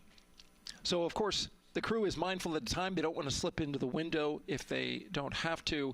And so they're keeping a tight lock on the margin, the amount of time that they're working there. And there's a heart from Christina Cook. Great to see that as she gets ready to get into the Orion spacecraft, one that they named Integrity. It certainly fits this crew from what I've observed. Now, right now, the rocket's tanks, they're in what's called replenish mode. So another factor for this closeout crew is, and the crew themselves, this is a fully tanked, almost ready to go rocket. It's got all the propellant it needs to go to the moon. It's just a matter of getting the astronauts in, getting them configured, and getting all the systems, the high energy systems, bringing them all online in order to launch this rocket. As they sit there, there is propellant boil off that's happening. All tanks are at 100%, but the propellant, which is liquid oxygen and liquid hydrogen, those two propellants are minus 423 for hydrogen and minus 297 for the liquid oxygen. They are boiling right now. They've been boiling the entire time that they've been in the tank. And that is vented out, as you can see. When we look to a wider shot of the rocket, you can see the venting and the little wisp of clouds that are coming out from the top of the rocket in the middle part of the rocket. And that is because just like you boil water on your stove, those propellants are boiling. Of course, their boiling point is much lower than than water, and so it doesn't take much for them to boil. But just as if you were to leave your pot of water on the stove and just leave it there, what would happen? Well, it would completely boil off, and all the water would be gone. Basically turned into water vapor inside your house. Well, it's the same case here. So we are continually replenishing the rocket with propellant, liquid hydrogen and oxygen, running from those propellant lines that you see there going into the rocket. So that continues to go well. Overall look from the launch team here, this has been a very smooth countdown so far. The cryo tanking went exceptionally well, and the launch team is really in a good mood right now. Cautiously optimistic, understanding that with a system this complex, you can have something unexpected happen. But to this point, the firing room is really encouraged by what they've seen so far, and are especially excited to see these astronauts getting inside the spacecraft. L-minus 3 hours and 40 minutes and counting until we open up that window for launch. For now, we'll send it back to Megan and Nicole. Thank you, Daryl. And, he mentioned that the crew decided to name Orion Integrity, and it was not something they came to easily. They really wanted to put in a lot of thought, and what they came down to is integrity is a value that NASA embodies, and also individually they felt like integrity is something that speaks powerfully to them. Yeah, and I think the other part of integrity, it just represents the humility and the professionalism behind the entire team that built this rocket and got us here today. And so it's a fitting name for this capsule. Yeah, like I said, I think the crew said it took them a little bit to decide on what they wanted, but I think they made the perfect choice. I agree. And so as the countdown to launch continues, we are reminded that this is an agency-wide effort to make today's launch attempt possible. We invited people across our NASA family to wish our crew a safe journey. Go Team Artemis! Go Team Artemis! 3, 2, 1, blast off! Have a great flight. Godspeed. We'll get you around the moon and home. If I had a message for the crew, be safe, to have fun, to remember that we're all down here rooting for them. I want to wish my friend and former student, Victor Glover, and the entire Artemis team best wishes and a successful flight. Have fun. Take some really cool pictures. Can't wait to see you when you get back. From the Earth to Sky team connecting NASA science to public lands, go Artemis. We will see you in the Pacific, and you can count on us being there. Greetings from NASA Langley's historic gantry facility, where Neil learned to land on the moon and Orion learned how to swim. We are with you all the way to splashdown. Let's go fly from the Orion Human Engineering team. Woo! Like a full moon, your future is bright. Have a safe journey from the multimedia team in Cleveland, Ohio. We hope to see you guys back safely in San Diego, maybe singing some karaoke. Yeah, right, maybe. He knows exactly what he wants to do. After he's like, yep, karaoke. I love that people submitted videos. This is something that we actually asked as part of the broadcast. We were like, you know what, I think it'll be really fun. And the overwhelming amount of people who wanted to record something for the crew was really heartwarming. Yeah, this is the first time in over half a century that we're sending people back to the moon, and everybody is excited about it. Kindergarten to congressmen and all over the world, everyone is ready for today and excited to see this launch. And so here we are again, still inside Orion with the closeout team, putting some final touches on, it looks like Victor's configuration there. Again, making sure that his harness is set and that he's connected to cooling, he's connected to communications, and he's connected to any other umbilicals that he needs to be connected to for Orion. Again, we are sharing so much information with you, and we hope you find it educational and fun. But we do know you guys still have some questions, so why don't we take another one now? Tell us what the moon is like! So cute. That wasn't a question. That was a demand. Nicole, you tell her what the moon is like. Oh, man, that was so cute. Oh, man, the moon is really cool, right? So it's a lot of like gray and white and kind of shades of gray. It is something that doesn't have wind or rain or rivers or an atmosphere. And so we like to say Christina said it earlier, it's the witness plate to the universe. And, you know, it has all these impact craters because it's not protected. Things hit it all the time. Meteoroids, asteroids, all sorts of things hit the moon and create these impact craters. That's part of what we want to go and look at and learn about on the moon. It can tell us a lot about the age of the universe and the age of the moon. You know, it's 4.5 billion years old, and we can learn a lot from just looking at the regolith or the dirt that is on the moon. Well, thank you for that question, and thank you for that answer. She was cuter, Nicole. I agree. And then earlier today, we wanted to ask you, what do you want to know about living in Orion? And we told you to pick between what the crew eats, how they sleep, how they fly the vehicle, and how free time is spent. And the winner, most of you wanted to know how to fly the vehicle. And we are going to be doing that. Yes, we are. You know, that's a great question, and actually part of what we're going to go do. So the rocket is fairly automated, right? There's a countdown, and the whole system knows when it needs to ignite the engines. But we are going to do some manual piloting throughout this mission.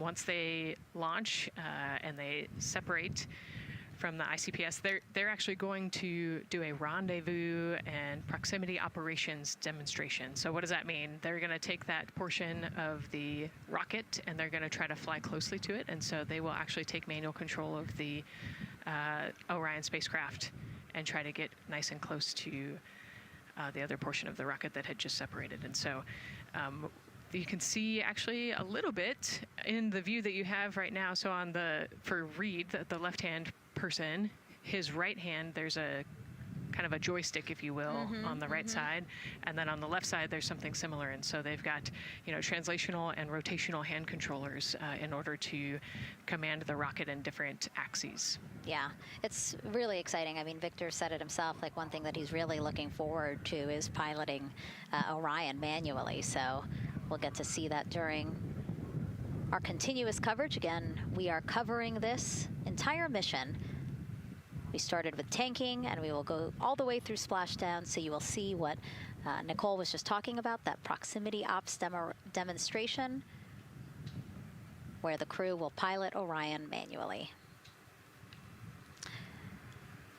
And so, speaking of their 10-day mission, why don't we take a closer look at the crew's home away from home for the next 10 days. Here's Megan Carter again from the KSC Visitor Complex. All right, thanks, Megan. Yeah, it's getting real out there, so I am going to bring you back to the moon board so I can show you just a few things about the Orion. Obviously, it is going to be very compact, sitting up there on top of the SLS rocket. Very compact, like I mentioned, over 355,000 pieces. So let me show you a couple key components, starting with these 3 fairing panels right there. When the rocket blasts off, obviously it is going to get very fast. It's going to get hot and windy, and so we have these 3 fairing panels in place to help protect our astronauts. I am also going to take you into a little bit closer look and talk about the LAS, or the Launch Abort System. This is the one piece that is going to be in place to protect the astronauts should something happen to go wrong in the first few minutes of launch. They can actually hit those abort motors, and these can activate within milliseconds, basically faster than you can even blink, and that is going to pull the crew and the crew capsule away from any danger. Now, obviously, we hope that those are not needed, and if that is the case, then about 3.5 minutes into flight, the LAS and those fairing panels will actually activate and jettison away. They'll fall away from the rocket, because at that point, the crew can actually abort the spacecraft safely by themselves. Now, we've talked a lot about the crew capsule right here. This is where they are going to spend the duration of their flight. We're going to talk a lot more about that one in just a little bit, but for now, let me jump down here to the service module. This is the one, we're going to think of this as the powerhouse for the spacecraft. It's pretty much going to provide them with almost everything that they need for the entire mission.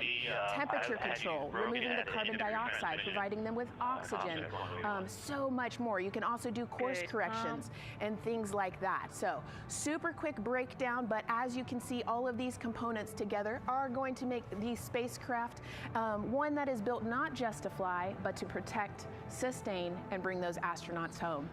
All right, lots more to come, but let's see where we are with the crew. Back over to you, Megan. Hey, thanks so much, Megan. A lot of useful information there. And we did want to point out that you did hear over and PLT, NTD on Ryan to Earth 1 for ComCheck. NTD PLT, I have you loud and clear on OE1. And I have you the same. Welcome aboard. And so, again, we are now hearing mission audio loops, specifically the Orion to Earth 1 loop, the communication channel for the crew. Successful comm checks by both Victor and Christina. CDR, OTC Orion to Earth 1. CDR. Yes, sir. Configure ARS to shoot mode per EPROC 10.1.1. Crew ingress and vehicle pre-launch config, step 1. 10.1.1, crew ingress and vehicle pre-launch config, step 1. Going in work now. And so see, now we are privy to some of the countdown procedures that the team is asking for the crew to do. Yeah, so they're going to work through some of these procedures and finish the ingress portion, as you heard in that procedure. So this is where the crew is going to start building their nest, if you will, running some procedures, getting the capsule ready for humans to be on board. And now look at the clock, 3 hours, 30 minutes and counting until the opening of our 2-hour launch window, and we are pretty good on time. We are as we are expecting in terms of when ingress will be wrapping up soon. And so now let's bring Gary Jordan, again, our commentator inside of Mission Control at Houston. Gary, let's check in with you about mission preparations.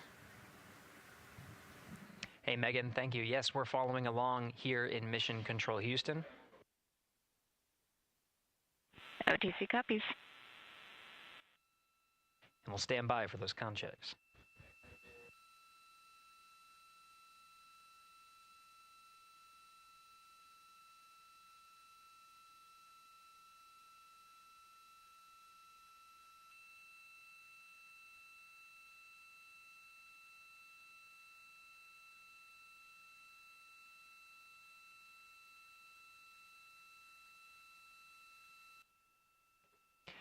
And again, we're waiting for those comm checks.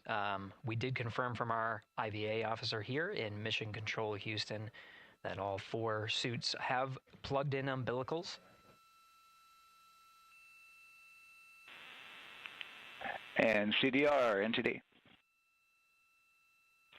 Go ahead, NTD. Yeah, Reed, we're ready to proceed with the voice checks if you and everyone else is.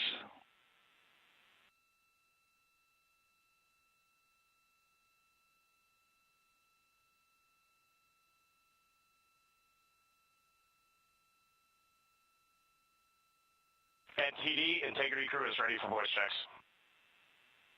I copy that. And Integrity for the entire crew, ComCheck on Orion to Earth 1. CDR. PLT. MS1. MS2. Good ComCheck by all. NTD moving to Orion to Earth 2.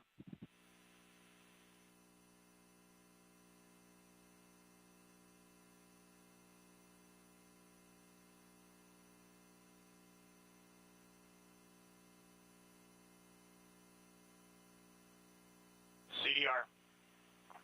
PLT. MS1. MS2.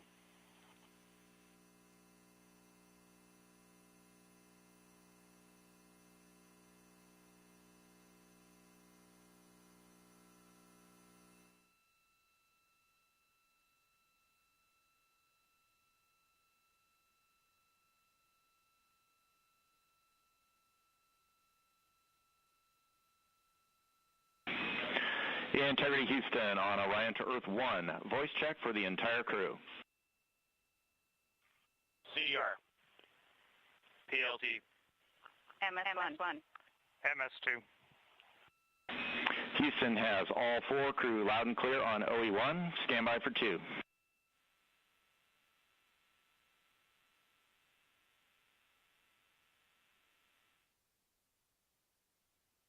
initial word was broken stand.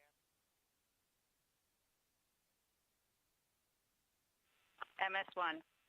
MS2. 4 crew, loud and clear on OE2. We'll use 1 for the default. Houston out.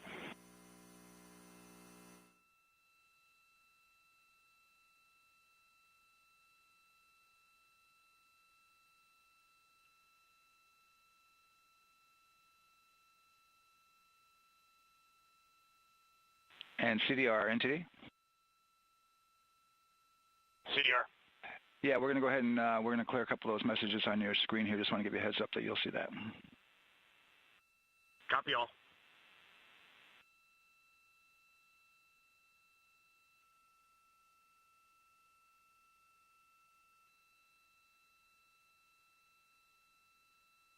CDR, OTC, Orion to Earth 1. CDR. Yes, sir. Perform crew suit leak checks per 10.1.1. Crew ingress and vehicle pre-launch config steps 2 through 4. Annunciation of LCC O-ARS-001 will occur.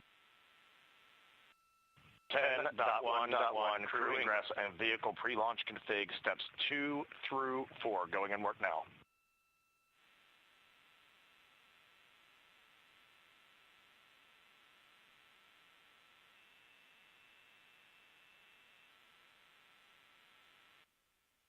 This is Mission Control Houston. We are following along as the 4 crew members of Artemis II work through their voice checks, then the umbilical connections and various pathways to get communications from all of the... refresh on your screen. CDR.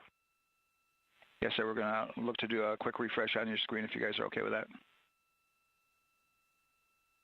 Hey, firm, just let us know when we can continue in 10.1.1. We'll go hands off.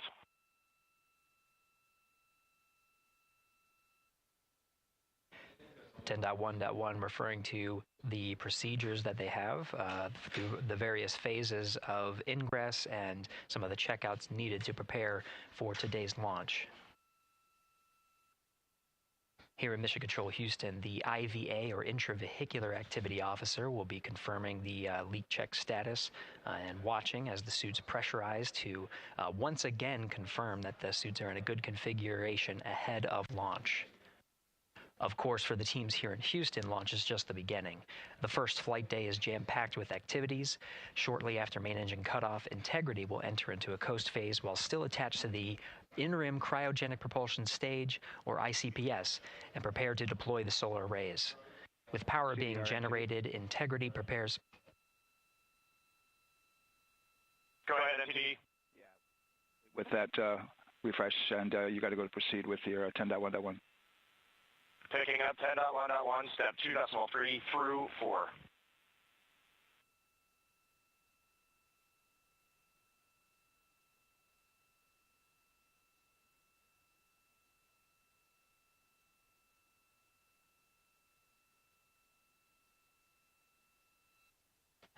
Picking up the procedures, the crew again working through the various steps to prepare for launch, standing by for suit.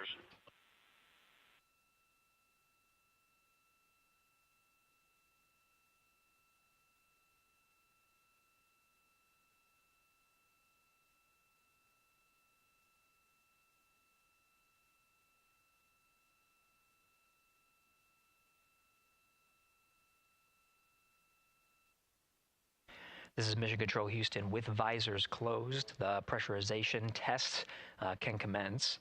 We'll stand by for word of a good leak check on all 4 of the crew member suits for the Artemis II mission. Again, this is the very beginning of a very busy flight day for our 4 crew members. After launch, they have a series of burns to prepare for.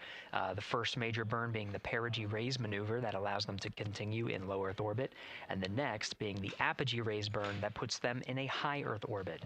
This is an orbit that takes them around the Earth for nearly a day, 23.5 hours to be precise, and allows the teams, including the astronauts and the flight control teams, to check out critical systems ahead of committing to the next day's translunar injection. But before they even call it a day, integrity will separate from the ICPS, and the crew will command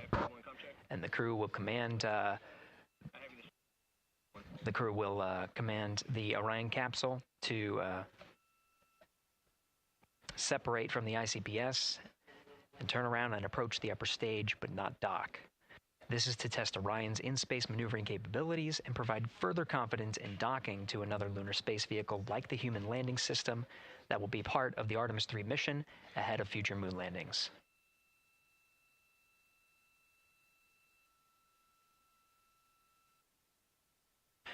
These are just a few of the highlights of the very first of 10 flight days as we await for confirmation of good leak checks inside the capsule integrity. And there's a lot more to this mission.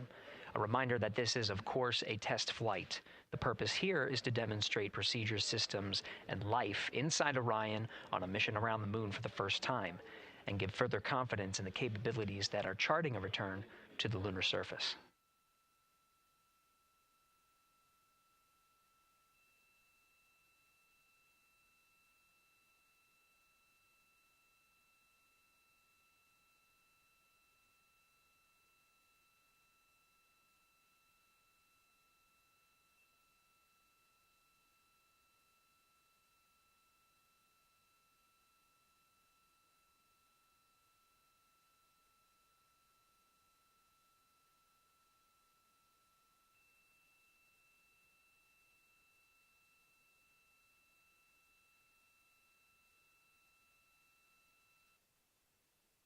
You may be able to see from this view the suits themselves inflating. This is, again, a pressure check, verifying that the suits are leak-free ahead of the ascent portion of today's flight. How you see the crew now with visors down will be the configuration of their ascent all the way through core stage separation, about a little more than 8 minutes after booster ignition.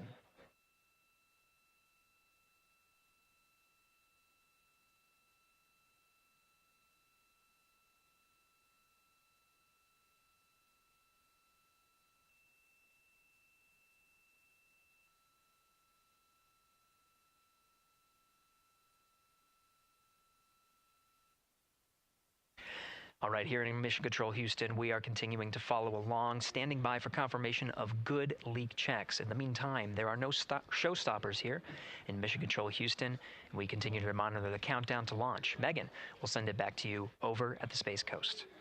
Hey, Gary, thank you so much. Yeah, as we wait for confirmation of a successful leak check for all 4 astronauts, why don't we go back to Daryl, again, who has been following along with the launch countdown as we inch closer to the opening of our 2-hour launch window. All right, thank you, Megan. And yes, getting some good communication. It's great to hear from the crew inside, even though it is as simple as a comm check. It's really good to hear their voices as they move through those various comm checks and then get ready for their suit leak checks. Fantastic views inside Orion that you're looking at now. Give you an update on the weather outside. We're still 80% go for our 2-hour launch window, which starts at 6:24 p.m. Eastern Time and closes at 8:24 p.m. Eastern Time. That's the good news. The bad news is that we've got some rain showers that are starting to head in. Looks like it may miss the pad. Wouldn't matter if it rained on it or not, though. It's received some rain earlier today. Water isn't going to hurt anything out there at this point. But the rest of the area might be getting a little bit wet, which may include the hostess, so keep an eye out for that.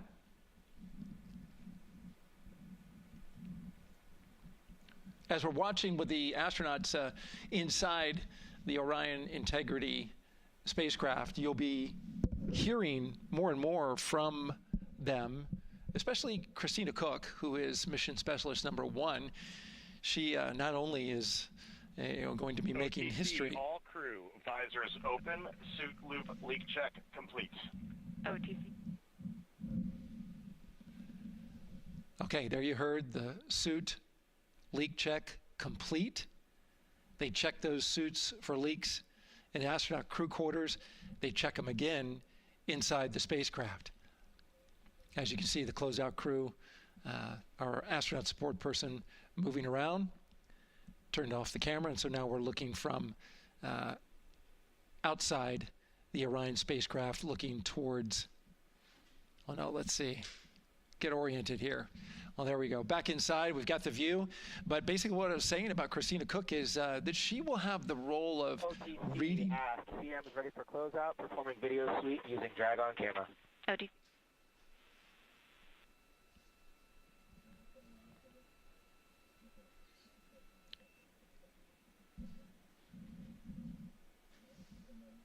She will have the role of reading out a pressure reading that tells the team that... and CDR or NTD? Go ahead, NTD. Yeah, we're going to do another cleanup on those suit leak check messages that we got from since we're done with that now. Integrity copies. Yeah.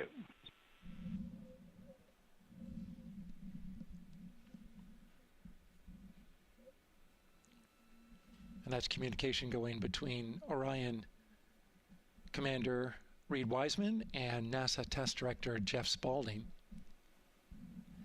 As I was saying, Christina Cook will be reading measurements from the counterbalance assist arm. So you're going to hear her be asked by the NASA Test Director to read that. That CBA, counterbalance assist arm, it's mechanically latched by the closeout crew using tools, but there's a hydraulic assist. It's pneumatically opened and closed, rather, with a pressure assist that helps open it up. Not only that hatch, but also the last hatch. There's 2 hatches there that we'll see that will be closed. But this is in case of an emergency out there at the pad. If the crew, for some reason, needed to exit quickly, then they would exit the spacecraft by pulling that lever, which would open both hatches. Those hatches are heavy. The Orion hatch is hundreds of pounds. ATC cameras 1 and 2 both set to record. OTC copies.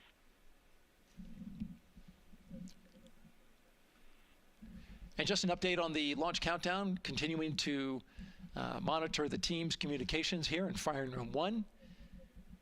Everything going really smoothly so far. We don't have any significant open constraints to launch at this time, so we continue counting down. And for now, we'll send it back to the host desk with Megan and Nicole. Thank you so much, Daryl. And so we heard some of the communications over Orion to Earth 1, and it sounds like we are now moving into the hatch prep and closure phase. We will now start to see the closeout crew getting out of Orion soon so that they can start getting ready to, again, close up Orion, close the 2 hatches, and then get out of the pad. Yeah, the closeout team will take the hatch seals off, and they'll inspect the seals, make sure everything's ready to go, and then do a few last-minute configurations before they close that hatch. And then, like Daryl talked about, then Christina will have a role in looking at the CBA there. So. Yeah, you might have heard them say over the loops again that drag-on camera. So basically, it's a camera that they can move around, and you might have seen it in a couple of our shots already. But they will take that camera and literally go and inspect the seal that. There's 2 seals, actually, 2 seals that go around the entire area of the hatch just to make sure that everything looks good. And that camera feed is being directly shown to NASA teams who need to monitor that. Yeah, they want to make sure there's not a single hair or piece of dust on those, make sure that there's no damage and everything's ready to go so that the seal, they will do a leak check on this hatch seal as well. Make sure it passes. Yeah, and we'll know they're doing that because we will actually see one of the closeout crew members with a hand pump, and they will pressurize, again, just the seals, and they have to see if it will hold pressure for just a minute. And if it does, then they will go ahead to pressurize the entire Orion spacecraft. And then that again is to make sure that the spacecraft is holding the right amount of pressure. And that one's a lot longer. It'll take them like 8 minutes. Like it takes time to pressurize it, then they have to hold pressure, and then it takes time to depressurize it. Right, and they want to measure the difference in pressures at the beginning and end of that and make sure that it holds the right amount of pressure so that when they get to the vacuum of space, obviously the capsule holds its pressure. Yep. Okay. Well, again, as we continue to watch operations that are happening at the pad inside of Orion, why don't we go over to Banana Creek? It's one of our viewing locations here at Kennedy Space Center. They will have a spectacular view, and we actually have NASA's Leah Martin there chatting with a big group of people surrounded by a lot of folks on bleachers there. Hey, Megan, yeah, tons of people out here today, thousands of people gathering at Banana Creek to enjoy NASA's next big mission and humanity's next great leap today. It's a gorgeous day, and I'm joined here actually by some people who are probably the only people on center who are a little bit more excited than me to see this rocket lift off. Where are you from, and why are you here? So we're from the University of Tennessee, Knoxville. We're a group of 7 aerospace senior engineering students traveling here with Josh Dobbs, former quarterback of the University of Tennessee, with his extraordinary Dobbs Foundation. Now, you were actually telling me a little bit earlier, you're here local, you're from Orlando. What's it like being an aerospace engineer and then having the opportunity to come back here to the Space Coast and see this mission lift off today? It is absolutely amazing. I feel like the little 9-year-old girl inside me is so excited. Like, I'm from around here. I grew up watching launches in my backyard, and so this seems like such a full circle happy moment for me. Now, you are an aerospace engineer looking hopefully to join the workforce in the future. How does it feel to be here and see firsthand what that work does? It's just so cool to see what I've been working for the last 4 years and then 12 years before that just actually be physically happening in front of me. It's something I never dreamed of as a kid. And I'm actually joined here by the pastronaut himself, Mr. Josh Dobbs. Now, you have a history with NASA as well. You did an externship here. And how did that kind of play into your passion for aerospace and then the foundation that actually provided this opportunity for these students today? 100%. So I spent a month here around the Artemis I mission, which was a tremendous opportunity to learn about the space program and also what's next. And so to be back here for Artemis II, and unfortunately, Artemis I went in the middle of the season, so it's surreal to be here for Artemis II. And with my foundation, like, the goal is to be able to take advantage of the opportunities that I've had and pass them along to the future of the industry and give them the opportunity to see what all their hard work can accumulate into. So it's an honor to be here. We're really appreciative of all the engineers and all the hard work that's gone into this moment, and we're excited to watch history happen today. Absolutely, and as a group, I think if you guys had one well wish for the team today, what would you say? I think we can all join together and maybe say, go Artemis? Go Artemis. That was a fun interview, and again, just so neat to see all the people who are here. I mean, still hours before liftoff. Not even hours before liftoff, but hours before a 2-hour launch window. So people just really committed to being here and seeing it in person. Yeah, you can see the Banana Creek is already buzzing. Yeah. There behind Leah. You could hear the chatter in the background. It's an exciting time. Yeah, you could tell that it's a lot louder than we noticed because we just have very good mics. But, you know, she's obviously yelling over a huge crowd there. So super fun, super exciting. And yes, I hope that we all get to see liftoff here shortly. Okay, so as we know, Victor, Reed, Christina, and Jeremy will have their hands full during their mission. So for some of their test flight objectives, let's go back to Megan Carter at the moon board. All right, as we have seen from those camera views, their capsule is very compact, obviously. So let me show you a few cool things about this piece. The Orion capsule is going to only be about 16.8 feet in diameter and a whopping 10.5 in height. Think of it about the same cubic feet as 2 minivans. So obviously every piece of that capsule has been planned with purpose. And a really great example of that is going to be these seats that we have seen that live view of. Now, these seats are going to be out for launch, re-entry, and splashdown, but in between, they are stored in between to give them more room for daily activities and things like that. while they are on board, obviously they are going to have a lot of things to do. One of those is going to be to manually fly Orion, as we've discussed, but they also have several other objectives as well. And they are going to be doing lots of system checkouts, checking out the service module, making sure everything is working correctly.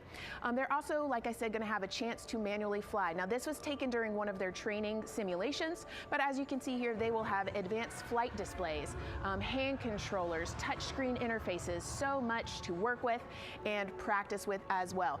Now, while on board, they will also have the ability to eat those shelf-stable meals that are designed specifically for microgravity.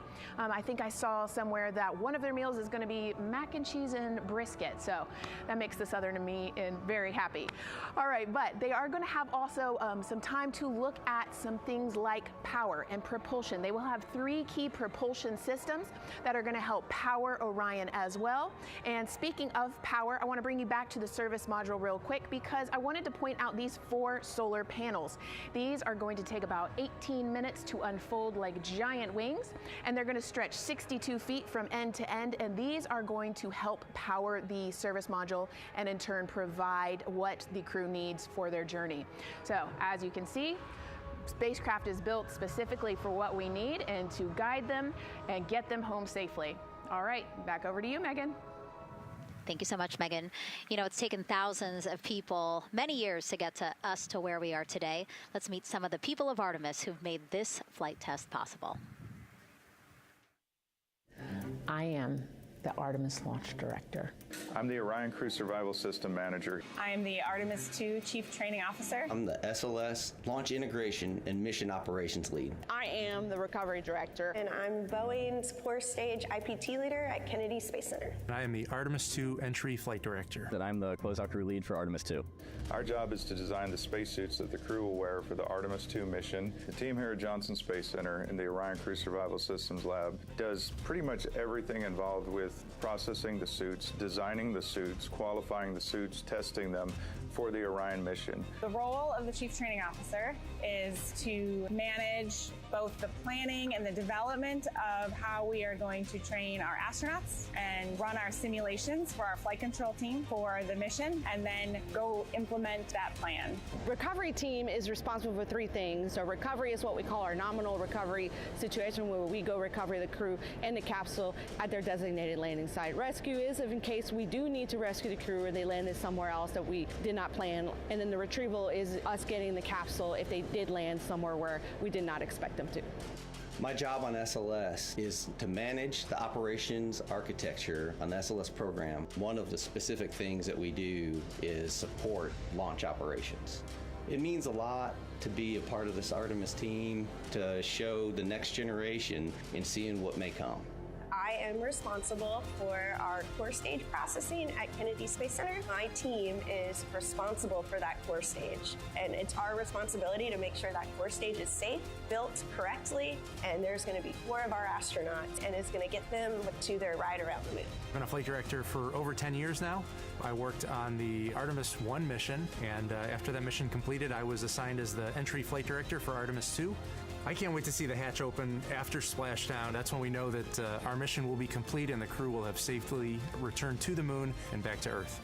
Closeout Crew is responsible for getting the astronauts up to the white room, getting their helmets and gloves on, getting them into the vehicle safely, connecting all their umbilicals, making sure they're ready to go for launch, and then closing the crew module hatch. The reason we do this is to expand mankind's knowledge. If I can be a part of that, doing anything, I want to do that.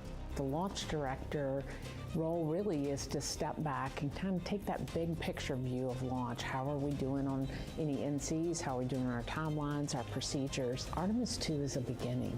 It's going to inspire a new generation. It's going to uncover science. It's going to serve as a pathway to places that we have never been before. And to meet more people of Artemis, you can head to the link we're going to put up on your screen there.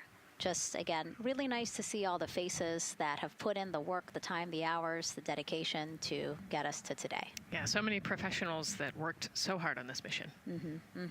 And what was really fun to see is, you know, we interviewed Taylor Hose, closeout crew lead, as he said, and that's who we are now seeing inside of the White Room as they are getting ready to close out Orion and close one of two hatches. We have the side hatch of the crew module as well as the launch abort system hatch, correct? Yeah, the astronauts are in the capsule. They're ready to go, and now the White Room is very busy as they're getting ready to close both of those hatches. That's a great shot right there where you can see them. Almost looks like they're doing that hatch seal inspection that we talked about.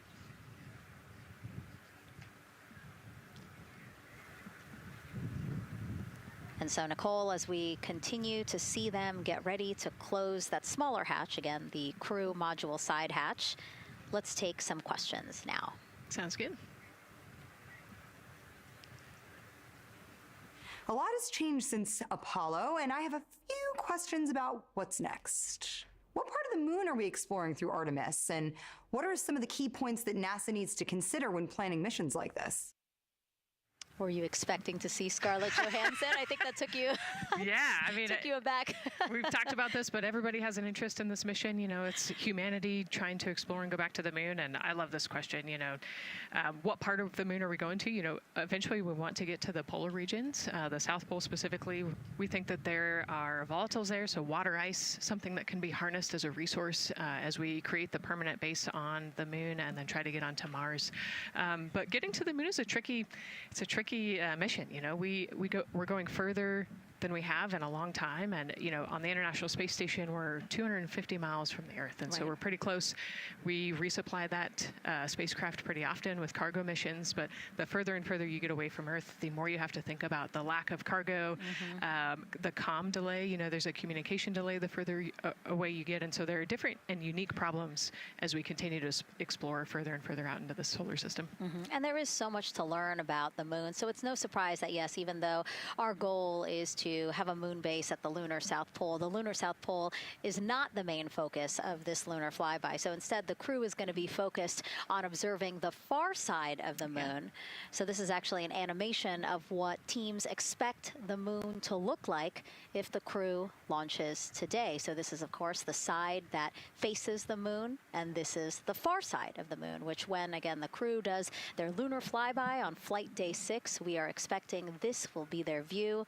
What an amazing view and an opportunity. Yeah, you know, there's so much to learn from this particular mission, because obviously we're not landing with this mission, and so they actually potentially could see the South Pole and kind of scope out what our landing regions look like in the context of the entire moon. But also they're going to see parts of the lunar surface that have never been seen before by the human eye, and so they're going to take these detailed notes. They're going to record themselves talking about what they see.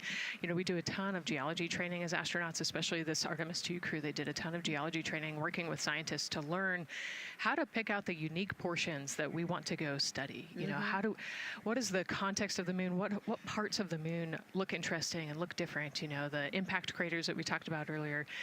So really trying to take all the pictures, take all the observations, write down, talk about their observations, and record as much data as we possibly can for the researchers back here on Earth. Yeah, it's so important to, yes, we're all talking about what they hope to do during this 10-day mission, but you really do have to think about all the training that goes into this. I mean, you have 4 crew members who won't, you know, have the support the way that they've been having this. I mean, they'll be talking through communications, but you know what I mean? It's just them and the moon, right? So they need to be fully aware and equipped with everything that they'll need to do to be able to accomplish the objectives that we hope to accomplish during this mission. Right, and their specific flyby around the moon, you know, the lighting will be different and the path will be different depending on when we launch. If we launch today, it would be different from tomorrow. And so, you know, they actually had to learn the geography of the moon so that they can orient themselves when they're on the backside of the moon, because they're not going to have communication. You know, they're going to have I think 45+ minute comm blackout while they're while they're on the far side of the moon, and so they themselves have to know what things look like on the moon, how to orient themselves, and how to get the data that we're looking for. Yeah, really ambitious mission. Excited to be here at the start of it. All right, so another check of the clock, 2 hours, 57 minutes and counting to the opening of our 2-hour launch window for Artemis II. This pivotal test flight comes 250 years after America began its journey as a nation. As we celebrate that milestone, a special live performance now of our national anthem by singer Ann Wilson.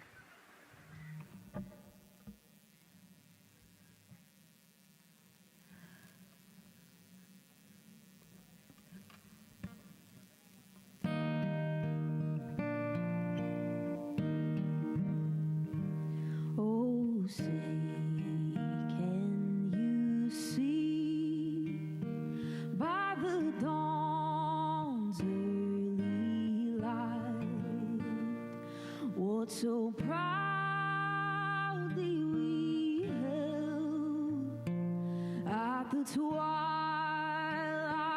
last gleaming, whose broad stripes and bright stars through the perilous fight, o'er the ramparts we watched, were so gallantly streaming, and the rocket's red glare, the bombs bursting in air, gave proof through the night that our flag was still there. Oh, say does that star-spangled banner yet wave o'er the land of the free and the home of the brave.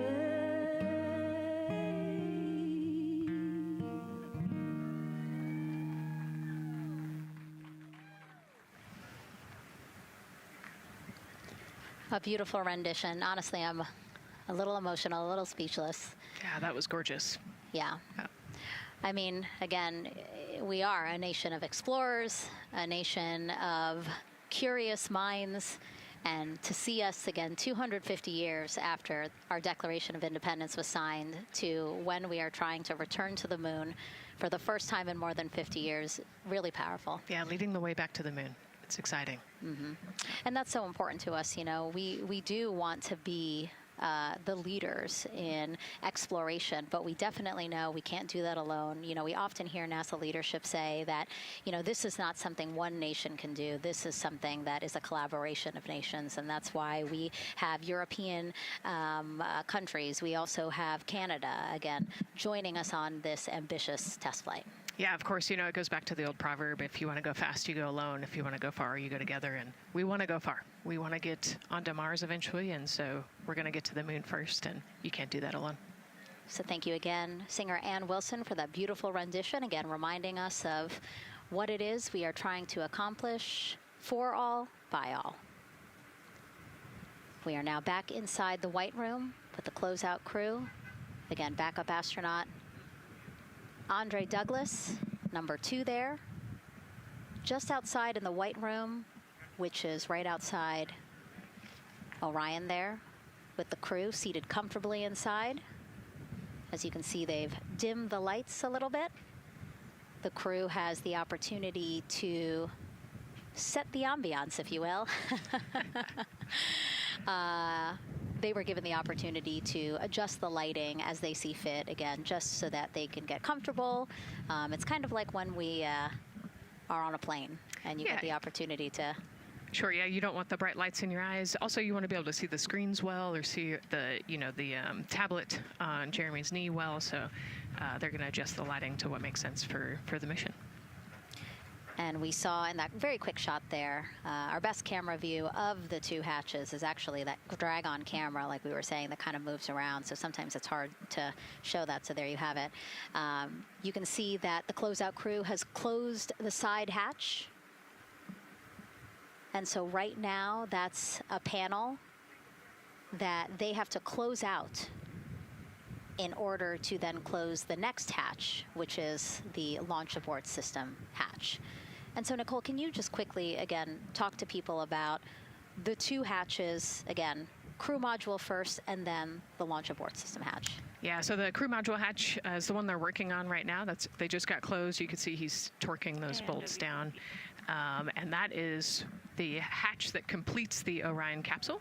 And then you have the launch abort system, which actually is kind of almost a shell that goes around the capsule and holds onto the capsule during launch. And it has its own separate engines that can pull the capsule away from the rocket safely in the case of an off-nominal data point. So it's actually looking at roll rates and attitude and thrust and all sorts of different data in order to make sure the launch is safe. And if it's not, then the launch abort system will pull the crew module away and get them into a splashdown zone safely.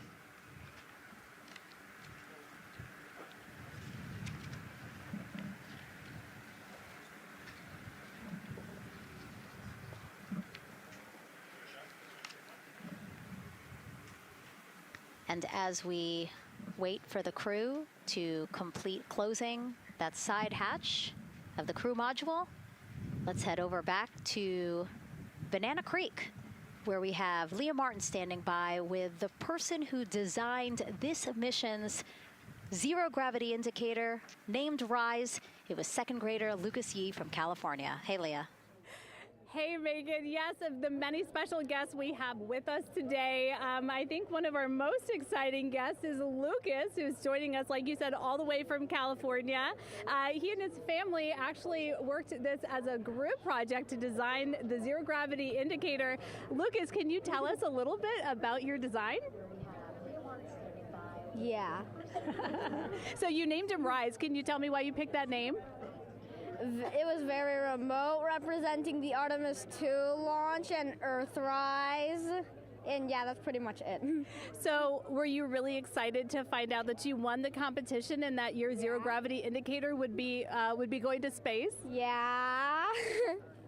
So how does it feel? We're actually just across the river right now from Artemis. We can see it from where we're standing. How does it feel to know that design you created is actually currently on that rocket just a couple hours away from going to space? Really, really, really, really, really, really, really surprised and very happy. And very happy. Now, Mom, you were telling me on the way over here that it was kind of hitting you what was happening. Tell me a little bit about that. It's definitely very surreal to be here in person. It's definitely very surreal to be here in person. That Commander Weissman said that it's for all and by all. That we couldn't have said it better. We're just very grateful to be here. Super, super excited. And we're so excited to have you here too. Now, Oliver, this is your first launch too. Is that right? Yeah, that's right. And how does it feel to be here just a little bit away from watching the first group of astronauts in your lifetime on their way to the moon? It feels like very, very happy and surprised. So if you had one word of encouragement or something to say to the crew who's sitting on that rocket right now, what would you say?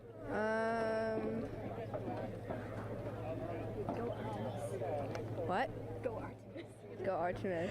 Go Artemis. Thanks so much, Megan. I would say have a nice trip. Yeah. You would say have a nice trip? I did hear that answer. I would say have a nice trip. You know, Leah, that was a hard question. You know, it's really hard to come up with the spot what to say to the crew who's about to make history today. Yeah. And so the Artemis II crew, again, ZGI, Zero Gravity Indicator. It's a plushie, a soft toy that is brought in to the spacecraft with astronauts so that it can be a visual indicator for when we have reached the weightlessness of space, right? Yeah, you saw a little replica there that Lucas had, and then in some of the views in the cabin view, you could see it swinging and hanging earlier. So I think actually Jenny was the one who installed it into the capsule. Oh, really? Yesterday, yeah. So. Oh, we have to unpack a lot here. We got to talk about Jenny, who we will get to here in a second. But then, yes, we will also go back into the capsule so that we can show you where the ZGI is now. But the ZGI was chosen by the crew after a contest where the crew asked for submissions. They got submissions from around the world to, again, design their ZGI that is going with them to the moon. It's kind of like any other road trip. You need clothes, food, a map, your favorite toy. Really. Except this toy has a job to do up there because this is a zero-gravity indicator. While not a scientific instrument, this safe and soft object tells the strapped-in astronauts that they've reached weightlessness.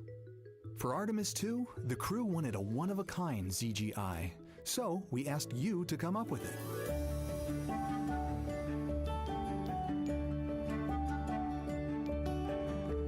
Thanks everyone for sending in your entries from around the world. Over 2,600 of you submitted. And we loved seeing all of your contributions. It was a really difficult decision because each design had a unique quality that stood out to our crew. In the end, we were able to narrow it down to a top 5 from Finland, Canada, Peru, and 2 from the United States, Kansas and California.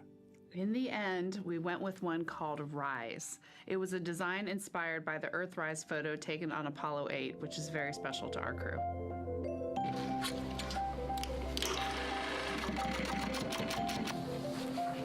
With the winner chosen, next came the task of bringing it to life here in the Thermal Blanket Lab at NASA's Goddard Space Flight Center. This lab specializes in custom materials to protect sensitive spacecraft equipment and is perfect for creating a ZGI that meets the rigorous safety standards of NASA. Because you have to be concerned with whether the thread's going to outgas or if it will hold up, if it's flame retardant. This is the Rise ZGI doll. All I have left to do is to close the opening here and hand sew the hat on, make sure its stuffing is stuffed in there, and we have our pocket here for the SD card. And on that tiny SD card will be millions of names submitted to virtually join the crew aboard Orion. Got Rise. Not the real one, obviously, but this is a replica. I mean, so clever for Lucas and his family to design. Yeah, I love that he replicated the famous picture that we all love of Earthrise, and then I love that the bill represents the space in between the moon and Earth. It's just such a cute and wonderful way to represent this mission. Yeah, and again, Earthrise, very important to this crew. It harkens back to the picture that was taken by the Apollo 8 crew where they saw Earthrise, and so very appropriate since, again, now here we are going to see Earthrise again with this mission. Yep. So yeah, so this is little Rise here. And then you heard in that video that there is an SD card that is zipped inside with the real ZGI with the crew. So get this, more than 5 million people submitted their names as part of NASA's Send Your Name to Space campaign. And actually, Christina said that her niece and nephew's names are inside that SD card. How cool is that? Her nieces and nephews are going to go with her. Yeah. Love this. Love that people are engaging in such a cool way. And actually, if we take a look back inside of Orion, we can actually see the actual ZGI inside with the crew. As we said, the purpose of a zero gravity indicator is to show when we've reached the weightlessness of space. Now, I know that it's probably dark in there because, as we said, the crew decided to just dim it a little bit for them. But here again, as we see, Reed on your left, Victor on your right. Below Victor, or next to Victor, again, because they're on their back, it's a little weird. It's a little hard to explain their orientation. But between basically Victor and Christina is where Jenny Gibbons has placed the zero gravity indicator. And Jenny, who, again, Nicole just brought up, Jenny is one of the backup crew members. So we mentioned how Andre is the backup crew member for the NASA astronauts. Jenny is the backup crew member for Jeremy. Yeah, Jenny's one of our Canadian astronauts, and yeah, so she's been also helping with preparations for today and helping get the White Room ready, get the capsule ready, and she's actually going to be a Capcom for Artemis II as well. Yeah, she's from Calgary, Alberta, completed astronaut training in 2020, mechanical engineer, combustion scientist, and actually before becoming an astronaut, she was an assistant professor. So again, another very well-accomplished person on the team. And I know the Artemis II crew has really enjoyed working alongside both Andre and Jenny.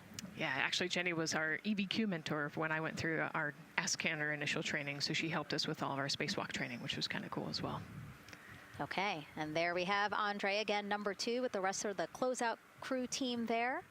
Why don't we get another check with Daryl and see how the launch countdown is going?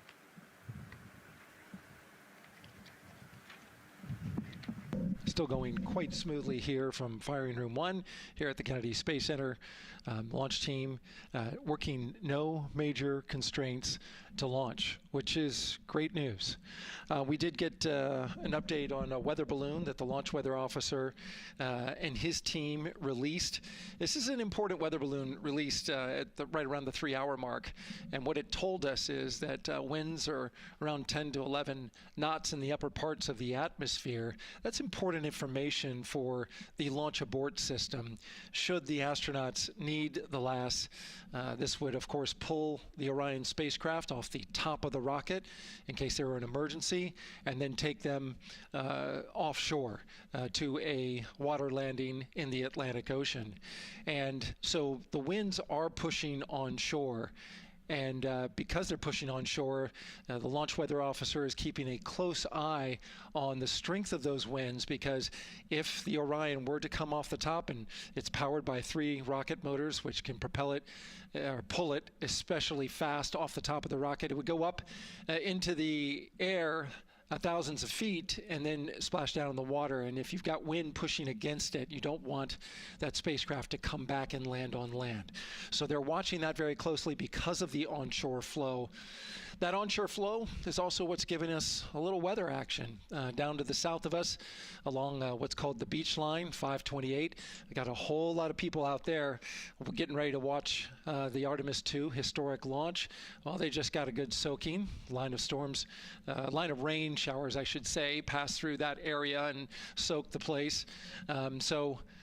Certainly rain is a possibility, spotty showers from time to time, but overall the launch weather officer tells us that we are trending towards getting that stuff to all push to the west the closer we get to our launch window. A reminder, that window is from 6:24 p.m. to 8:24 p.m. Eastern Time. We don't have a specific T0 at this moment. There's a lot that needs to be calculated before we get there. We also need to get through the rest of the countdown on time. As of right now, we are right on time. The launch countdown is going exactly as planned. That's not something that we saw certainly in Artemis I. There was a lot of flexing in the timeline during those 3 launch attempts back in 2022. But so far today, on our first launch attempt, we're really enjoying some really solid countdown work, some solid operations by the launch team so far. And to quote our friend Lucas, who created Earthrise, we all really like that. We'll send it back to the host desk. Thanks so much, Daryl. Yes, we really like that, and we really like Rise and Lucas. So thank you for that. That was really cute. Okay, so again, here we are in the big box here. We have our full view of the rocket, looking glorious on there with, again, some clouds, but still weather is good for launch today. And then we have the closeout team continuing to do work in the White Room. We got confirmation that they have successfully completed pressurizing the counterbalance pressurization. Basically, as Daryl explained it before, the side hatch for the crew module is very heavy. So in order to open it, there needs to be pressure applied to it, and that's what we just completed, right? Right, that's exactly it. So the CBA, that counterbalance assembly that we're talking about, has to be pressurized. It's a pneumatic system to help. So in the case of an egress, Christina's the one that has to open that hatch. So once she gets it unlatched and unlocked, then that pneumatic system will help move the hatch. It weighs a lot, and so the average human cannot open that hatch by themselves. And so that's why we want to make sure that the system is pressurized, that it's not going to leak, and that it is ready to go in case they need to open the hatch. So that is complete, and now what is happening are the seal leak checks. So that is in progress. Again, 2 seals go through the entirety of the hatch, and we will take the seals to pressure, hold it for about a minute, and just make sure that it is holding pressure. Again, we want to make sure that the crew has a safe, pressurized environment in any sort of situation while they're in Orion. Yep, that's right. So we're going to take a look at it. We're going to take a look at the starting pressure, and then after a certain amount of time, we'll take a look at the ending pressure, and then there are certain tolerances that we will accept for flight. 2 hours, 37 minutes and counting from the opening of our 2-hour launch window today at 6:24 p.m. Eastern Time. After liftoff, it takes less than 10 minutes to reach Earth's orbit. Let's learn more about today's ascent profile with Gary in Mission Control. Hey, Megan. We are monitoring here in Mission Control Houston. Flight controllers are looking at data from integrity and the Space Launch System during the countdown. We're looking at some of the events happening in the White Room now and just making sure that all criteria is met to commit to launch and ascent today. It's the team you see in this room that would be looking after ascent, which is a very dynamic phase of flight. And after solid rocket booster ignition of the Space Launch System, it's this team that takes over control of the mission. There are voices you'll hear upon ascent, calls being relayed between Stan Love, the Capcom you see here in this shot in Mission Control Houston, that's the voice from this room, and the Artemis II crew on a communications channel aptly named Orion to Earth. Here are the calls you may hear during this part of the mission. Capcom Stan Love, his first call after responding to the crew's successful roll pitch maneuver at 30 seconds is AMT high. This notes that should we lose just one of the main engines, an alternate mission in low Earth orbit can still be achieved. At 1 minute 25 seconds, you'll hear max Q on PDL. This notes that reaching the moment of maximum dynamic pressure on the spacecraft. This event happens to be in line with a communication switch to another ground station, the Ponce de Leon Inlet Tracking Annex, located about 35 miles north of Kennedy. At 2 minutes 45 seconds, you'll hear SM primed, upper stage RCS ready. This means that the European Service Module propulsion system that's prepared for the next phase of aborts after the launch abort system jettisons, and the reaction control thrusters on the inner rim cryogenic propulsion stage that enable pointing and maneuvering are ready. At 3 minutes 50 seconds, you'll hear voice check on TDRS at the Kármán line. At this point, the launch abort system has jettisoned and revealed the Orion capsule underneath. This check verifies that the now exposed Orion antennas have a good signal over the tracking and data relay tracking and data relay satellites, which is part of a geosynchronous satellite network and the same assets that are used aboard the International Space Station. This communication switch happens to be at the Kármán line, a widely recognized boundary about 62 miles, statute miles, or 100 kilometers above the Earth's surface, where the air is too thin for conventional aircraft to fly and marks the point where our astronauts leave Earth and enter space. At 5 minutes 16 seconds, you'll hear the call 3-engine press. This notes that if one of the 4 main engines on the SLS core stage were to fail, 3 engines can carry the crew to a nominal main engine cutoff and proceed with the expected mission timeline. This is an important call that gives more assurance of continuing today's moon mission. At 7 minutes, you'll hear expect nominal shutdown. You'll hear this call should the main engine performance be as expected up to this point. Shutdown plans can vary and may impact G-forces experienced by the crew or future burn plans, but a nominal shutdown is more indicative of continuing the mission on the expected timeline. At 7 minutes 30 seconds, you'll hear AOA open. This notes crossing into a new abort profile. At this point, an abort would use Orion engines to escape the core stage, and the altitude and velocity are enough to make it one lap around the Earth and aim for a splashdown in the Pacific Ocean instead of the Atlantic. And then, of course, shortly after 8 minutes, you'll hear nominal MECO. You won't hear MECO right away. Teams here wait until the core stage has separated and the trajectory is confirmed as expected before that call to the crew. Now, this ascent profile is approximate, as there may be calls that move a few seconds depending on the trajectory, and of course these are the calls and times for a nominal trajectory.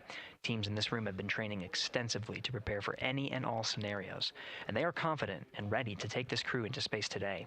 In today's pre-brief, the flight director, Judd Freeling, expressed his confidence to the team, citing the hundreds of simulations to prepare for this very moment. These are the calls you'll hear during ascent less than 3 hours from now, but now we'll turn our attention to the countdown to launch and send it back to you, Megan, at the Space Coast. Thanks so much, Gary. Now, one of today's 4 astronauts, of course, Canadian Space Agency astronaut Jeremy Hansen. Let's go now to Jasmine with her next guest. So much, Megan. Yeah, we're joining you live now from the Operations Support Building here at Kennedy, where crowds are starting to gather, and we're honored to have Lisa Campbell of the Canadian Space Agency joining us. Lisa, Jeremy Hansen is about to make history as the first Canadian to venture to the moon. What does that milestone mean for your agency? Thanks so much, Jasmine. It's wonderful to be here. It's such a special moment, both for our astronaut colleague Jeremy Hansen, but also for Canada. We're here because of decades of public investment in space robotics, in space collaboration, and so for our country, we're very proud. He's so ready. He's been waiting for this his whole life, preparing, training, and he's a wonderful example of Canada. Yeah, and that's a perfect way to capture Jeremy. He really has been prepping for this his whole life. This will be his first space flight. So what has it been like watching him become part of this Artemis II crew? Well, as I mentioned to you, I've known Jeremy since 2020, and he's a colonel, a fighter pilot, a father, and he really is a very dedicated, passionate human being. So both for him to realize this goal of being an astronaut and flying, he also is hopeful that witnessing that will raise awareness about the value of a space program, of the benefits here on Earth, of exploring the universe and our place in it. Wow, that's beautifully said. And really, this international collaboration has been going on for quite some time now. We've worked together in low Earth orbit and now going into deep space together. So why is it so important that we have these international partnerships? It makes us stronger. We can go faster and further together. Canada is one of the original signatories of the Artemis Accords, and Canada and the United States have been partnered for more than 60 years in space. Wow, that is phenomenal, Lisa. And this really is a team effort in many ways. We also have Jenny Gibbons. Yes. She'll be listening in on Capcom. What is her role going to be like? So Dr. Jenny Gibbons has been training all along as the Canadian backup with the Prime crew. Last night, she was in the Orion capsule checking out all of the communications, making sure all of the systems test out and work perfectly. And then she will be among the first lunar Capcom, helping the astronauts navigate during their mission. Wow, Lisa, that is so exciting. Any final words for the nation of Canada before today's mission? Just, we are so proud, so excited, and we can't wait to welcome Jeremy home. Fantastic.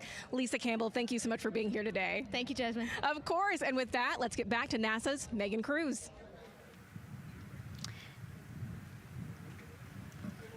And right now,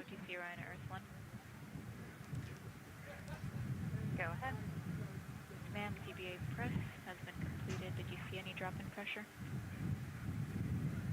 And MS1, we saw just a little bit. It is just over 2,600 now. Copy. Thank you, ma'am. again, a call out to mission specialist Christina Cook. Again, it was her responsibility to monitor the pressure on the counterbalance system that will help open the side hatch. And she did report a drop in pressure, but it seems like it's within nominal limits. Right. They might have had a small drop, but you know, we have a starting pressure and an ending pressure, and as long as the difference isn't too high, then we will take that, and the engineers know exactly what they're looking at for in terms of that delta pressure. And so again, that milestone on the checklist of things that have to happen before they launch today, that is complete. The crew, again, still inside comfortably as the closeout crew team work to close the side hatch. Again, a separate seal leak check, followed by a full cabin leak check, and then they will close the last abort system hatch. Lots to do still in the White Room and marching down the countdown timeline well. And so Bill, again, number 3 there, he is holding a silver flex hose. That hose is what will be connected to Orion in order to do that cabin leak check. So again, it does seem like we continue to march down through the milestones in this countdown.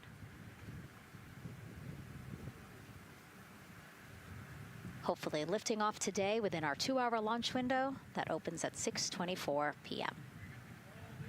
Now, right now, people inside the Kennedy Space Center Visitors Complex are learning about this mission. There are great exhibits there about the rocket and Orion, and of course, our Megan Carter with the moon board. All right, Megan and Nicole, yeah, you mentioned that checklist before launch. That checklist is going to continue during the mission as well, as there are several vital objectives that we are hoping to accomplish with this mission. So we've talked about the rocket, we've talked a little bit about Orion. Obviously during Artemis I, we had that test flight and there were no humans on board. That is our one big difference for this one, and we are going to have that crew this time. So what are they going to be up to during this mission? Let me tell you just a little bit. Now, for Artemis I, like I mentioned, we were really focused on the SLS, making sure it had the power and capabilities that we needed. We were also checking out the Orion spacecraft in deep space environments, making sure that it was good to go. Now for Artemis II, we are going to be taking the testing for Orion to the next level by adding that human component. So those test objectives are going to start even before launch. Like you mentioned, they are out there making their way through that checklist. But these objectives are going to start now, and that includes safety. So one really great example of safety is going to be something called the egress baskets. They're out there in the spacecraft, obviously, and should a situation happen to come up, they are going to have something called the egress baskets they can get in, and those are going to zip line them essentially down to the ground within seconds to safety. Another great example of those safety procedures are going to be the LAS, or the Launch Abort System that I mentioned earlier. Just a reminder, that's the one that can pull the crew and capsule away from any danger within a few minutes of into the launch. Now, those are just a couple quick examples, but our recovery teams have been training extensively, quite a lot, to make sure that they are ready and prepared for any challenging situation that could possibly arise. All right. Several other objectives that we are going to be looking at are also going to be communication checkouts. That is going to be vital. I know we talked a little bit earlier about all the maneuvering that they're going to be able to do, but we want to make sure that they have full communication ability from space to ground so that we can fully support them here. We are also going to be checking out those life support systems. Obviously, we've talked a lot about the service module and what it is going to do for the crew, but we want to make sure that those life support systems are fully functioning, obviously, before we send them farther into deep space. That's going to be critical for them. So on top of being able to maneuver the spacecraft and check everything out, we are also going to be making sure that everything is fully functioning. So as you can see, big part of this mission is to make sure that the spacecraft, the hardware, and all the operations are working and that the data is going to make sense. And speaking of recovery, we are also going to have the opportunity at Splashdown to recover that launch or that flight data, and we're going to be able to take that back, analyze it, and make sure there are if there are any enhancements we need or changes we need to make before our next missions, we'll be able to do so. So lots to do. They're going to stay very busy, obviously. And with that, I will turn it back over to you, Megan. 2 hours, 25 minutes and counting, and the crowd, check it out, continues to grow at our Banana Creek viewing location. They will have a great view of launch, and we will go back now to Leah Martin, who's standing with her next guests. Hey, Megan, yeah, we're surrounded by thousands of people, some here local from the Space Coast, but we actually have quite a few people who have traveled a pretty far distance to be with us today. I'm actually joined here by a group from the International Space Station Ambassadors Program who have come from all over the globe. Saku, you're here from Japan, you've come Val from Mexico, and then we have brother and sister Cosma and Jesco here who are visiting from Germany. You actually told me that you participated in the NASA Rover Challenge in Huntsville. How was that experience, and how is it kind of participating there in Alabama and then being here today? So it is an amazing experience because you meet so many young people with visions, with dreams, with ideas which inspire you and motivate you. And it's even better to be here now to see the SLS launch because we are going back to the moon, and that's what we're working for. Absolutely. And, you know, the Artemis missions, we talked a lot about the Artemis Accords and this being an international effort. You were actually telling me, Saku, that you're interested in becoming an astronaut with JAXA, pursuing your PhD to be able to do that. Tell me a little bit about that. Yes, actually, I applied for the Japanese Aerospace Agency, the astronaut selection like 2 years ago, and then I didn't make it all the way, but I'm still working on it, and hopefully I can be at the launch pad sometime, and then I hope to go back to the moon and Mars and yeah, I'm working on it. Absolutely incredible. And Val, you're from Mexico. We were talking a little bit about women in space. This is a team who, is predominantly made up of women. What is it like knowing that Christina is on that rocket right now, about to be the first woman to travel around the moon? I think that's such an amazing news. It's just so inspiring that we are taking the first Black person and also the first woman to the moon. It's just the first step in humanity and a big step in equality as well. Megan, a lot of excitement here, not just in Florida, but from around the globe, and we're keeping our eye on that rocket, and we're ready to see it lift off. Thanks, Leah. Yeah, a lot of excitement, but also a lot of inspiration. Again, this is part of, or a big part of the reason why. 130.6. Good readback. Aux 1 voltage 131.3. I copy 131.3. Again, those numbers you hear, they're referring to specific steps in the launch countdown that the crew have to step through in order to get us to launch today. And so we were saying, yes, inspiration, a big part of why NASA does what it does. We want to go together and we want to explore together to learn more about ourselves and here on Earth. Yeah, humans, I think, naturally want to explore, and so going together, like Lisa said earlier, we're going to go farther and faster than we possibly can alone. And, what a way to celebrate that today. Yeah. Going back to the moon in the first time in over half a century. And we have that great shot there in our small box of the rocket on the pad. And at the very top there, our Artemis II crew. Right now, we know that the crew has begun the closeout crew has begun doing that cabin leak check. So they are currently pressurizing the cabin, and it sounded like it would take about 6 to 8 minutes for them to get to pressure, and then they have to hold that pressure for 5 minutes, right? Yes, that's correct. Yeah, so there's quite a bit of volume. We talked about it being a 6-person tent. I think it's 330 cubic feet. Don't quote me on that number, but they have to pressurize that capsule, and then, like we talked about, take that initial pressure, wait 5 minutes, and take the second pressure. Yeah, and then it takes about 6 to 8 minutes again to depressurize the cabin. So this process will take a few minutes. OTC ascent switch configuration complete. OTC copies. Thank you. And then after the cabin leak checks, then they will finally close the last abort system hatch. So again, chugging along in the countdown, really excited to, again, continue to hear the crew's voice inside Orion, stepping through all the procedures. Yes, it's exciting to hear them making progress, right? It's all good news hearing the crew talk to the ground and working together to get to the launch. And what I think is really cool is that this is the first time NASA is going to have astronauts in low Earth orbit, but also in deep space at the moon. So here's a message from some of the crew aboard the International Space Station right now. Hello, Megan, and a big hello to everyone around the world counting down together to the launch of this historic flight test.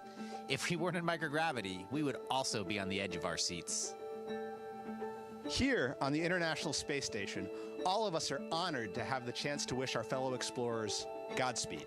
Throughout human history, the moon has sparked our imagination, curiosity, and wonder. With our return to the moon, we're not only going to be learning about its history, the history of our solar system and of our planet, but also about our place in the cosmos. We are so proud of the Artemis team and so excited for what you will see and learn on behalf of all of humanity during your trip around the moon. As we push the boundaries of exploration and expand our knowledge with scientific discovery, we advance our collective civilization together as one. Test flights are crucial to the mission of exploration. We all learn in test flight schools that the more challenging the missions are, the more incremental the tests should be. This Artemis II mission is one more increment on the way to further exploration. Thank you to the crew, our friends, for your dedication. And from the entire Expedition 74 crew, thank you to all of the teams that had a hand in getting the Artemis II mission to where it is today. Back to you, Megan, as the countdown continues.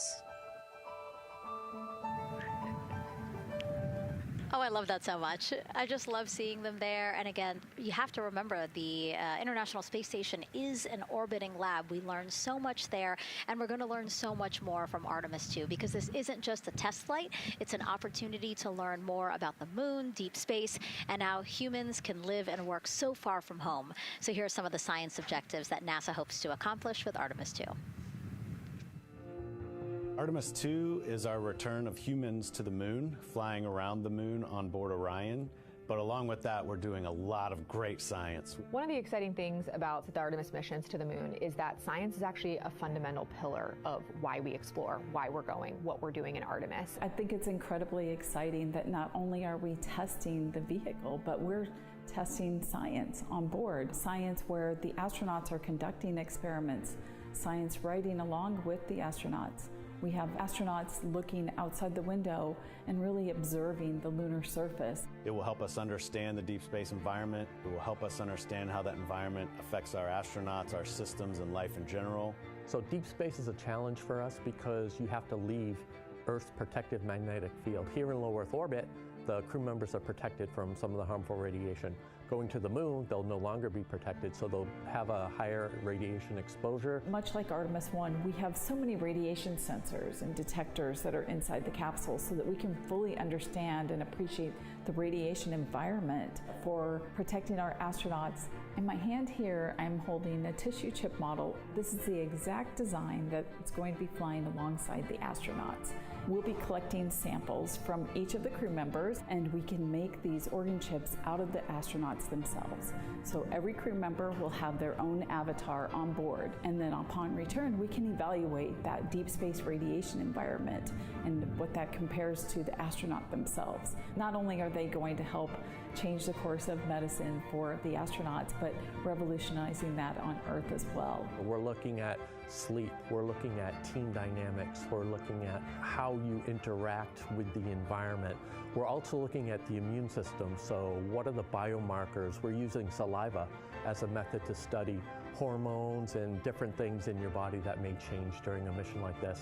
And then finally, how do we function after microgravity, being close to the moon, then returning to Earth. Which will ultimately help us achieve our goal of getting humans to Mars. And then on top of that, we have an opportunity to look at the moon from deep space on the far side for the first time in over 50 years. Having human eyeballs and brains back around the moon is going to unlock a new generation of lunar science discovery. The human eyeball is capable of taking in so much data in just a split second. They'll be able to tackle impact history, volcanic history. They'll be able to look at how the albedo, or kind of the shade and hue of the moon and the color of the moon, can tell us something about how that terrain evolved over time.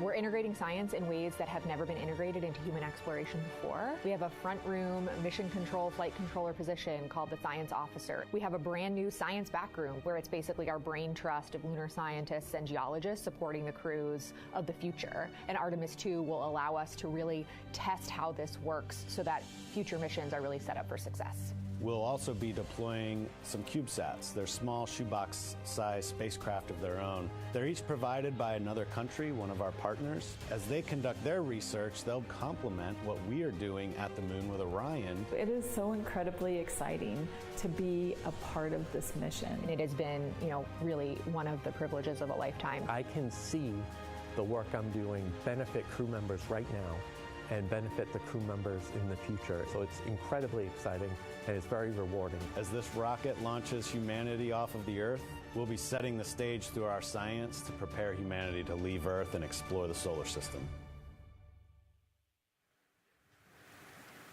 And what we learn during this and future Artemis missions to the moon will eventually get us to Mars. Here's Jasmine Hopkins again, now with Nikki Fox, Associate Administrator of NASA's Science Mission Directorate. Thanks so much, Megan. Yes, we're back on the balcony now, joined by Dr. Nikki Fox. Nikki, in this nearly 10-day mission, we are covering a lot of science from CubeSats to tissue chips. What are you most looking forward to learning? Oh my goodness. I think for me, the most exciting thing is actually being able to interact with the crew while they are flying, doing this historic journey on the far side of the moon. They are going to be seeing pieces of the moon that no human eyes have seen before, which is really spectacular. It's going to be an interesting trajectory. Some of it is in darkness. Then at the terminator, so in darkness, they'll be able to look for like impact flashes and things when micrometeorites pummel that poor moon. And then at the terminator, they can see shadows and interesting things, which kind of gives you depth perception. And then, of course, in the sunlit, picking out everyone's favorite craters. Also, if we launch today or tomorrow, they will see a total solar eclipse from the Orion capsule. How cool is that? That is very cool. We are thrilled for this Artemis II crew to be able to see the moon in a way that we've never seen before. What is so unique about that far side? Why are we going there? I mean, honestly, it's just, it is unique. It's very different to the near side of the moon. The actual sort of terrain, the morphology, it's very, very different. And so it will be very exciting to see that as we're going past that. Absolutely. And Nikki, you know, we are performing a lot of science at the moon this year, actually, not just Artemis II. Can you speak to the commercial lunar landers we're planning to send? Yes, we are very, very proud of our commercial partners as they take our payloads for us to the lunar surface. And very excited. Next one up is Blue Origin's Blue Moon Mark 1 going. It's got some science on it. It's got the scalps that went on the Blue Ghost. So we'll be able to sort of look at that plume as it's coming down onto the lunar surface, and then also the laser retroreflector that will be the array that's up there too. So even on that first test flight, packing it with science as much as we can. Wow, Nikki, so much science. It's hard to keep track of everything. But the unique thing about Artemis II is we're sending crew. Can you speak to the importance of the human element of science? Absolutely. I mean, we can program, like we do with our beautiful rovers on Mars, we can program them to do certain things, and it's what we think we need them to do.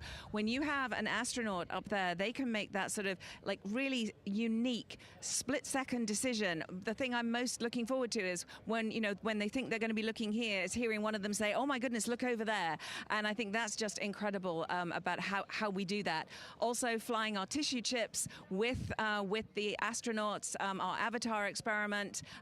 Here we go, Avatar. Wow, look at that. And that's got the tissue chips samples that matched to the crew, so we'll be able to monitor the effects of microgravity and radiation on that human tissue as we prepare for more and more missions to the moon for longer and longer durations, and then off to Mars. Wow, Nikki, so much science ahead of us, but first we have to launch. Thank you so much for being here today. Thank you so much. Go Artemis. Oh, of course, go Artemis.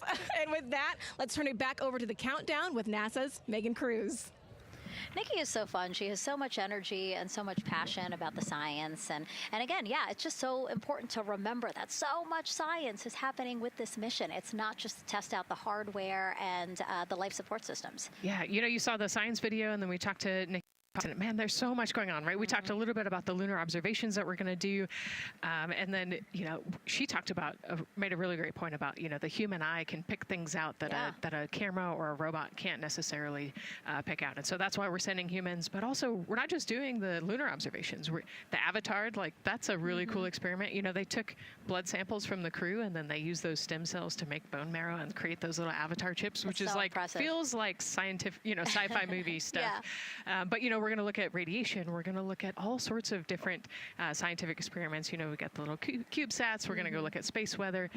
Lots going on. Yeah, even collecting some of the astronauts' saliva. You can learn a lot about the body through the saliva. So just really a lot in a small amount of time in a small capsule. Yeah, scientific discovery. That's why we go back to the moon. Yeah. And so, again, her energy just so... oh my God, I can't find the words. So wonderful. Awesome. Yeah. I don't know why I couldn't find the word. So anyway, yeah, just really, again, thank you, Dr. Nikki Fox and Jasmine. And so, Nicole, what about answering more questions? Let's do it. Okay, great. First one, what was the word I was trying to get at? No, I'm kidding. Let's have the first question up on the screen now.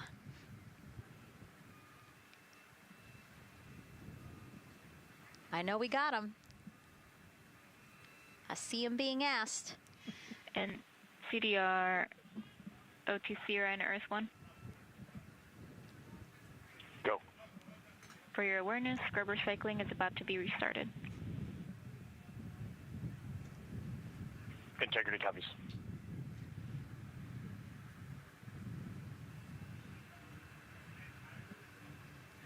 All right, let's try that again. Can we get the next social question, please? What are the G-forces experienced by the Artemis astronauts during launch and reentry? Ooh, these are actually pretty similar to, a Dragon launch or a shuttle launch.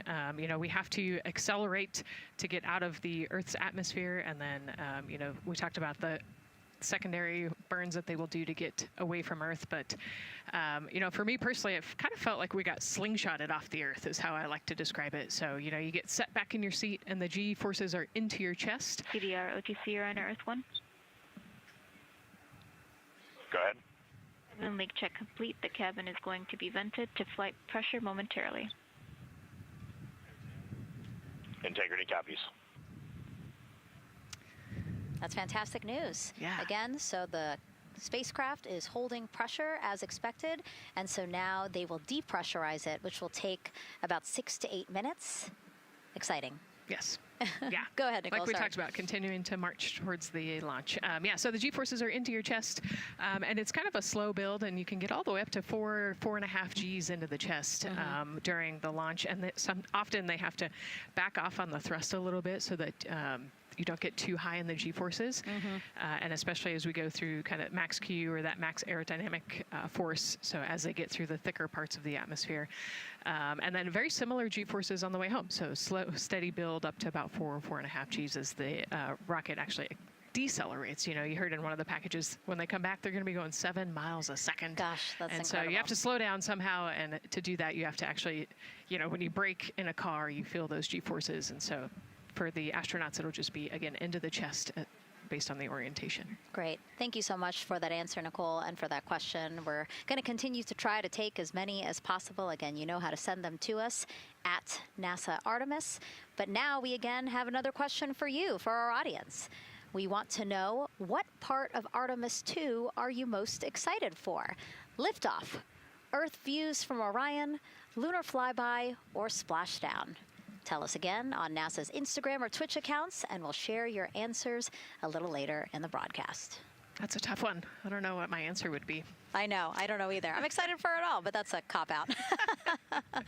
All right, now let's head back over to Banana Creek. Again, the crowds there, really excited. People coming from all over the country, from around the world. Why don't we get another check with Leah Martin to see who she's caught up with now.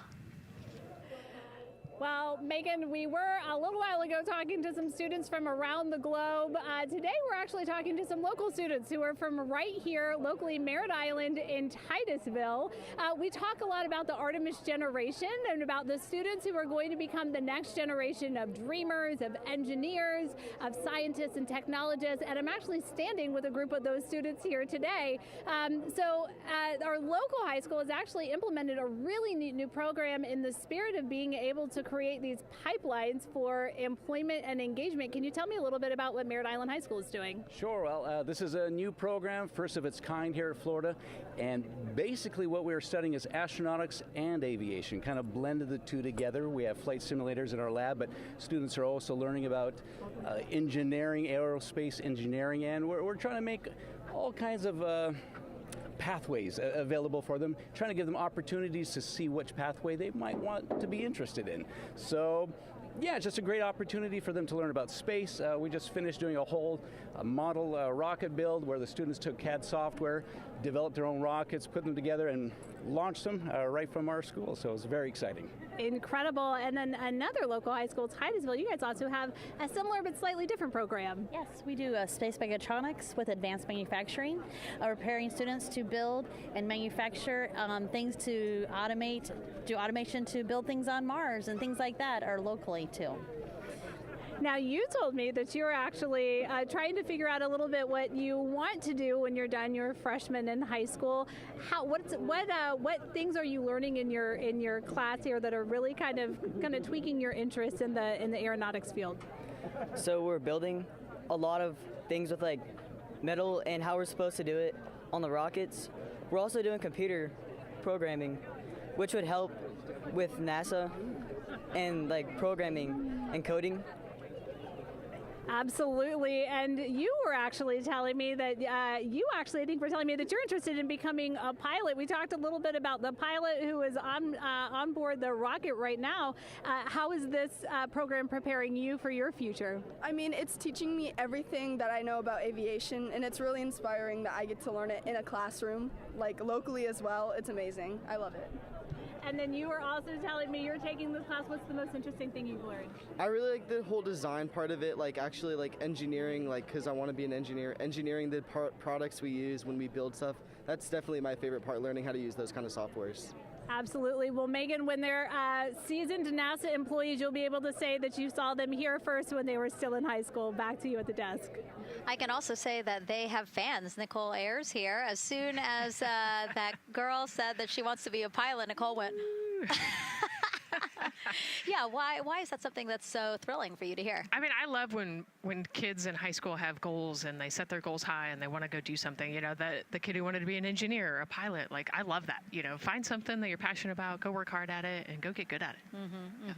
Yeah, and speaking of passion, I mean, we definitely have a whole bunch of people here passionate about what NASA is doing here. Again, the lawn behind us just filled with media from around the world, making sure that they can help tell our story to everyone who is interested in hearing it. So back here in Florida, of course, we have NASA leadership also keeping a close eye on launch operations. Let's go now to Jasmine Hopkins, who is standing by with Lori Glaze, Acting Associate Administrator of NASA's Exploration Systems Development. Thanks so much, Megan. Yeah, we're honored to welcome Dr. Lori Glaze to the balcony now. Lori, this is our very first time having crew on an Artemis mission. How does that feel, and how does that change our overall approach to the mission? It's a really good question, and it really came home today when we were watching the crew walk out, and then we saw them get into their van and go out to the pad, and we've been watching them getting into the crew module. And so we've really put an enormous amount of rigor into assuring the safety of our crew. One of the most important things on this mission, different from Artemis I, is we now have environmental controls and life support systems. One of the most important things we're going to do on this mission is test those out and make sure that we can keep our crew healthy and safe throughout their mission. We also on this mission have an activated launch abort system, which we had the system for Artemis I, but it wasn't active. But we definitely had that active on this mission. We want the ability, again, if something goes wrong, to be able to have that ability to abort and get them back to the ground again, safe. Absolutely, Lori. I mean, as you're driving home, safety is paramount here at NASA, and your program is responsible for all of these Artemis elements. We have the Space Launch System, Orion, ground system. So how do you get everybody cohesively on the same page for a day like launch? And that's a great question, and it's really been wonderful to watch our teams working together. We have the ground systems, which are kind of the bookends of our mission. The ground systems help prepare us to get the rocket ready to take off. They're doing all of the loading of the tanks right now and getting the crew into Orion, and then at the back end they'll be there to recover the crew when they land in the ocean. But they know that their job is to make sure that that rocket is ready to go and that the crew module is ready to go. And then the rocket itself, the space launch systems, they know that their job is to deliver the crew module to the right point in space so that they can conduct their mission. And then again, they have to make sure that everything is ready, that they set them on the trajectory that is going to bring them around the moon and set them up to land in the right place in the Pacific Ocean. And that's their job, and they know how important that is.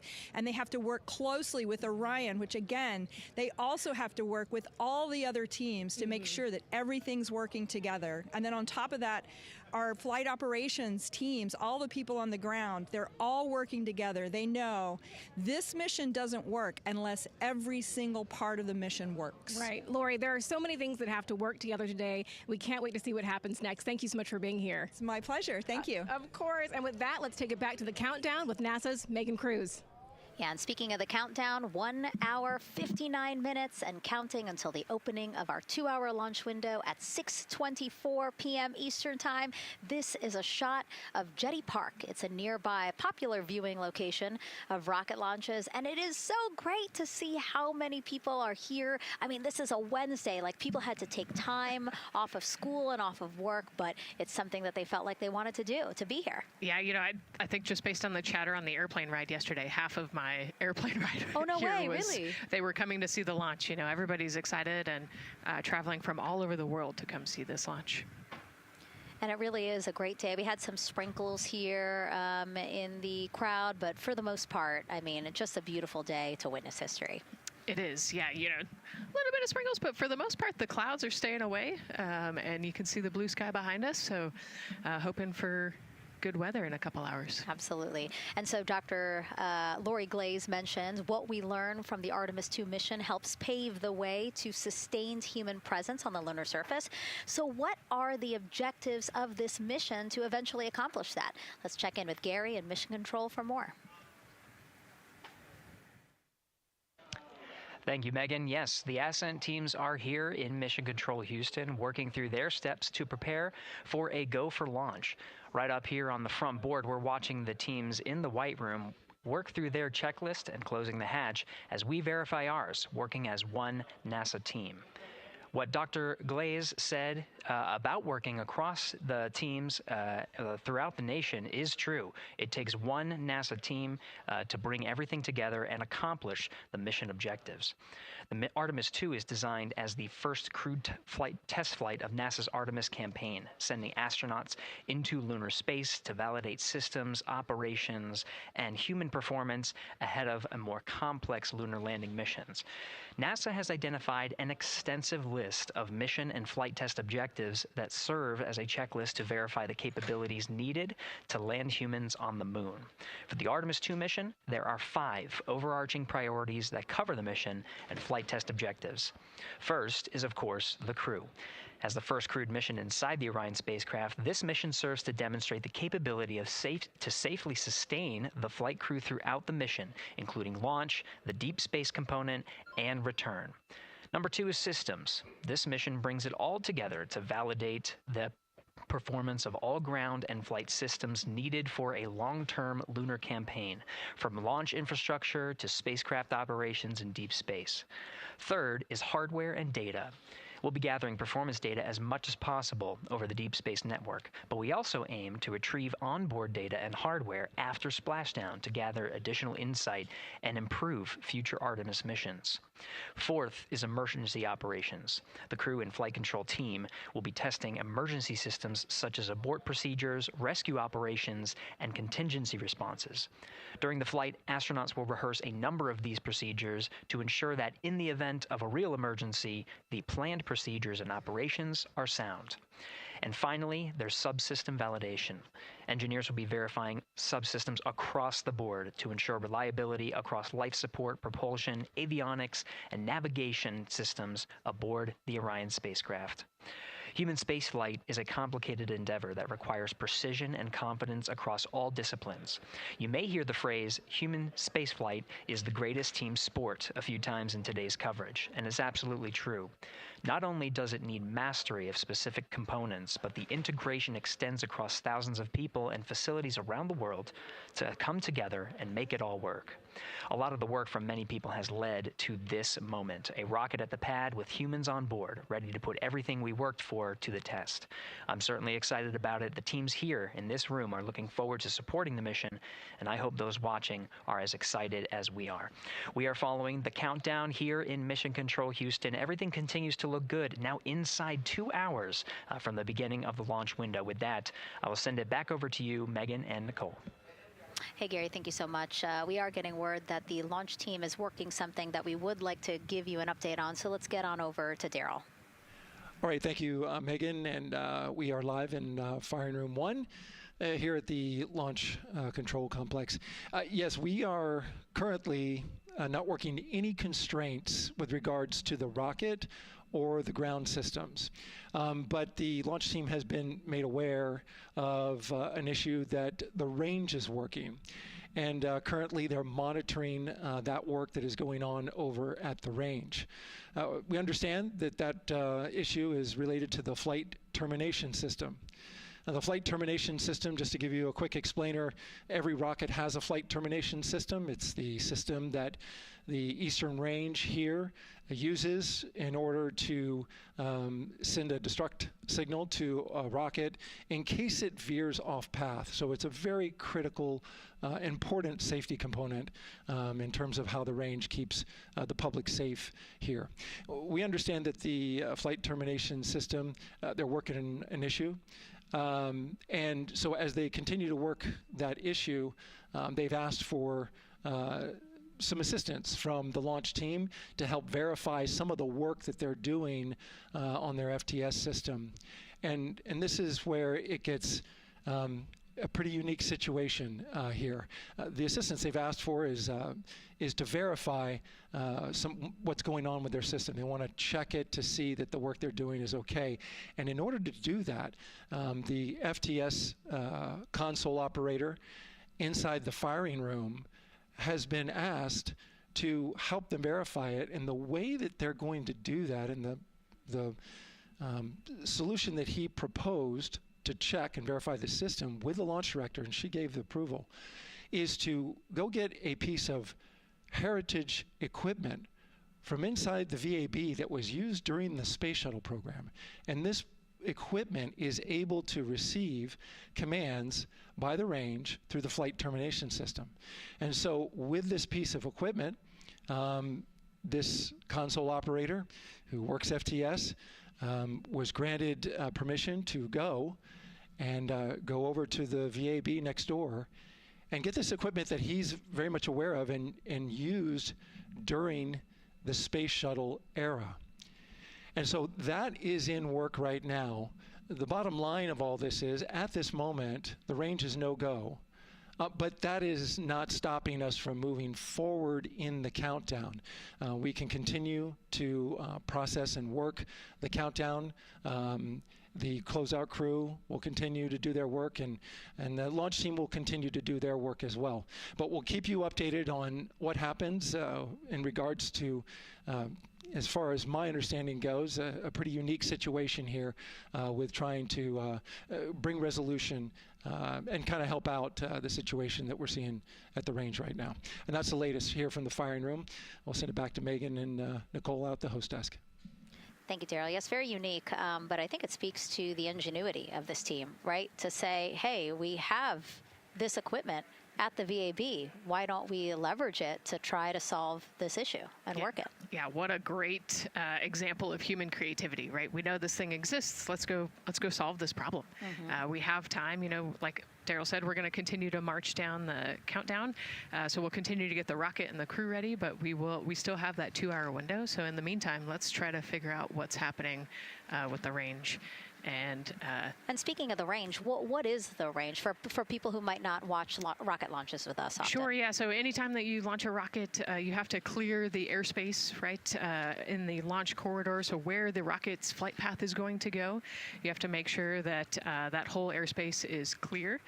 And so we actually have assets. The Space Force helps us out with this one, but we want to make sure that there aren't airplanes in the way and there aren't other maritime assets in the way or things like that. So that there's a whole group of people. We talked about, actually, Gary said it great, right? It's a huge team sport, and so there's a whole group here on the ground that is monitoring that launch corridor to make sure it's clear and ready to go.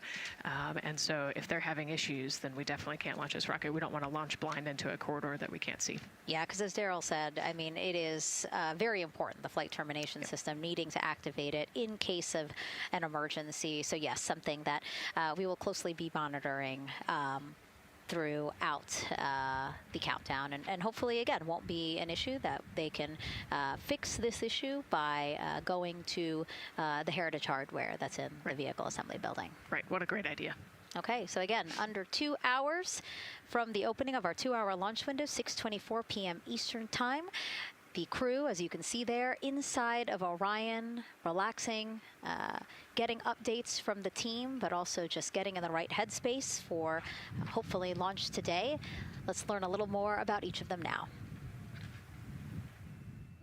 The moon, to me, it's the thing that connects me together with all the other humans in my life. I remember being a little kid lying in bed at night and just looking out at the moon in whatever phase it was in, and I was thinking, man, my friends that live like 20 miles away, they can probably look out and see that same exact moon. And then when I was in the Navy and I would look out at the moon and I'd be halfway around the planet, and I would think, man, my brother can see that moon where he is, and he's halfway around the planet from where I am. To me, it's a connection of life on Earth. We can all look up and see that moon, and it's always changing. The moon is never the same 2 days in a row. I love that.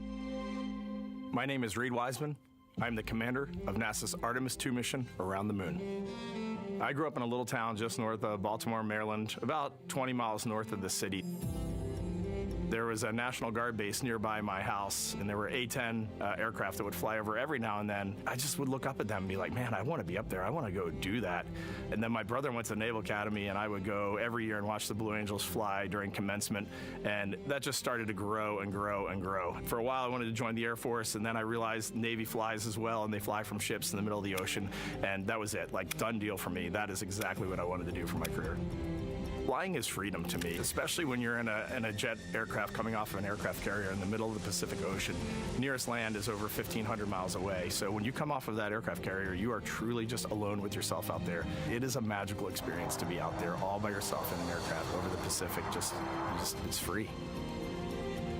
I think anybody who accomplishes something that they set their mind out to, there's no one thing that does it for them. It's a combination of everything. I mean, the way my parents raised me, the way my brother and I, the way our relationship developed over time, my friends, being in the marching band, going to college, setting my own course, learning how to live on my own, being mentored along the way, being, kept on the path to success, but being given the freedom to, make excursions and fail every now and then and regroup and carry on. I think all those things come together in the end to get you where you are.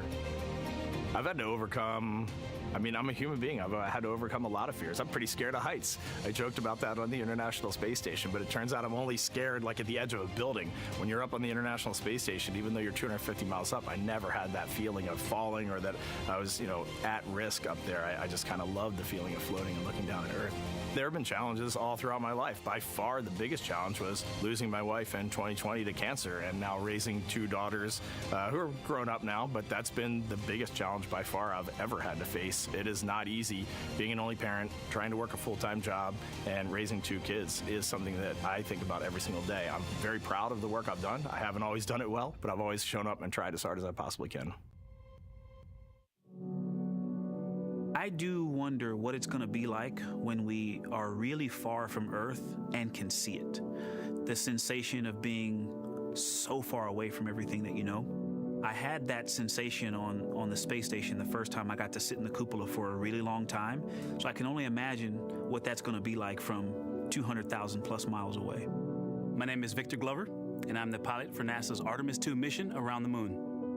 When I was in 4th grade, I was 10 years old, and that's when the Challenger accident happened. And it helped me understand how the general public felt about the astronaut corps, right? Like, these are the people that we want to be, and that just gave me an easy thing to strive toward. The biggest fear that I've had to overcome in my life is doubting myself. Going to college when no one in my family had gone to college was a huge risk. I had more confidence in my athletic ability than in my academic abilities. I could play football with those college students that I saw on TV, but my classmates that I saw in the lab and around the University Union, I didn't know if I had what they had. I think addressing that self-doubt was a part of, swinging for the fence and trying to go get an engineering degree, not just go to college, but get an engineering degree and then go do something challenging and technical like flying. Apollo is known for sending humans to the moon. Artemis has an opportunity to continue the Apollo story, but I actually think it's important for this story to stand on its own. Artemis is a new program, and we're trying to do new things. And it's great to compare and contrast. When you look at our spaceship, you can see parts that were designed, built, and integrated in another country. When you look at our crew, you see that our crew is international. There are also men and women. And I just think that comparing and contrasting makes the story even richer. The piloting role specifically, I will have an hour and a half or so where I get to fly the spacecraft by hand. We haven't flown that many spaceships. And so the ability to fly one actually in space on a test mission is just a really unique opportunity. I can't tell you how I'm going to feel when we fly by the moon and see the moon up close and the Earth from 250,000 miles away, but I don't use the word excited because I'm focused. You know, what we do, this is very serious and it's very risky, and we are all intimately familiar with that risk. And so if we go out there and we're successful and we can pass that baton on to Artemis II, that's something to really be excited about. I tell a story, which is one that my dad told me before the Apollo missions when he was just a very little boy. He was looking up at the moon with his mom, and his mom said to him, "Don't worry, Ronnie, we'll never get there." Fast forward maybe 70 years later, it's his daughter that's actually going there. And I think that long arc is something that we can all learn from. The idea that the seemingly impossible becomes possible if you just believe in it and are willing to work hard and come together to achieve it. My name is Christina Cook, and I'm a mission specialist for NASA's Artemis II mission around the moon. When I look back at my dreams as a kid, I definitely never thought I would actually get here. I was very pragmatic. Even though I'm a dreamer, I knew that the odds were way against me again, so I might as well do something I'm loving in the meantime. I definitely loved science and math in school and, did pretty well in those things, but I also loved being active. I was always outside. I loved things that made me feel small. I loved looking at the night sky, oftentimes between the pine tree branches, or I loved the ocean. North Carolina also has mountains, and when we go there, I just loved the vastness of all of those things. I loved how they made me feel and what they made me think about, and the vastness of the universe and how much out there was to learn. I'm drawn to exploring. I'm drawn to challenges that involve both mental and physical, and I'd much rather be solving problems wearing a whole lot of equipment and in a harsh environment, and that's just something I've carried with me ever since I was a kid. Thinking about the fears or challenges that I've had to overcome, there are just so many. I mean, basically, that has been the journey. I always say to people, do what scares you, and that means I have to follow my own advice. So doing what scares me meant getting on a plane and going to the Antarctic, getting on a plane and going to study abroad in Ghana, applying to become an astronaut, opening the EVA hatch in the airlock and going out of it into the darkness, strapping myself onto a rocket.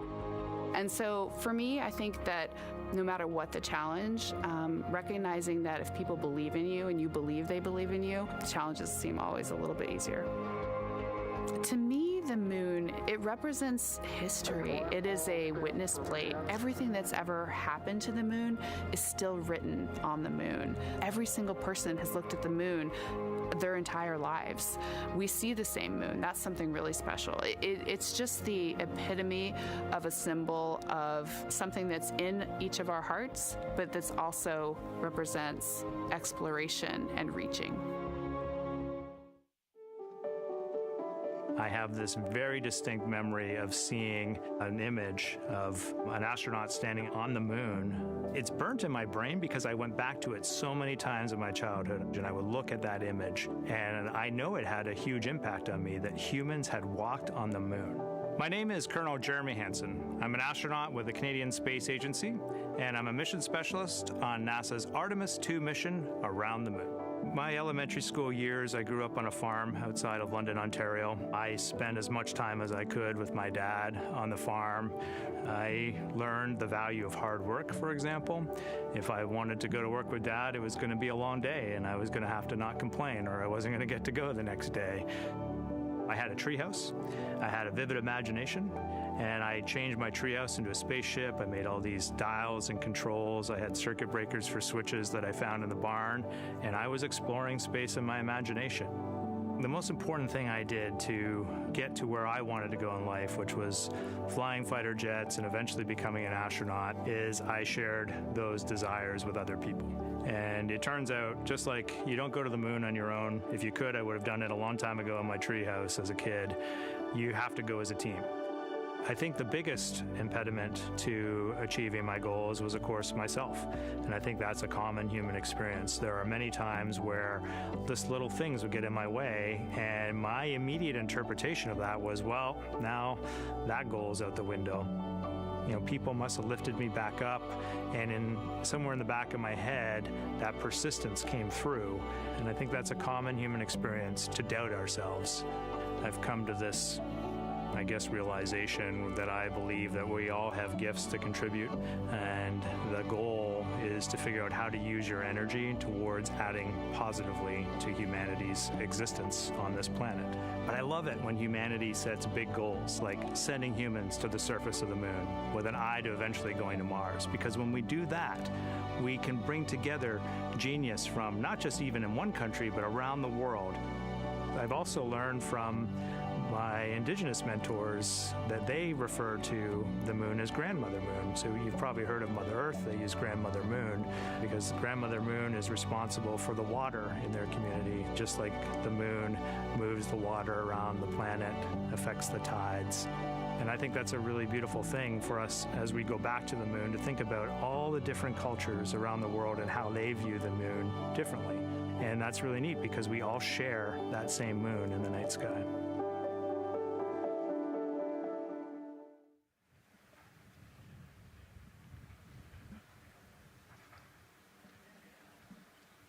One hour, 38 minutes and counting until the opening of the Artemis II launch window today, 6:24 p.m. Eastern Time.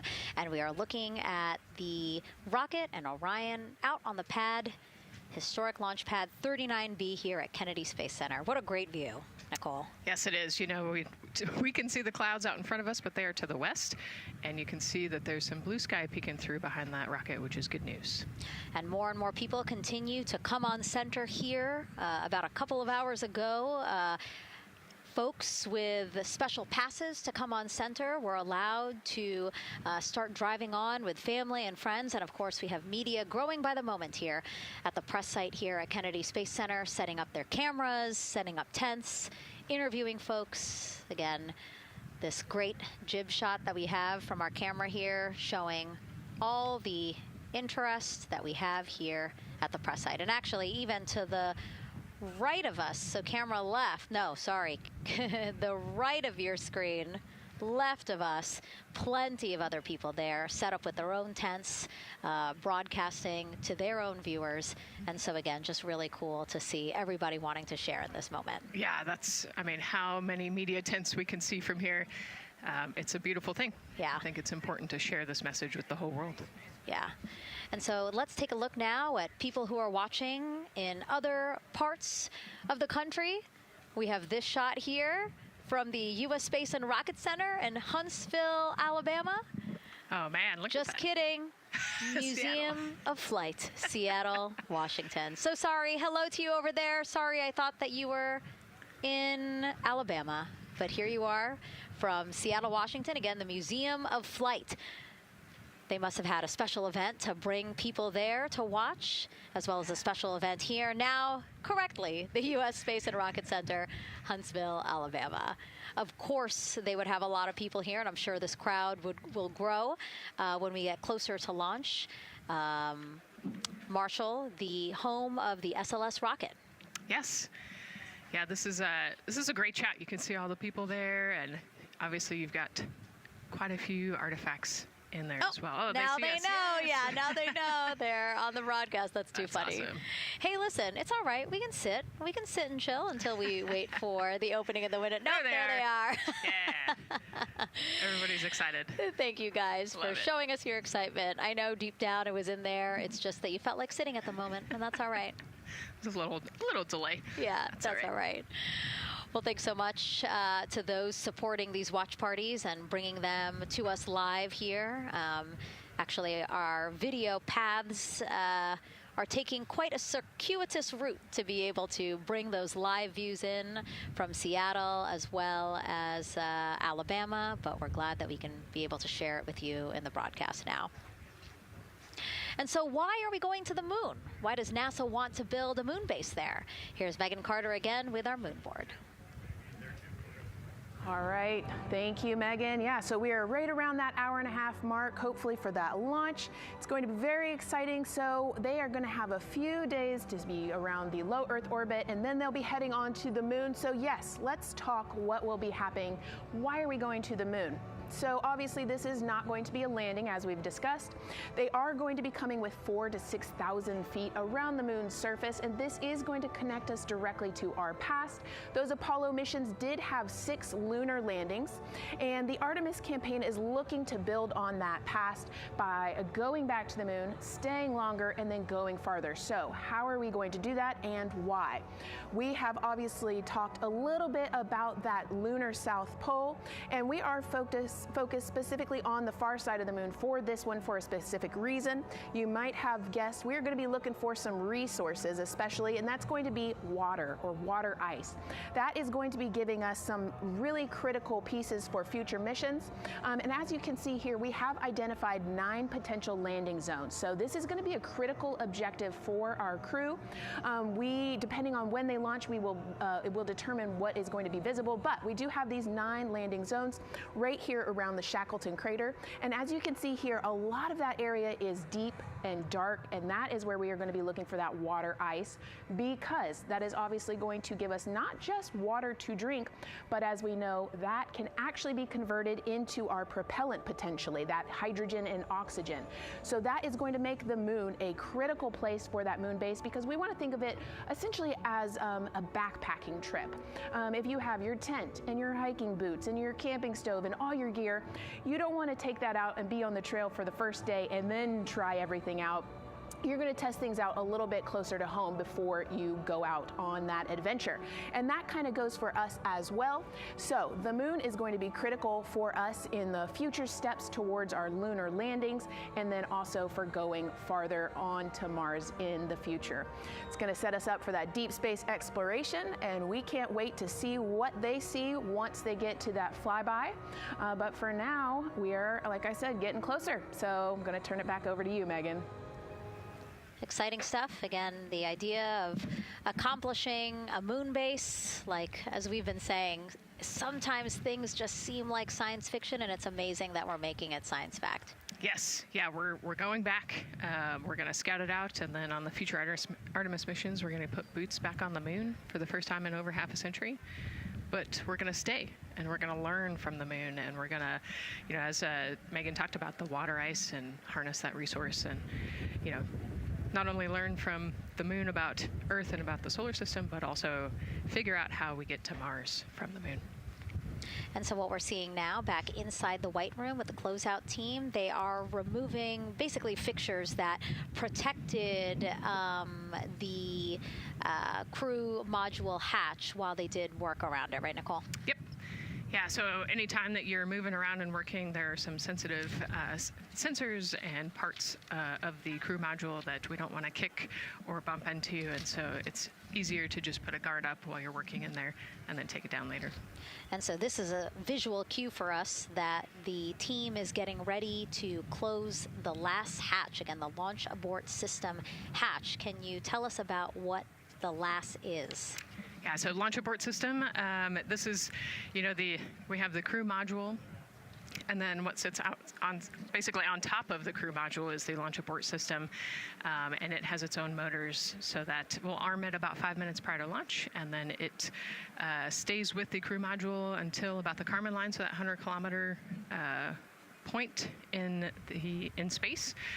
Once the crew could safely get to orbit, it will actually be jettisoned, and the crew module will then be exposed. So this is just a safety mechanism that stays on the outside of the crew module, and then as they monitor the attitude and the thrust and all sorts of the roll, all sorts of different data points to make sure the crew is safely getting to orbit. And once they are safely to orbit, then we will get rid of that launch abort system. And it looks like they're putting all these parts that they're removing from around the crew module hatch into a bag, because they have to take this out with them once they leave the pad, right? Yes, yeah, we don't want anything left up there in the White Room, and especially because that crew access arm will move away from the capsule and the rocket, and so we want an empty White Room, no FOD like we talked about, so that we can have a safe launch. And this orange tube that you see on the right side of your screen, that had been inside the crew module providing breathable air to the crew. And now again, with the crew module closed and them getting ready to close the second hatch, that has been removed and is out of the way. So again, the closeout crew can continue to do their work. Yeah, that's just a duct to provide some cooling air and some breathing air to the crew and the closeout crew while they're in there. That's actually a good point, yeah. And so as we continue to watch the crew prepare to close the launch abort system hatch, why don't we take a look at the crew's mission patch? Now, crews have designed their official mission patches since the Gemini 5 launch in 1965. Reed, Victor, Christina, and Jeremy, they really wanted to play on the abbreviation of Artemis II to all, signifying not only the second major flight of the Artemis program, but also a mission to explore for all, by all. The crew chose the iconic Earthrise photo for a reason. It was taken by the Apollo 8 crew in 1968, the first crew to ever fly around the moon. The mission was to prove teams then were ready to land on the moon the same way Artemis II hopes to fly around the moon ahead of a lunar landing with Artemis IV. This time, as we've been saying throughout the broadcast, to stay on the moon and pave the way to Mars. Yeah, we talk about incremental steps, right? And so Artemis II is very similar to Apollo 8 in terms of that increment. They're going to fly around the moon and set up the rest of the Artemis program for landing on the moon, but also with a nod towards the fact that we do this for all humanity. And I love the thoughtfulness and how much importance they put on their patch design. Another camera angle of inside the Orion spacecraft. I was going to say, we might be able to see Rise, but I think it's right behind Reed's foot there. And so to orient people again, so basically we have Christina in your upper right-hand, Christina in your upper left-hand corner. Then you have Jeremy below her. And then the feet you're seeing, those are Reed's feet. And then next to him, the upper right-hand corner, that is Victor, who's unfortunately hidden by Reed's feet, but again, that is the orientation of the crew inside Orion right now. Now, earlier this week, the crew got to stick their patch on a wall just outside the suit-up room. You can play that video there now. You can see that crews have been doing this as part of a pre-flight tradition again. Wow, Reed just making sure that thing won't come sure off. It's flat. And so now Victor is signing there, followed by Christina, and then Jeremy. That's a fun tradition, and your patch is up there too. It is, yeah, ours is on the left-hand side there. It's a fun tradition. This is a really fun day too. You know, they did this a couple days ago, but it's just another step that makes it a little bit more real that you're going to be launching soon.